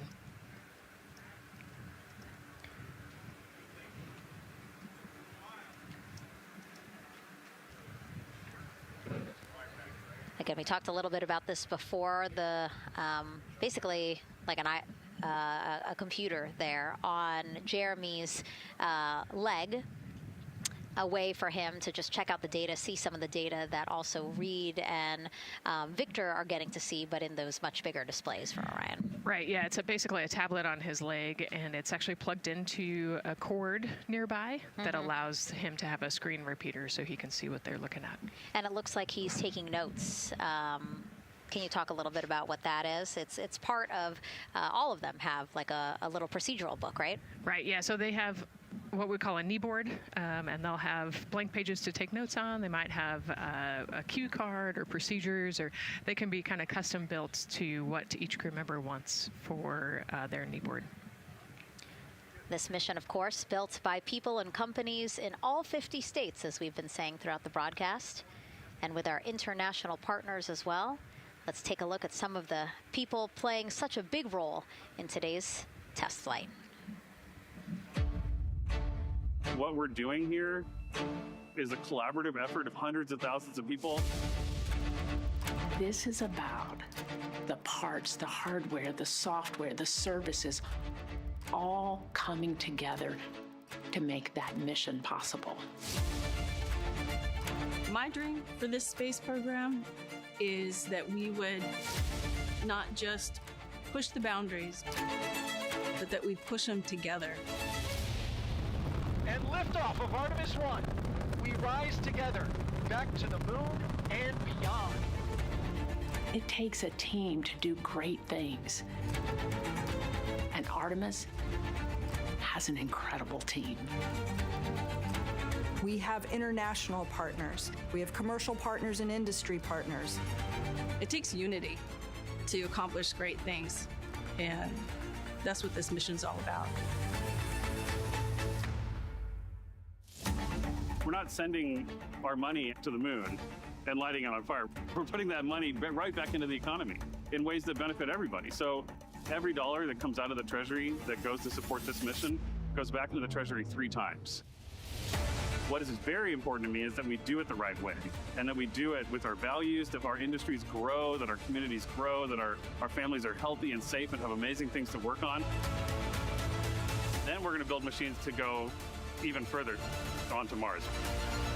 That is our generation, the Artemis generation, that defines the starting point of our exploration future. I just want to say thank you to all of the hands that have touched a part of this program and the hearts that have moved everyone to this goal, because we're going to the moon and we're going beyond. One team. One team. One team. One dream. What I really like about that package is, again, just reminding people that this is spurring so many jobs across the country. Yeah, across the country and across the world, right? The whole world has a part of this. The Artemis Accords are signed by over 40, 50 different countries. And so, yeah, we're taking all of the taxpayers' money and we're putting it right back into the jobs here in the U.S. And the money, too. You know, when we have more disposable income because we have good paying jobs, that's money that goes back into our economy as disposable income. So really, it is just an ecosystem that NASA is proud to be a part of. Right. Not only is it about the money and the economy, right, but it's also about the science and what we're going to learn and exploration. You know, on top of all of those things, we benefit the economy as well. Mm-hmm. Obviously, Nicole is a wealth of knowledge. We're very lucky to have her. We're going to be tapping into that knowledge throughout the broadcast, and we have been for now close to 4 hours. So thank you, Nicole. I hope you're holding up okay. Yeah, I'm loving it out here. It's been great. Let's learn a little bit more about Nicole. Her first mission to space was actually last March. She launched from here at Kennedy Space Center as pilot of NASA's SpaceX Crew 10 mission to the International Space Station. And what a beautiful launch that was. She spent 148 days in space conducting science experiments that could benefit us on Earth. For example, one studied the physics of liquids, which could help researchers deliver medicines more effectively. She also conducted an almost 6-hour spacewalk to help upgrade the orbiting lab's power system. Nicole is a lieutenant colonel in the U.S. Air Force and flew one of its most advanced aircraft. She was born in San Diego, California, and is a twin. That's a cute photo of the two of you. Oh, that one too. Young explorers, yeah. Yes, yes. That's so great to just see how far you've come. Again, I think that speaks to what we've been saying. Like, you know, just if you're passionate about something, go for it and see where that takes you. Yeah, I think that's a great example. You know, I was a serious little kid with really high goals and just kept working hard and never got bumped off the path and ended up here. And I think it's a testament to the human, like we talked about, if you're willing to work hard, be a good team player, you can really get anywhere you want in life. And that's what I love to talk about. Christina has mentioned similar things. And so it's been kind of a theme for the day. Yeah, definitely a theme for the day, a theme for the team. The team has said the same, the crew has said the same sort of things. So absolutely, Nicole, thank you so much for being here. And hopefully only a little bit more until launch today. Hopefully. So today's Artemis II test flight will mark only the 7th time NASA astronauts will launch on a new NASA spacecraft designed for crew. And then controlling the flight will be Mission Control in Houston. Our Gary Jordan is inside with flight controllers. Hey, Gary. Hey, Megan, you are right. This is a significant milestone, and we may be putting the names of a few more astronauts in the history books today. The Artemis II crew is set to launch today will join a select list of humans to fly in a spacecraft for the very first time. And Artemis II, like missions before it, is a test mission. During ascent, the crew and the teams here in the room are prepared for a variety of scenarios. Some of these will be called out directly by Capcom Stan Love during ascent, and some are a little more subtle. These calls can be split into two categories: alternate main engine cutoff or MECO targets, and aborts. First, there are two alternate MECO targets, or AMTs. These note milestones to give flight control teams and astronauts an idea of what would happen after that moment should the core stage lose one of the main engines. First is AMT low. You won't hear it called out by the crew or Capcom, since this happens right at liftoff. If the core stage loses one engine at this moment, an abort once around option could be made at main engine cutoff, meaning the crew could target a splashdown in the Pacific. The second is AMT high, which would be called out by Capcom's Stan Love around 22 seconds. After this moment, if the core stage loses an engine, we can still pursue an alternate mission in low Earth orbit to accomplish some of the test objectives. And at about 5 minutes, 16 seconds into the flight, you'll hear the call 3-engine press.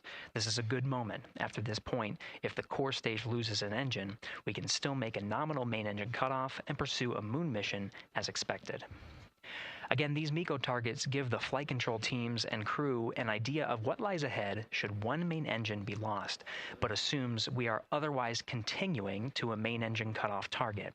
This differs from an abort, where the Orion capsule separates from the Space Launch System prior to the planned separation time.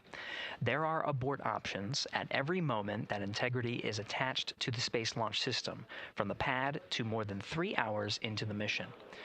During the first 8 or so minutes of powered flight, there are 3 abort options. First is the use of the launch abort system, which you see at the very top of the rocket and here in the White Room, where the hatch is open and teams are working to close it. This particular abort capability can be used from here at the pad through roughly 3 minutes and 22 seconds into the flight. Next is an untargeted abort splashdown, or UAS. This uses Orion's service module engines to escape the SLS and becomes available immediately after the launch abort system jettisons. Third is an abort once around, or AOA. You'll hear Capcom Stan Love call AOA open around 7 minutes 30 seconds into the flight. This also uses the service module engines, but the burn profile is a bit different to aim for a splashdown in the Pacific after one trip around the Earth. NASA's expedited recovery teams are staged off the coast of San Diego to get to the crew and integrity quickly for this abort option. An AOA option continues to be available until solar arrays are deployed on the Orion service module a little more than 30 minutes into the mission. At this point, an abort to orbit, or ATO option, becomes available until separation from the upper stage around 3 hours and 23 minutes. Mission profiles can vary depending on when an ATO is executed in that window, but with power being drawn from solar arrays, it buys more time for astronauts and flight control teams to make decisions and stay in Earth orbit, return for a splashdown, or continue to the moon.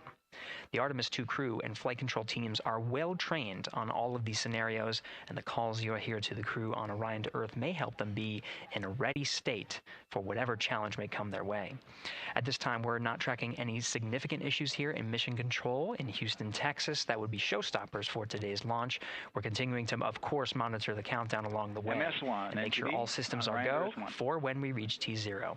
With that, I'll send it back to you, Megan, at the Kennedy Space Center. All right, we are ready for another reading if you are ready over there. Yes, sir. CBA is steady at 2,600 PSI.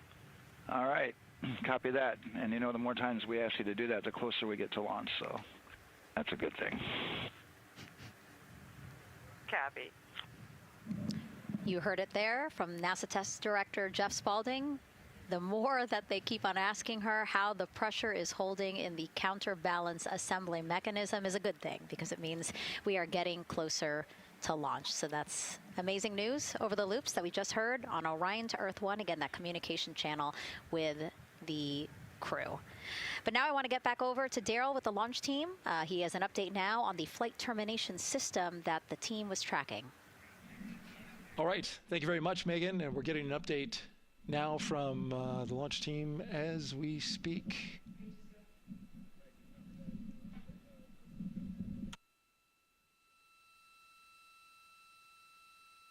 All right, stand by 1 second.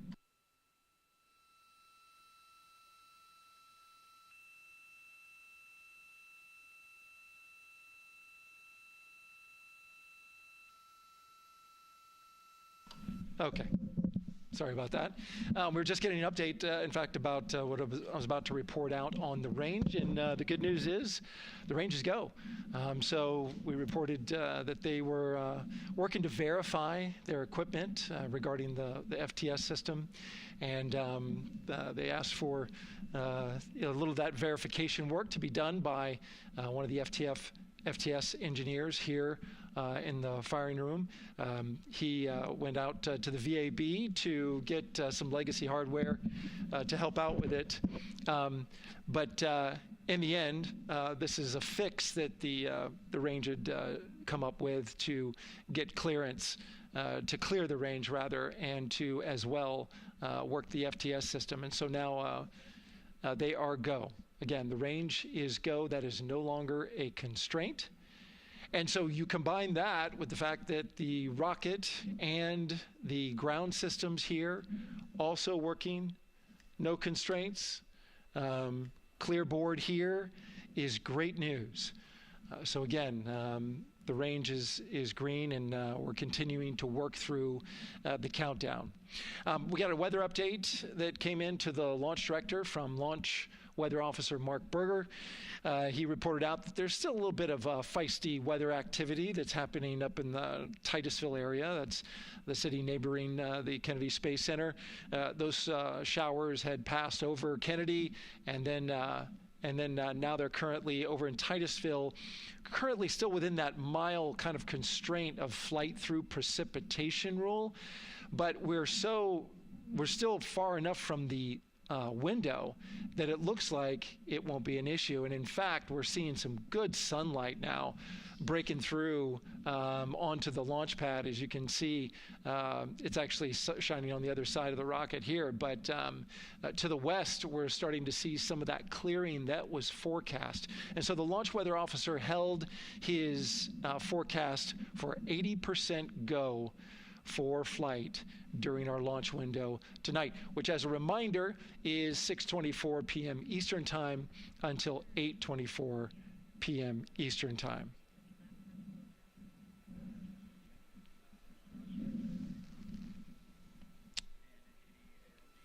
And we're also hearing that the last hatch closure, as you can see in the bottom corner of your screen, they're starting to work on that. That's the launch abort system hatch. There are two hatches, the crew hatch and the launch abort system hatch, and the closeout crew that you see right there, right on time with their work as they go to shut. And you can see it in motion right now, that launch abort system hatch. That's the latest from the firing room. We'll send it back to the host desk. Thank you so much, Daryl. Great news all around. And yes, we did just see them close the last hatch. And now we are looking at a live view of Banana Creek. Lots of people there, I'm sure, relieved to hear that that issue with the flight termination system has been resolved. And we are go for launch. Go for launch from the range, go for weather, and go from all of them, I would imagine. Yes, it's got to be exciting. The crowd is building.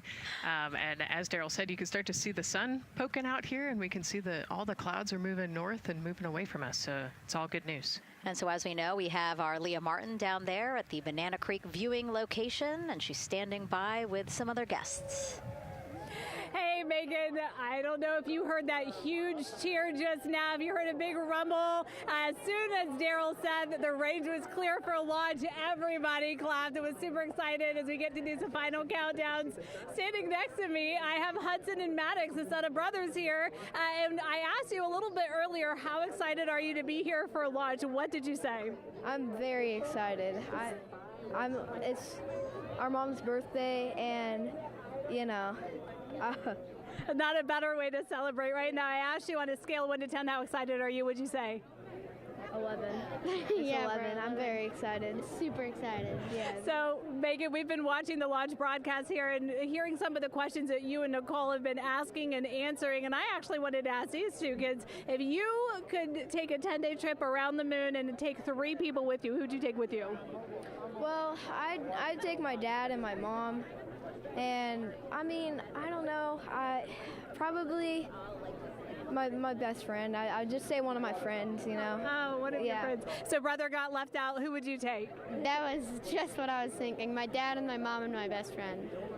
That's a pretty good answer. Your brother can get his own trip to space, right? Yeah. So I'm actually joined here also by Dad. Now, you were sharing with me that a lot of the work that you've been doing over the last several months has been prepping the launch teams, our engineering teams, our ground systems teams to get ready for launch, to be mindful and to be in this moment. How does it feel to be standing here knowing that the people you've worked so closely with are doing what they're passionate about, or doing what they were born to do, moments away from launching this rocket?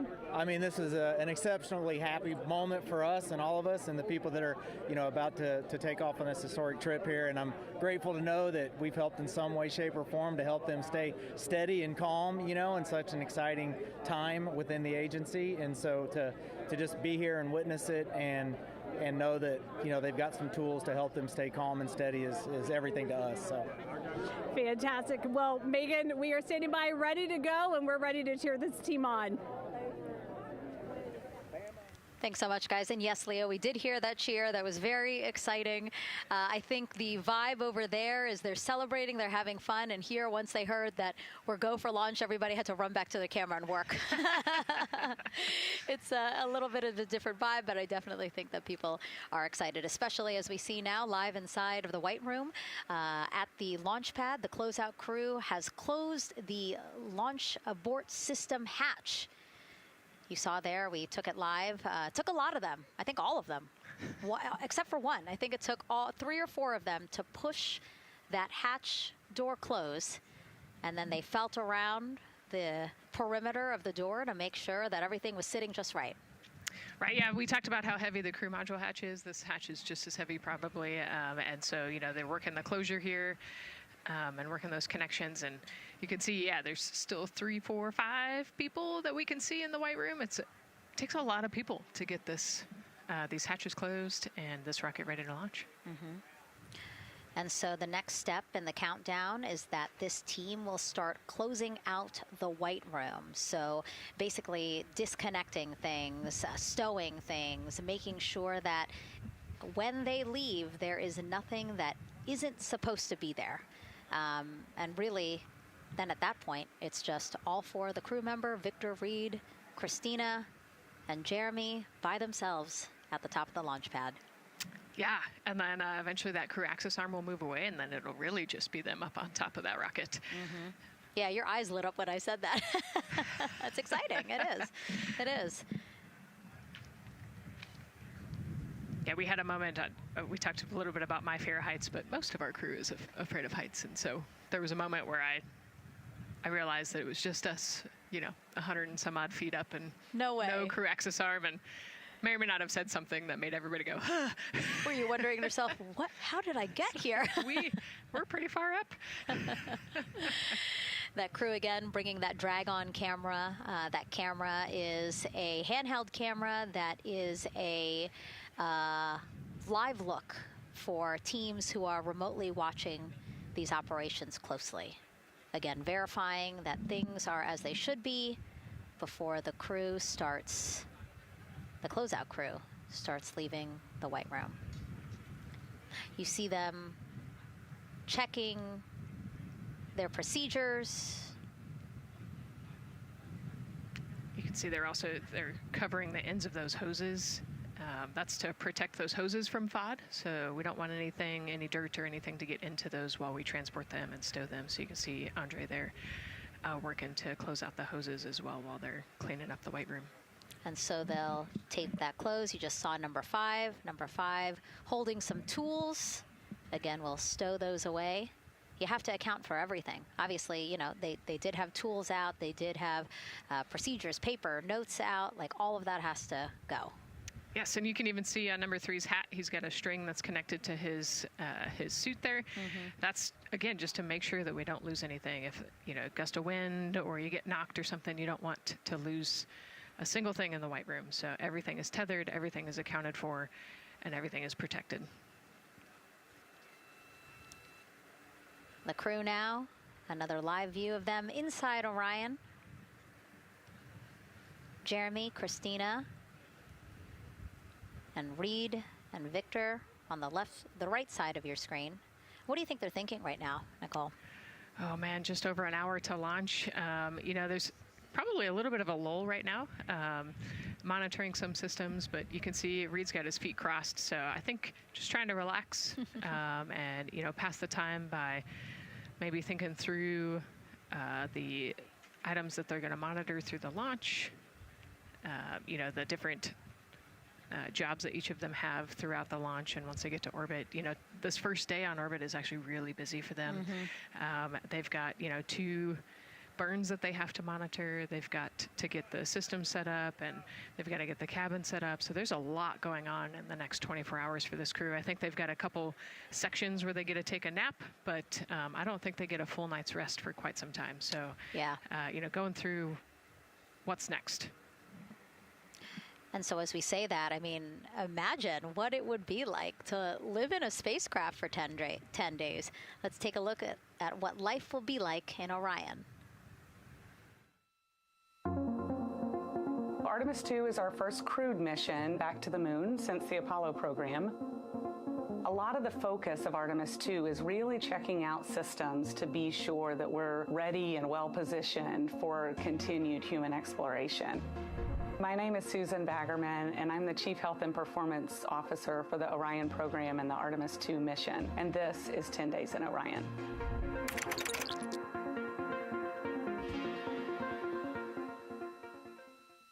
For this mission, the crew will launch in the Orion spacecraft on top of the Space Launch System rocket, or the SLS rocket. Once they've launched and achieved orbit, they'll continue on checking out many of the different critical Orion systems, check out some of the critical medical systems, and be sure that we understand how the crew would do that successfully within the volume of Orion. We also have, of course, systems to feed the crew. They have a potable water dispenser that they'll check out. And then we also have a food warmer, kind of looks like a suitcase that the crew can use to heat their food. They're also going to check out the flywheel system. We'll have the crew perform some initial exercises. Part of that is to ensure that the flywheel is actually working, but part of it is actually to be sure that our environmental control systems are actually working. For sleeping, the crew will sleep in sleeping bags. Some crew members like to be very tightly bound up, and some like to float very free. They'll use the toilet for the first time and be sure that it's able to flush. While they're on their journey, they'll do some testing that they quickly don their suit just to be sure that we would be ready in the future for an emergency. They'll also check out our radiation shelter. If we were to have a solar particle event, we would be asking them to take stowage out of the stowage bay and put it in some specific locations on the vehicle, basically for it to serve as shielding.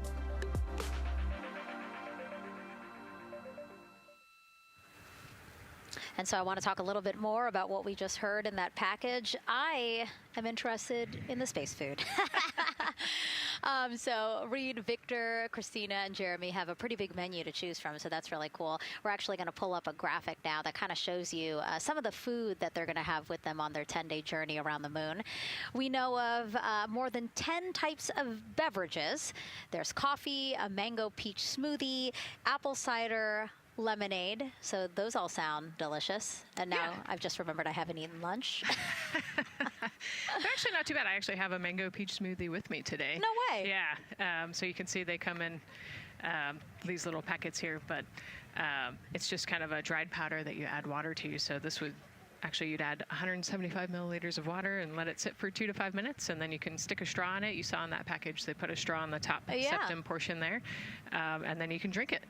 And so this is the packaging. This is food that you brought up with you, or that you had while you were at the ISS. Yes. Yeah. Actually, this is all food that we have available to us on the standard, what we call the standard menu on the space station. And so, actually, the graphic there showed quite a bit of the standard menu that they're going to take with them. So, let's pull space it back food up, is space actually. food. Yeah, we can use the food that we have been using. You know, our food lab at Johnson Space Center actually creates that food, and then they stabilize it and they package it for us and everything. So they do a really wonderful job out there. We've got different types of food. You know, you can see I've got this is a soup, tomato basil soup, so thermal stabilized. It's already hydrated, so you just throw it in that food warmer that we talked about, and then you can eat it. But then we also I have some shrimp cocktail here that's, you know, irradiated, so it's in a package that protects it. I'll show you. I've got a brownie too. That's probably my favorite one. But are we eating it's it? We might, if you're. Yes. Look, So- see, they want us to eat. I don't know what happened, but it worked out Yeah. with what we were saying here. So it's in an outer package to help protect it against radiation, and then it's in this inner package. And so this cosmic brownie, actually the trick, Anne McLean, my crewmate, taught me, the trick is you got to put this in the food warmer and get it nice and warm, Ooh. and then you can get it. But so what we do is we just take scissors and you open it up, and then it comes right out. So these brownies are nice because they don't have a ton of crumbs, and so you can actually just eat it pretty easily in space. If you imagine, that would not happen in space. It would not fall. But yeah, so we've got all sorts of things that you can actually eat. The menu's pretty good and pretty diverse on the space station, and then as you saw, pretty diverse for Orion. Nice. Yeah, that's amazing. And again, here's a look at the crowd that's starting to continue to grow here as we get closer and closer to launch. We are now under an hour from the opening of our 2-hour launch window at 6:24 p.m. Eastern Time. And so let's take some questions from social media. We haven't taken some of those for a while. You put that brownie away, Nicole, or I'm going to steal it. Nicole, we have another celebrity who submitted a question. Let's take a look. Okay. A quick question for the Artemis crew. What food from Earth would you bring with you into space? And why would it be lasagna? Because that's the greatest food. Again, not really a question. Yeah. Because he was like, it's lasagna. It's got to be lasagna. There is lasagna on Space Station, and it wasn't too bad. Probably not my favorite food of all, but yeah, lasagna's not a bad option. It's a high-calorie meal. If you're trying to, carb load for a spacewalk or something, it's a great option. Yeah, I remember Christina saying that her favorite food on the menu, and actually, she was saying that she was getting in trouble because people kept on saying, you can't eat mac and cheese every day, Christina. We mentioned the mac and cheese and brisket earlier. Man, I would put those two on a tortilla. That would be great. That sounds delicious, delicious. Well, thank you so much, everyone, for sending in those questions. For everyone from a 5-year-old that we got a question from to all the way to Roy Woods Jr. there, a comedian. So thank you so much. And if you're just joining us, welcome to the Space Coast of Florida, where we are counting down to liftoff of Artemis II. You see a beautiful aerial shot there of our rocket on the pad. For the first time in more than 50 years, we are sending humans to fly around the moon and back, and we're taking you all of you with us on this next chapter of human spaceflight. I'm NASA's Megan Cruz, and this is NASA astronaut Nicole Ayers. Great to have you here, Nicole. Yes, this has been a beautiful day. Excited. We're continuing to march towards this launch. Yeah, and if all goes as planned, this crew could travel farther from Earth than any other humans before them and see parts of the moon no one has ever laid eyes on. How exciting. Yes. Exciting is an understatement, I think. That's true. We're going to see the far side of the moon for the first time by humans in a long time. It's important. And as the crowd again builds behind us, more activity that you're seeing here at the Kennedy Space Center press site. We also have a ton of people gathering around the world to watch this history-making moment. So let's take a look at those watch parties now. Oh. That crowd has grown. We checked them probably like 30 minutes ago, and it was half that. But again, as we get closer and closer to launch, we are seeing more and more people gather together, wanting to experience this together and not just in a vacuum at home, Yes, this is so exciting. Look at all of those people. Man. And now here we are back in Seattle, the Museum of Flight. Again, people gathered there to show their kid.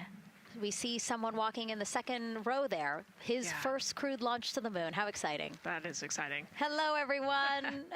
Woo. Oh, that's so great. And now let's get you up to speed on what's happened so far. Again, we are now within an hour of the opening of our launch window. So what has been happening so far today? Well, a lot. After waking up and grabbing a bite to eat, our Artemis II crew suited up inside the historic crew quarters, a tradition that dates back decades. Teams helped them into their custom Orion crew survival suits, and just like other crews before them, they gathered around a table for a card game to pass the time, but to also burn off any lingering bad luck before they walked in the footsteps of every NASA astronaut launching from Kennedy Space Center since Apollo 7 in 1968. They walked outside the Neil Armstrong Operations and Checkout Building to greet a crowd of family, friends, supporters before getting into their Astrovan for their security-escorted ride out to historic Launch Complex 39B. They got a close-up look at the SLS rocket, then walked across the crew access arm and climbed one by one inside their Orion spacecraft. After that, teams conducted final checks with the crew before closing both hatches, the crew module hatch, as well as what you're seeing there, the launch abort system hatch. And now we are back live at the pad where the closeout crew is getting ready to leave the White Room.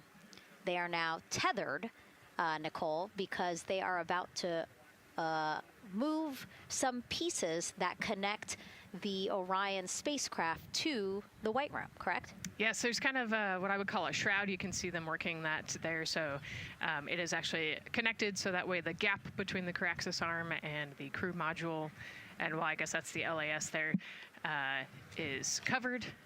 But they're about to remove that so that the crew access arm is not connected to the rocket in any way, so that it can retract here in the next few minutes.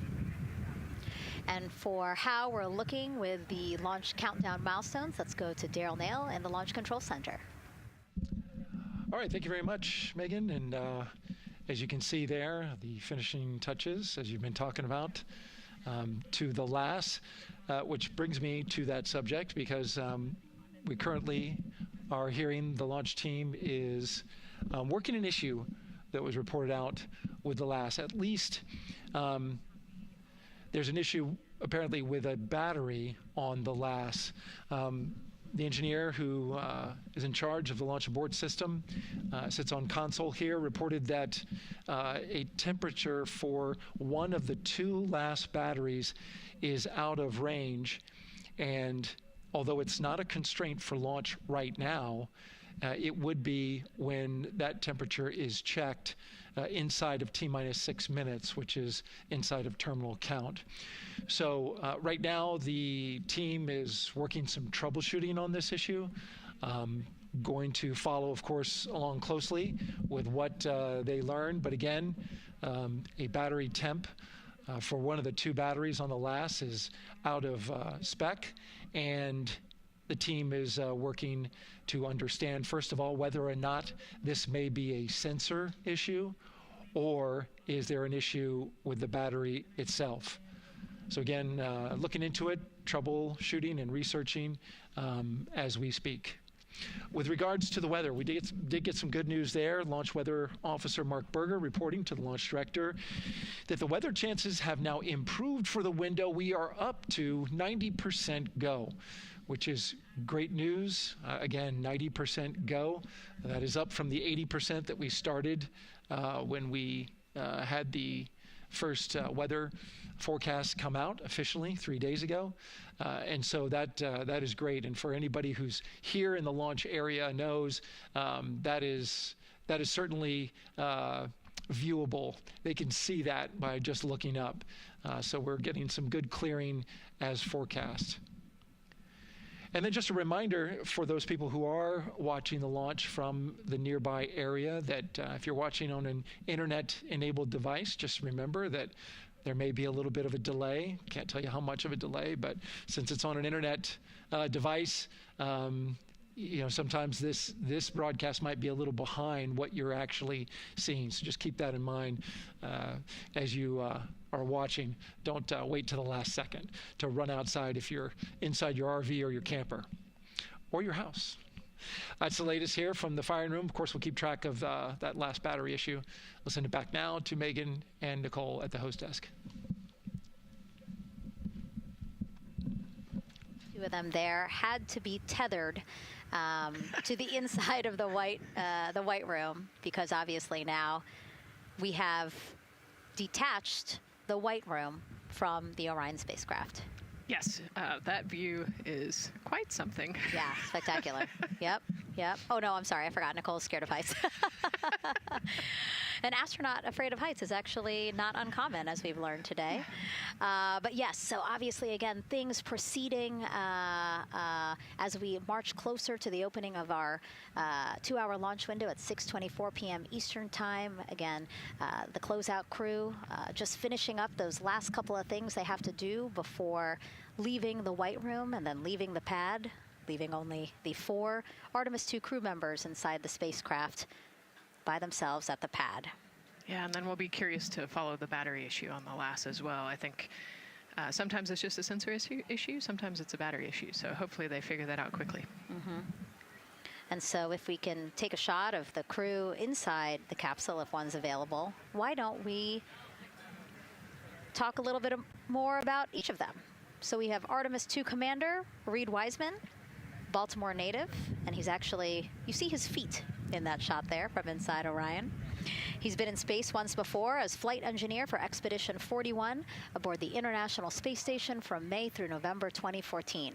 During the 165-day mission, Reed and his crewmates completed more than 300 science experiments in areas like human physiology, medicine, physical science, earth science, as well as astrophysics. They actually set a milestone for station science by completing a record 82 research hours in a single week.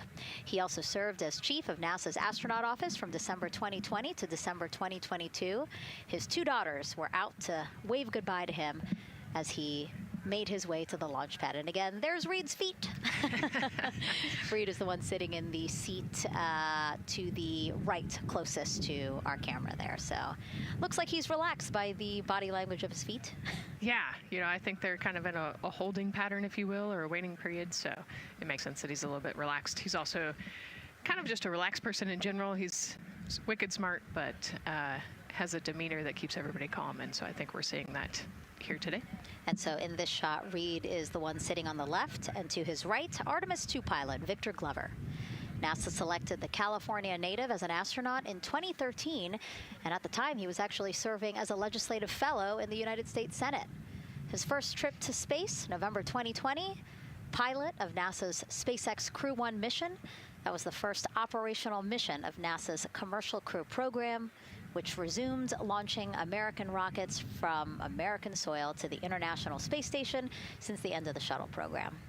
Victor is a U.S. Navy captain and naval aviator who served as a test pilot, racking up more than 3,500 flight hours in more than 40 different aircraft. So again, he probably feels pretty at home in the pilot seat of Artemis II. Yeah, I think he does. He got to say goodbye to his wife and 4 kids. Again, those were the family that he had here at Kennedy Space Center before the 4 of them drove out to the pad. Yeah, and you can see there, we talked about Victor's energy earlier, and you can see him working through, you know, pushing some buttons on the displays. Looked like he was pulling up a procedure, so he's following along and ready to go, looks like. And then mission specialist Christina Cook, sitting on the upper left-hand corner of the screen there, native of Grand Rapids, Michigan, was selected to the Astronaut Corps in 2013, same class as Victor, served as flight engineer on the International Space Station from March 2019 to February 2020. During that time, she set a record for the longest single spaceflight by a woman with a total of 328 consecutive days in space. How cool. She also participated in the first ever all-female spacewalk. And before becoming an astronaut, Christina helped build space science instruments and led scientific fieldwork in some of the most remote environments on the planet. Her hobbies include surfing, rock climbing, and community CDR, service, yoga, and photography. Go ahead, NCD. Those couple of suppressed overvolt messages, we're going to go ahead and clear those off your screen. We see them and we copy. All right.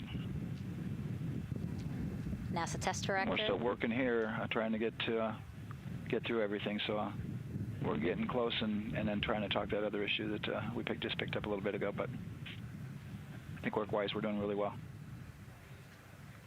Sounds good, NCD. We're doing great on board. Glad to hear it. NASA test director giving an update to the crew. Some messages flashed on their displays. Just wanted to say that they didn't have to worry about that. We're going to clear that.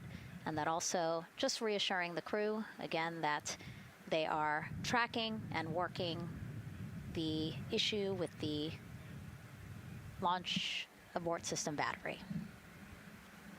Yeah. All right. And then first-time flyer, Canadian Space Agency astronaut Jeremy Hansen will fly to the moon as mission specialist on the Artemis II mission. The London, Ontario native selected as an astronaut in 2009. After that, he worked as Capcom at NASA's Mission Control Center in Houston. Capcom stands for Capsule Communicator and is the sole direct voice communicating with astronauts while in space.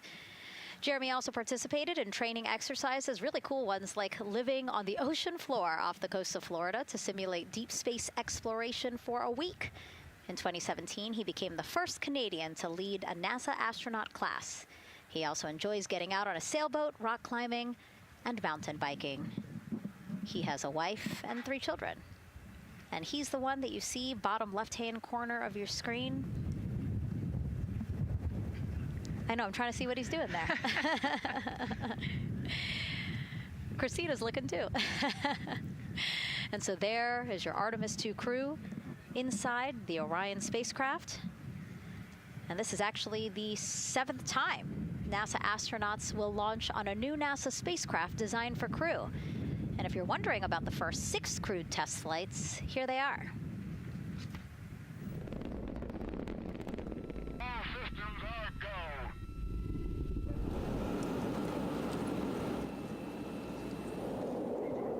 Gemini 3, Gus Grissom, John Young, March 23, 1965. Apollo 7, Wally Schirra, Don Isley, Walt Cunningham, October 11, 1968. Space Transportation System, or STS-1, John Young, Robert Crippen, April 12, 1981. Then NASA's SpaceX Demo 2, Doug Hurley, Bob Behnken, May 30th, 2020, followed by NASA's Boeing crew flight tests. Butch Wilmore, Sonny Williams, June 5th, 2024. And now,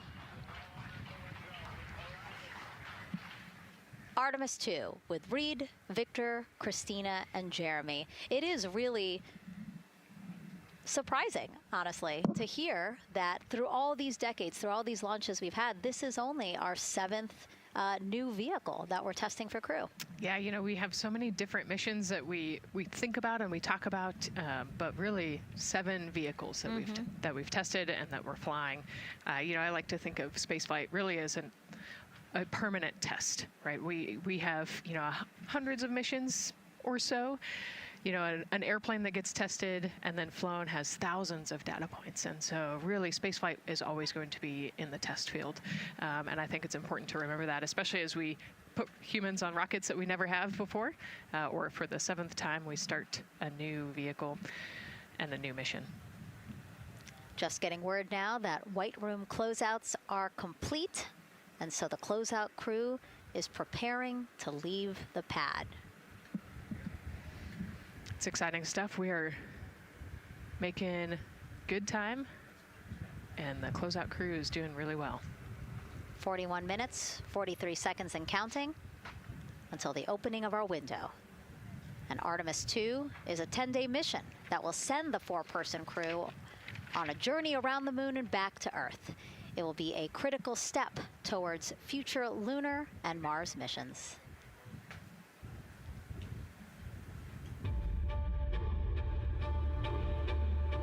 We're going back to the moon because it's the next step in our journey to Mars. We need to go explore the moon. There's vast regions of unexplored areas with the coldest, darkest places in our solar system. This is a test mission, and when we get off the planet, we might come right back home. We might spend 3 or 4 days around Earth. We might go to the moon. That's where we want to go, but it is a test mission, and we are ready for every scenario as we ride this amazing space launch system in the Orion spacecraft. But another reason we're going back to the moon is to fulfill NASA's mission, which is to explore the unknown in air and space, to innovate for the benefit of humanity.